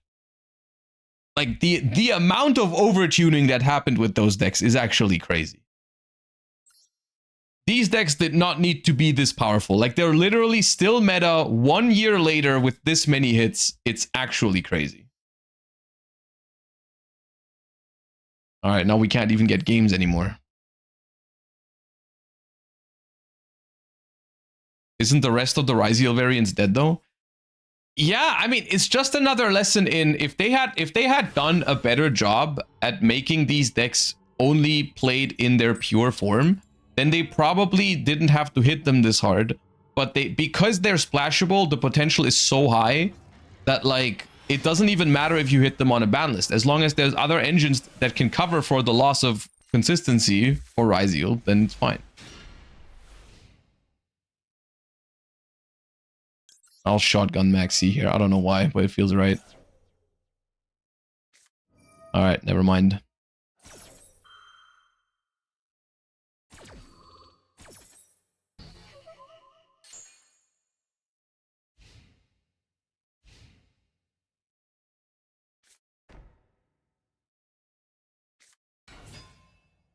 Oh shit, Maliss! Speaking of the devil. Well, let's see if that one's winnable. They have Whitebinder in Master Duel, right? So I just get Omega cooked.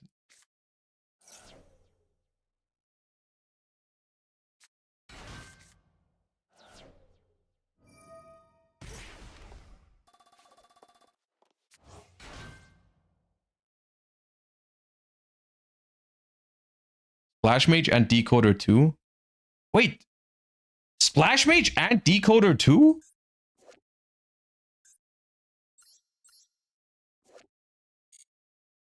So what are the... What's... March shares at 3...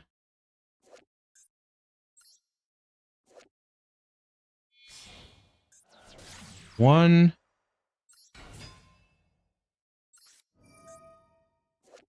It's just all of them are at 1, so it's just inconsistent as fuck. Right? It's just basically what they're saying is auto winning the game is okay if you only do it sometimes. And Ransom gone. Yeah, I mean, yeah, but Ransom... I think Ransom is less important than Binder.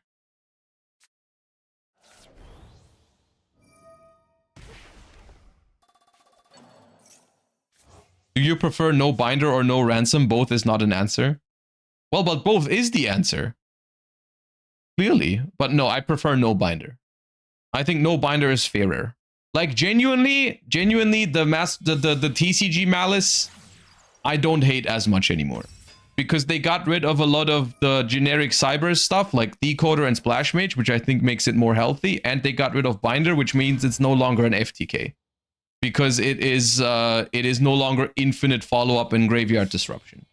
So I genuinely... It's not like I love the Malice deck in TCG now, but I don't have as much of a problem with it anymore. Even if it's still playable. They didn't need to kill Malice for it to be okay, in my opinion. I think if the deck... If they never made Whitebinder, I probably would have never hated it as much to begin with.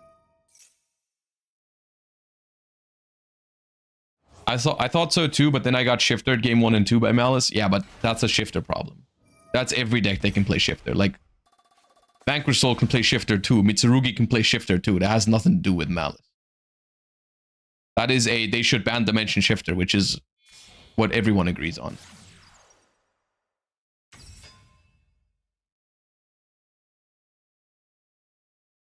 But like, the way they've handled Malice and Master Duel is probably my least favorite out of all of them. Because just consistency hits, I think, is pretty stupid. I don't want to win because my opponent didn't draw a play, and then if they draw a play, I lose because this happened.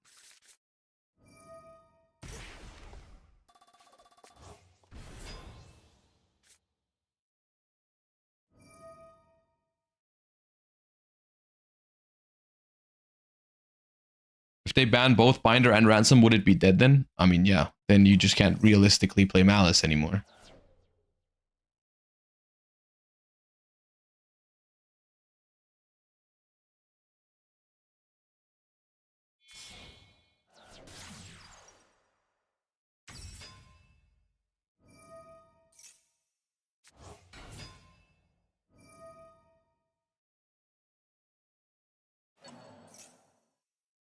What if we just ban Cyberse? Would that work? That would work, yeah.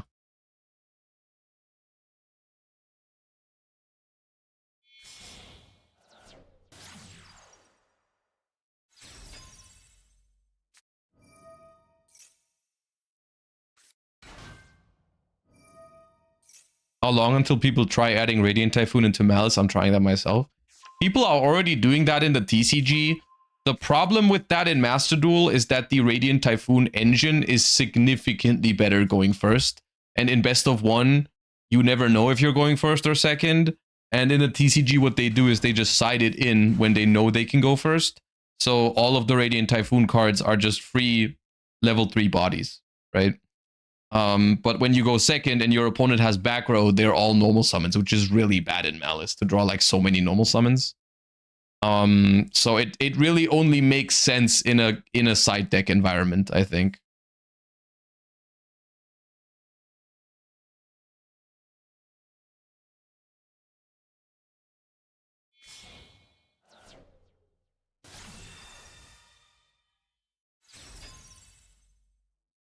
What do you think about the new Sacred Beast? I just came.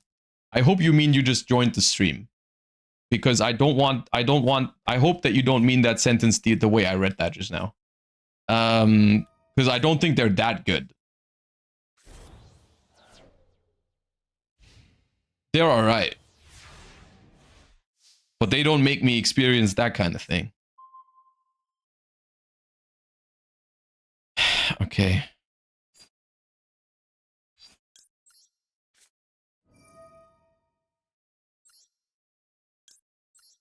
What is this board, by the way? I have no idea. I don't think I beat it, though.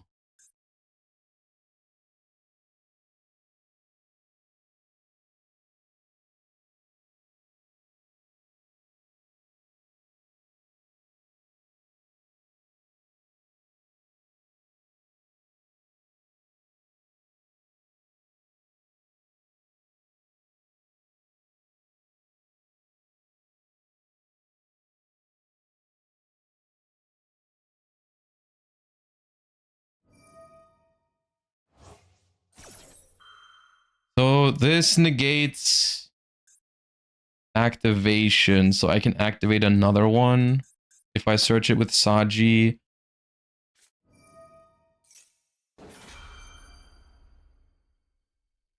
But does another one... Another Prayers doesn't do anything, right? Because Saji's already been used.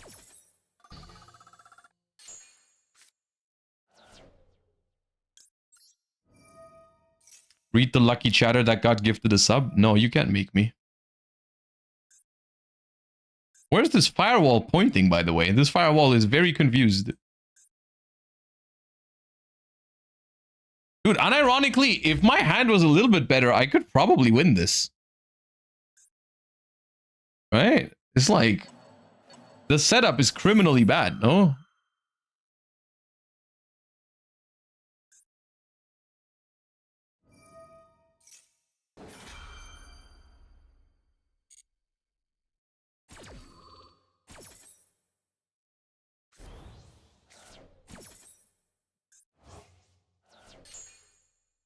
Ode of Soul, man.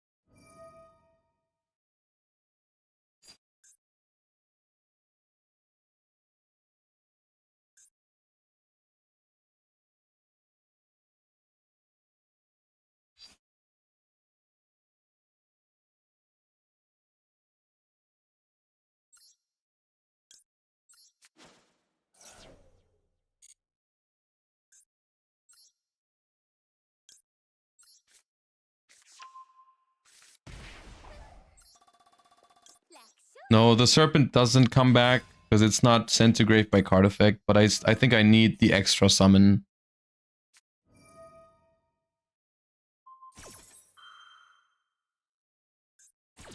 Yeah, don't think it's...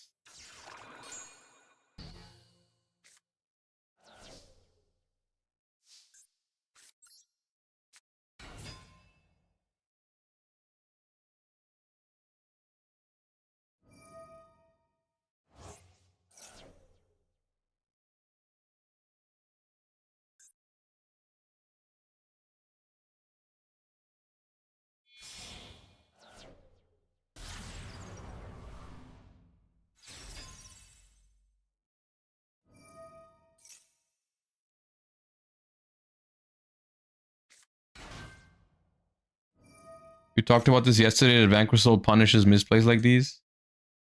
Vanquish Soul, I mean, honestly, Mitsurugi also can punish this. Like, my hand was just terrible. My hand was Node, Serpent, and Saji. Like, if my hand was a little bit better, I could have punished this 100%. But not like this, unfortunately.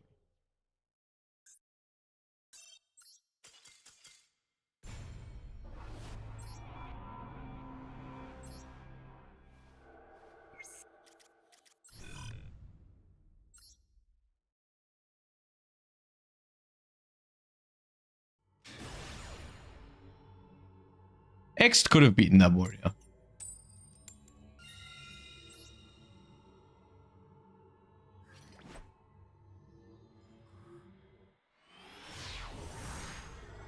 Ashing the Sent to Grave would have helped.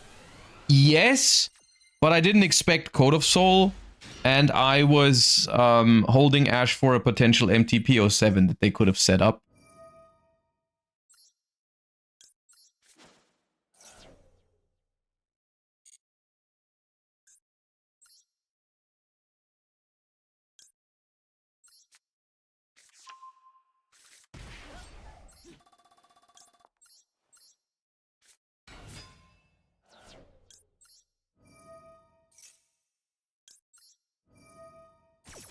This hand would have won last game, yeah.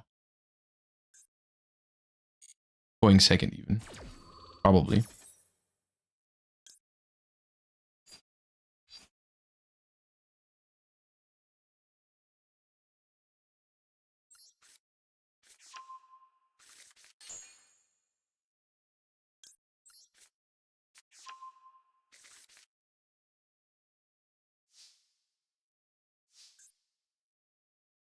I'm gonna start with Mitsurugi Ritual. It's gonna make me unable to search with Ext, but I think that is a fine price to pay for having Murakumo on board instantly. I'll Ash the Fuva. I don't think they have Maxi. They would have Maxied the prayers.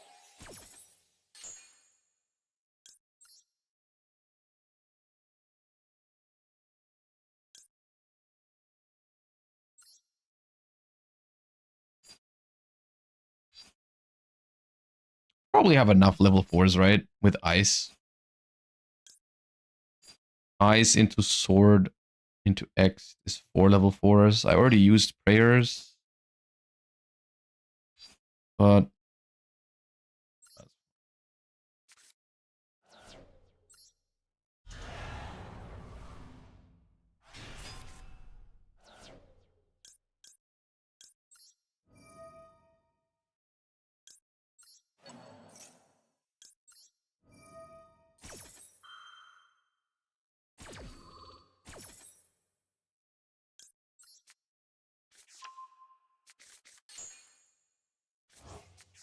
can we Loplation here? Probably, yeah.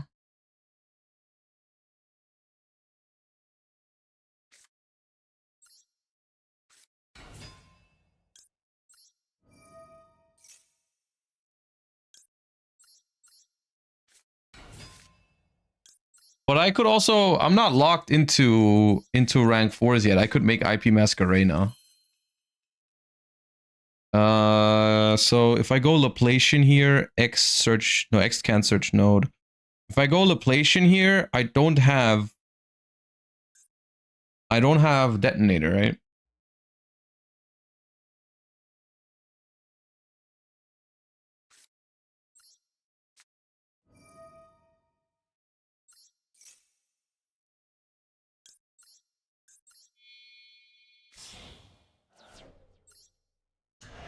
Duo can't search. Yeah, I only have one target left for duo.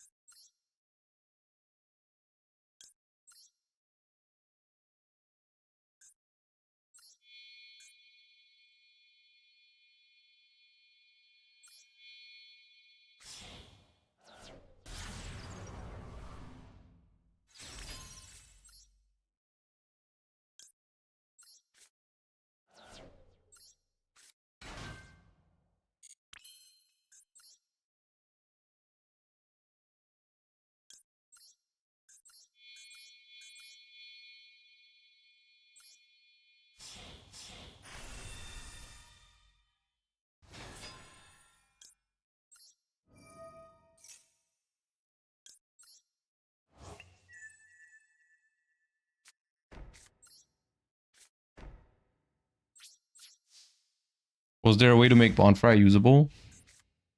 I mean, I drew ice, so if I bonfire for X, then my sword has no target. I lose a card no matter what. Okay, that's a scary matchup. Do I negate pre-prep and allow them, or do I allow, like, do I negate a more important choke point? Like ritual spell.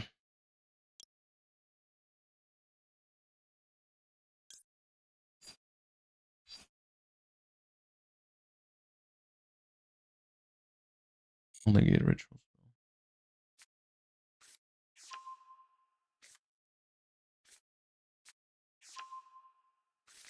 Yeah, they have a play already. Mirror, Mura.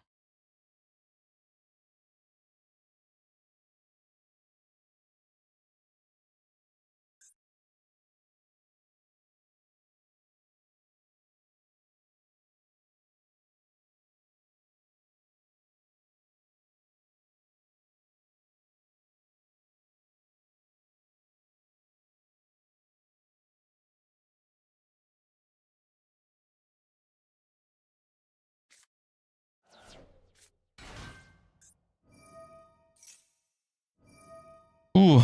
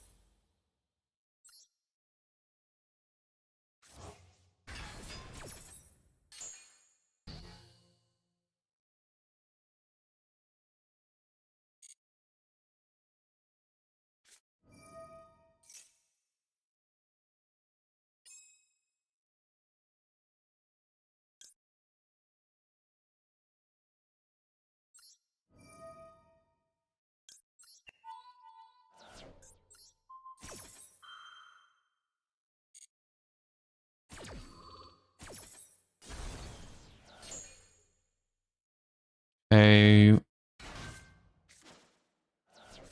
mirror.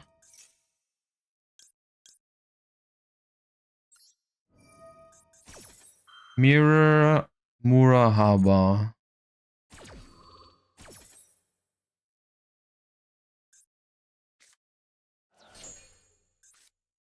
Oh, this might be a loss. Trap hard draw.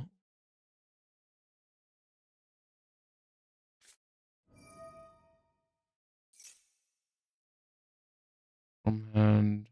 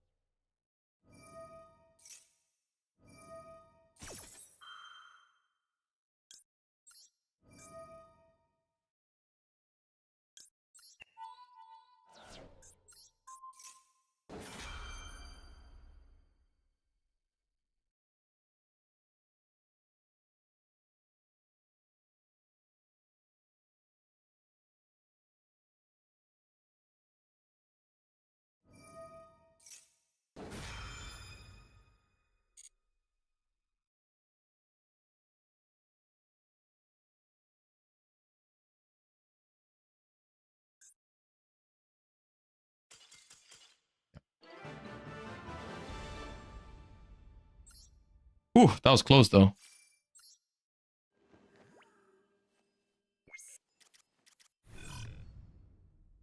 They almost had me. I think if the last card in hand was live, then it was winnable for them. But they're like, the thing is the Murakumo gets destroyed and they can't really prevent it. So they still have to play against the face down prayers with very low resources. And they can't really outgrind that, I don't think. Dude, where are my Charmies when I go second? I play all 6. Just casually ignoring Meow's existence.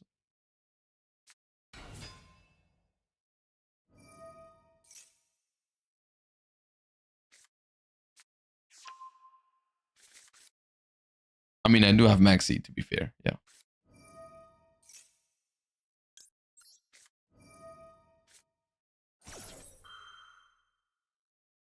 Oh, and it resolves. Okay, I didn't expect that.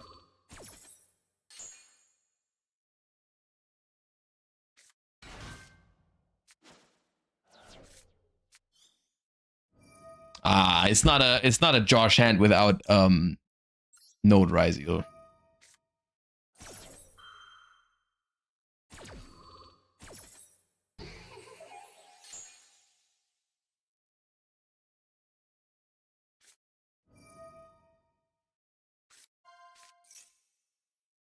Okay, that is not good into Maxi.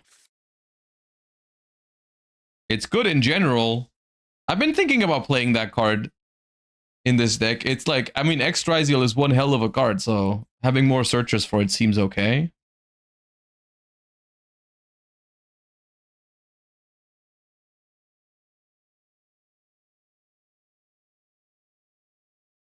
Should I dismantle my playset of Meowls? I think Meowls is a good Yu-Gi-Oh card, but it has a very, very small chance to ever see play in Master Duel. Because it's just too niche. It's a really good card against the decks it's good against, but against so many decks it's completely dead that in best of one, it'll almost never see play. Like, cards like this just tend to never see play in Master Duel, right? Like, cards like, even like stuff like Ghost Reaper and Winter Cherries and whatever. Like, it would have to be basically a tier 0 metagame for you to play those cards.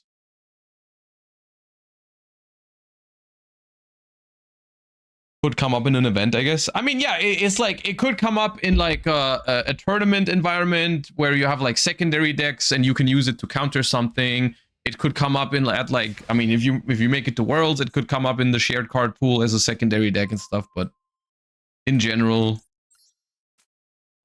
not really.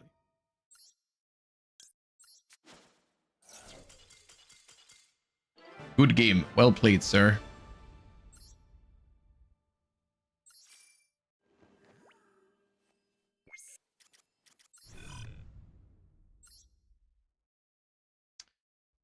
Man, this deck has been good today. I mean, to be fair, we just maxied a bunch of people as well. That helped.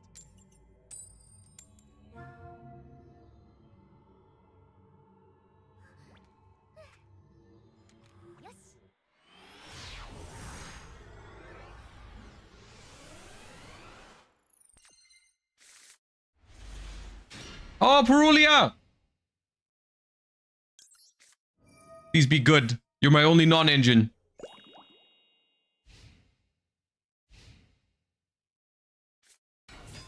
Ah, it's good!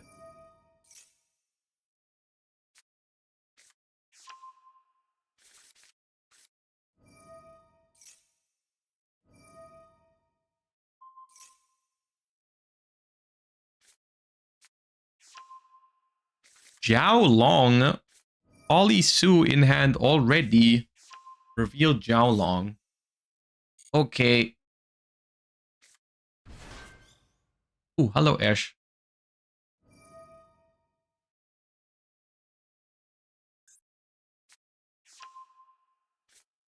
Mad Love and Jiao Long. Hi, Ash.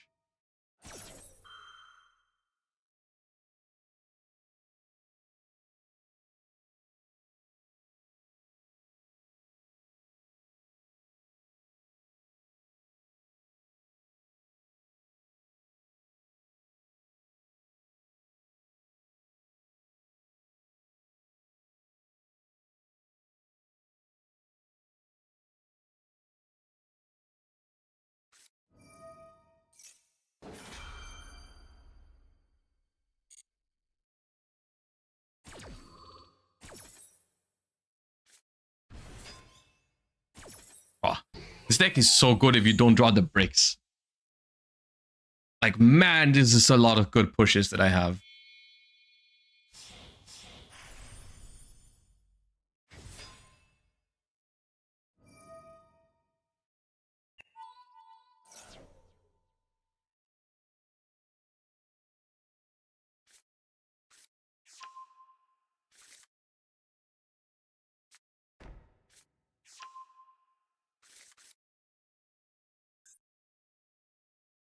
It's still a respectable opener, considering they've been hit with Purulia and Ash.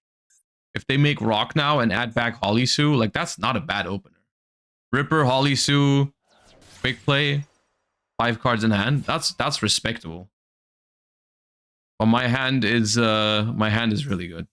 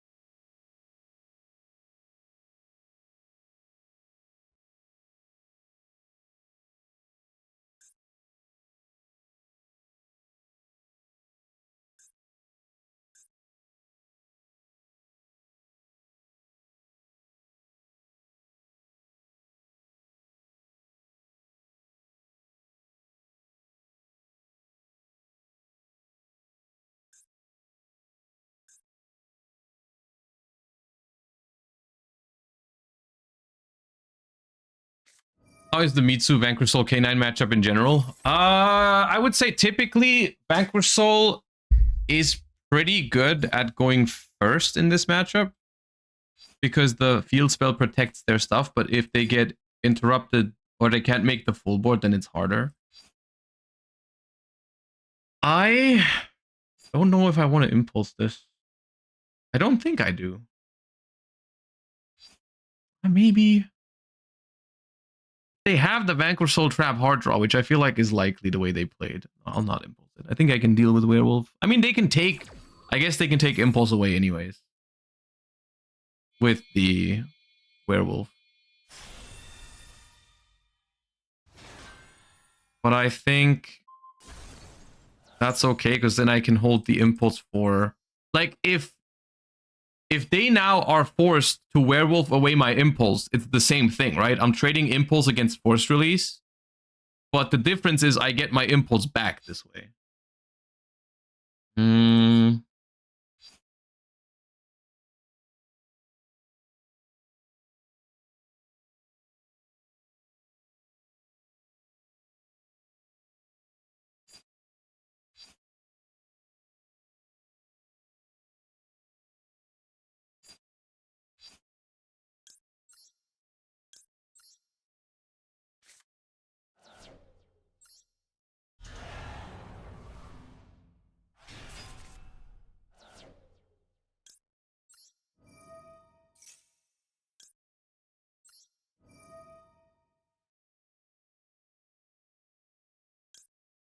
I kind of don't need any of these.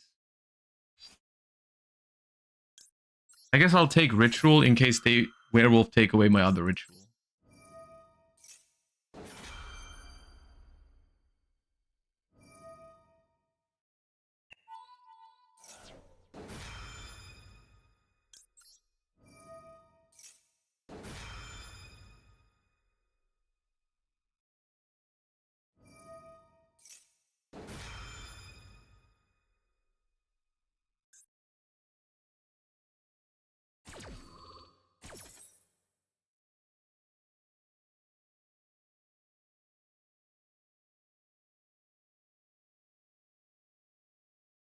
We don't know the set, no.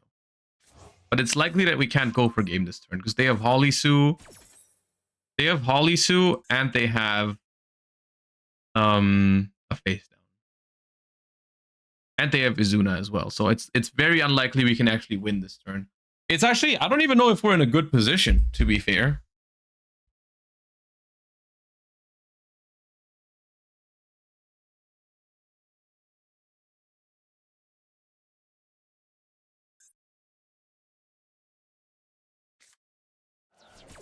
Card Mad Love. If they take Impulse, I know it's probably the trap. I mean, they could also take Impulse to resolve Holisu.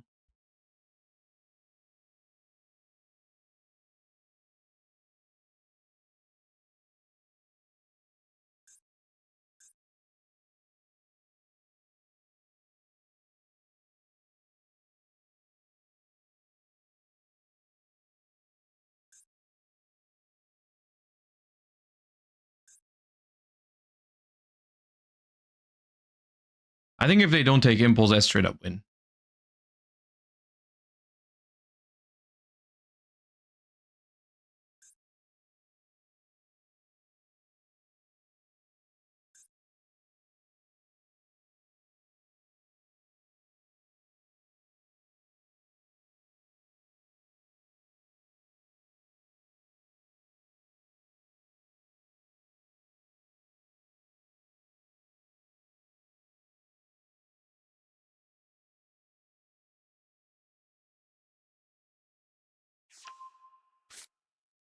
Right?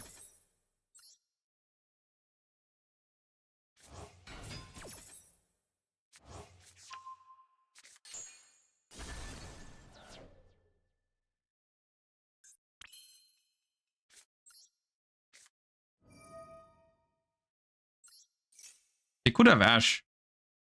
But, I mean, my Purulia resolved.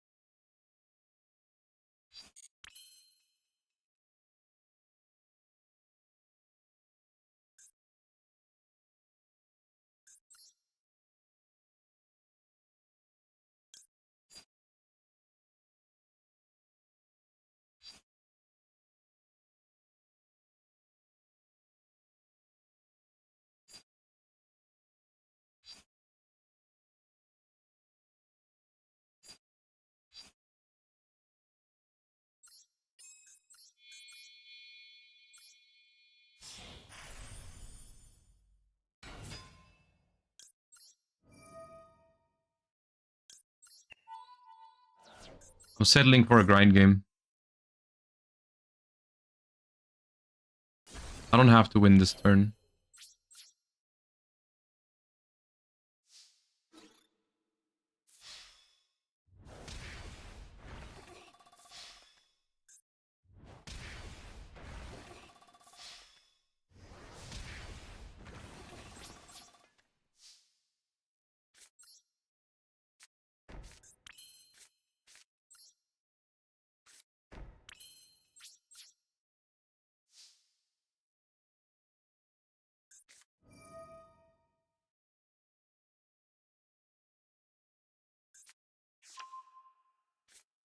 How long? Ollie Sue Burger.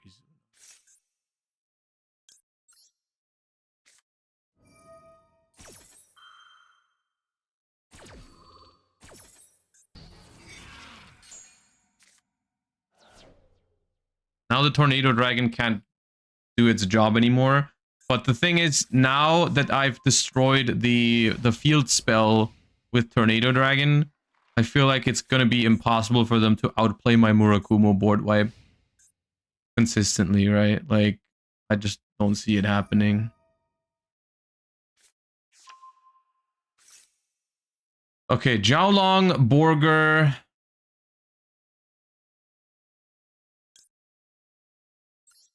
Oh yeah, discard one for me, please. They should have taken Impulse. Yeah, they should have taken Impulse.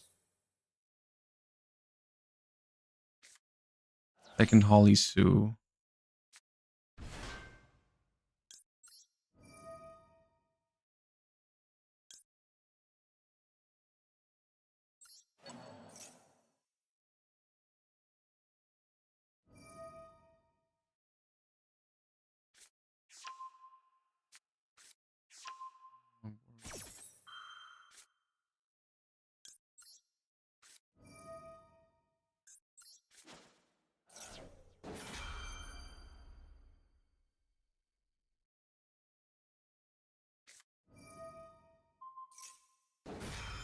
Okay.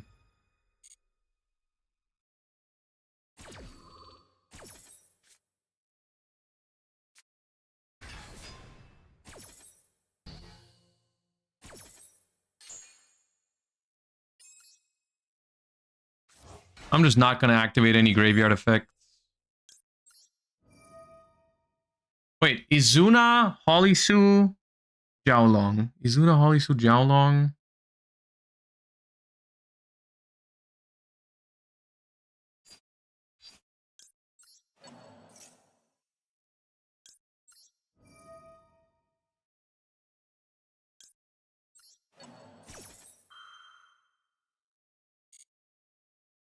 Take a normal Izuna.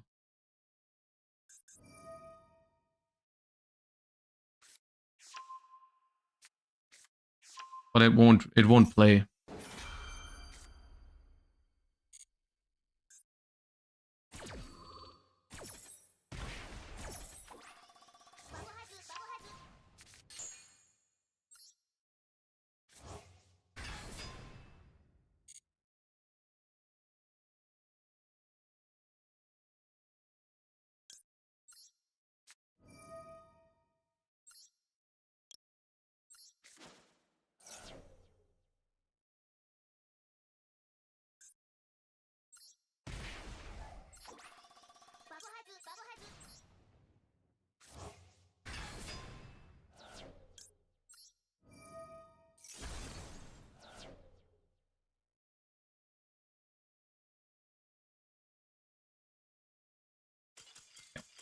Jeez.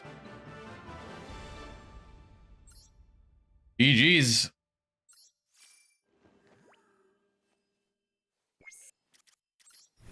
All right. I mean, the Mitsu Ryziel experiment has been going pretty well. Granted, we started in the 1400s, so we didn't have the highest opponents to start out the day, but still, it was a pretty good session for Ryziel Mitsurugi. That was quick and easy work for the most part. Deck is still good. Deck is really good, so it definitely is a consideration for the Duelist Cup. Yeah. Okay, gamers, that's going to be the end for today's stream. I hope you enjoyed the locals point of view, and you also enjoyed the Duelist Cup gameplay. Thank you all so much for tuning in today. Hope you have a wonderful rest of your day. And I will see you on the next stream. Let me see where I can raid. Let me find out who's live real quick. Who's playing some Yu-Gi-Oh? Oh, Bronas is live. All right, I'll send you guys over to Bronas. You guys have a wonderful time over on Bronas' stream. Thank you all so much for tuning in today. Thank you for all the follows, all the subs, and all the good stuff. Thank you all so much for tuning in, and thank you for watching. Have a wonderful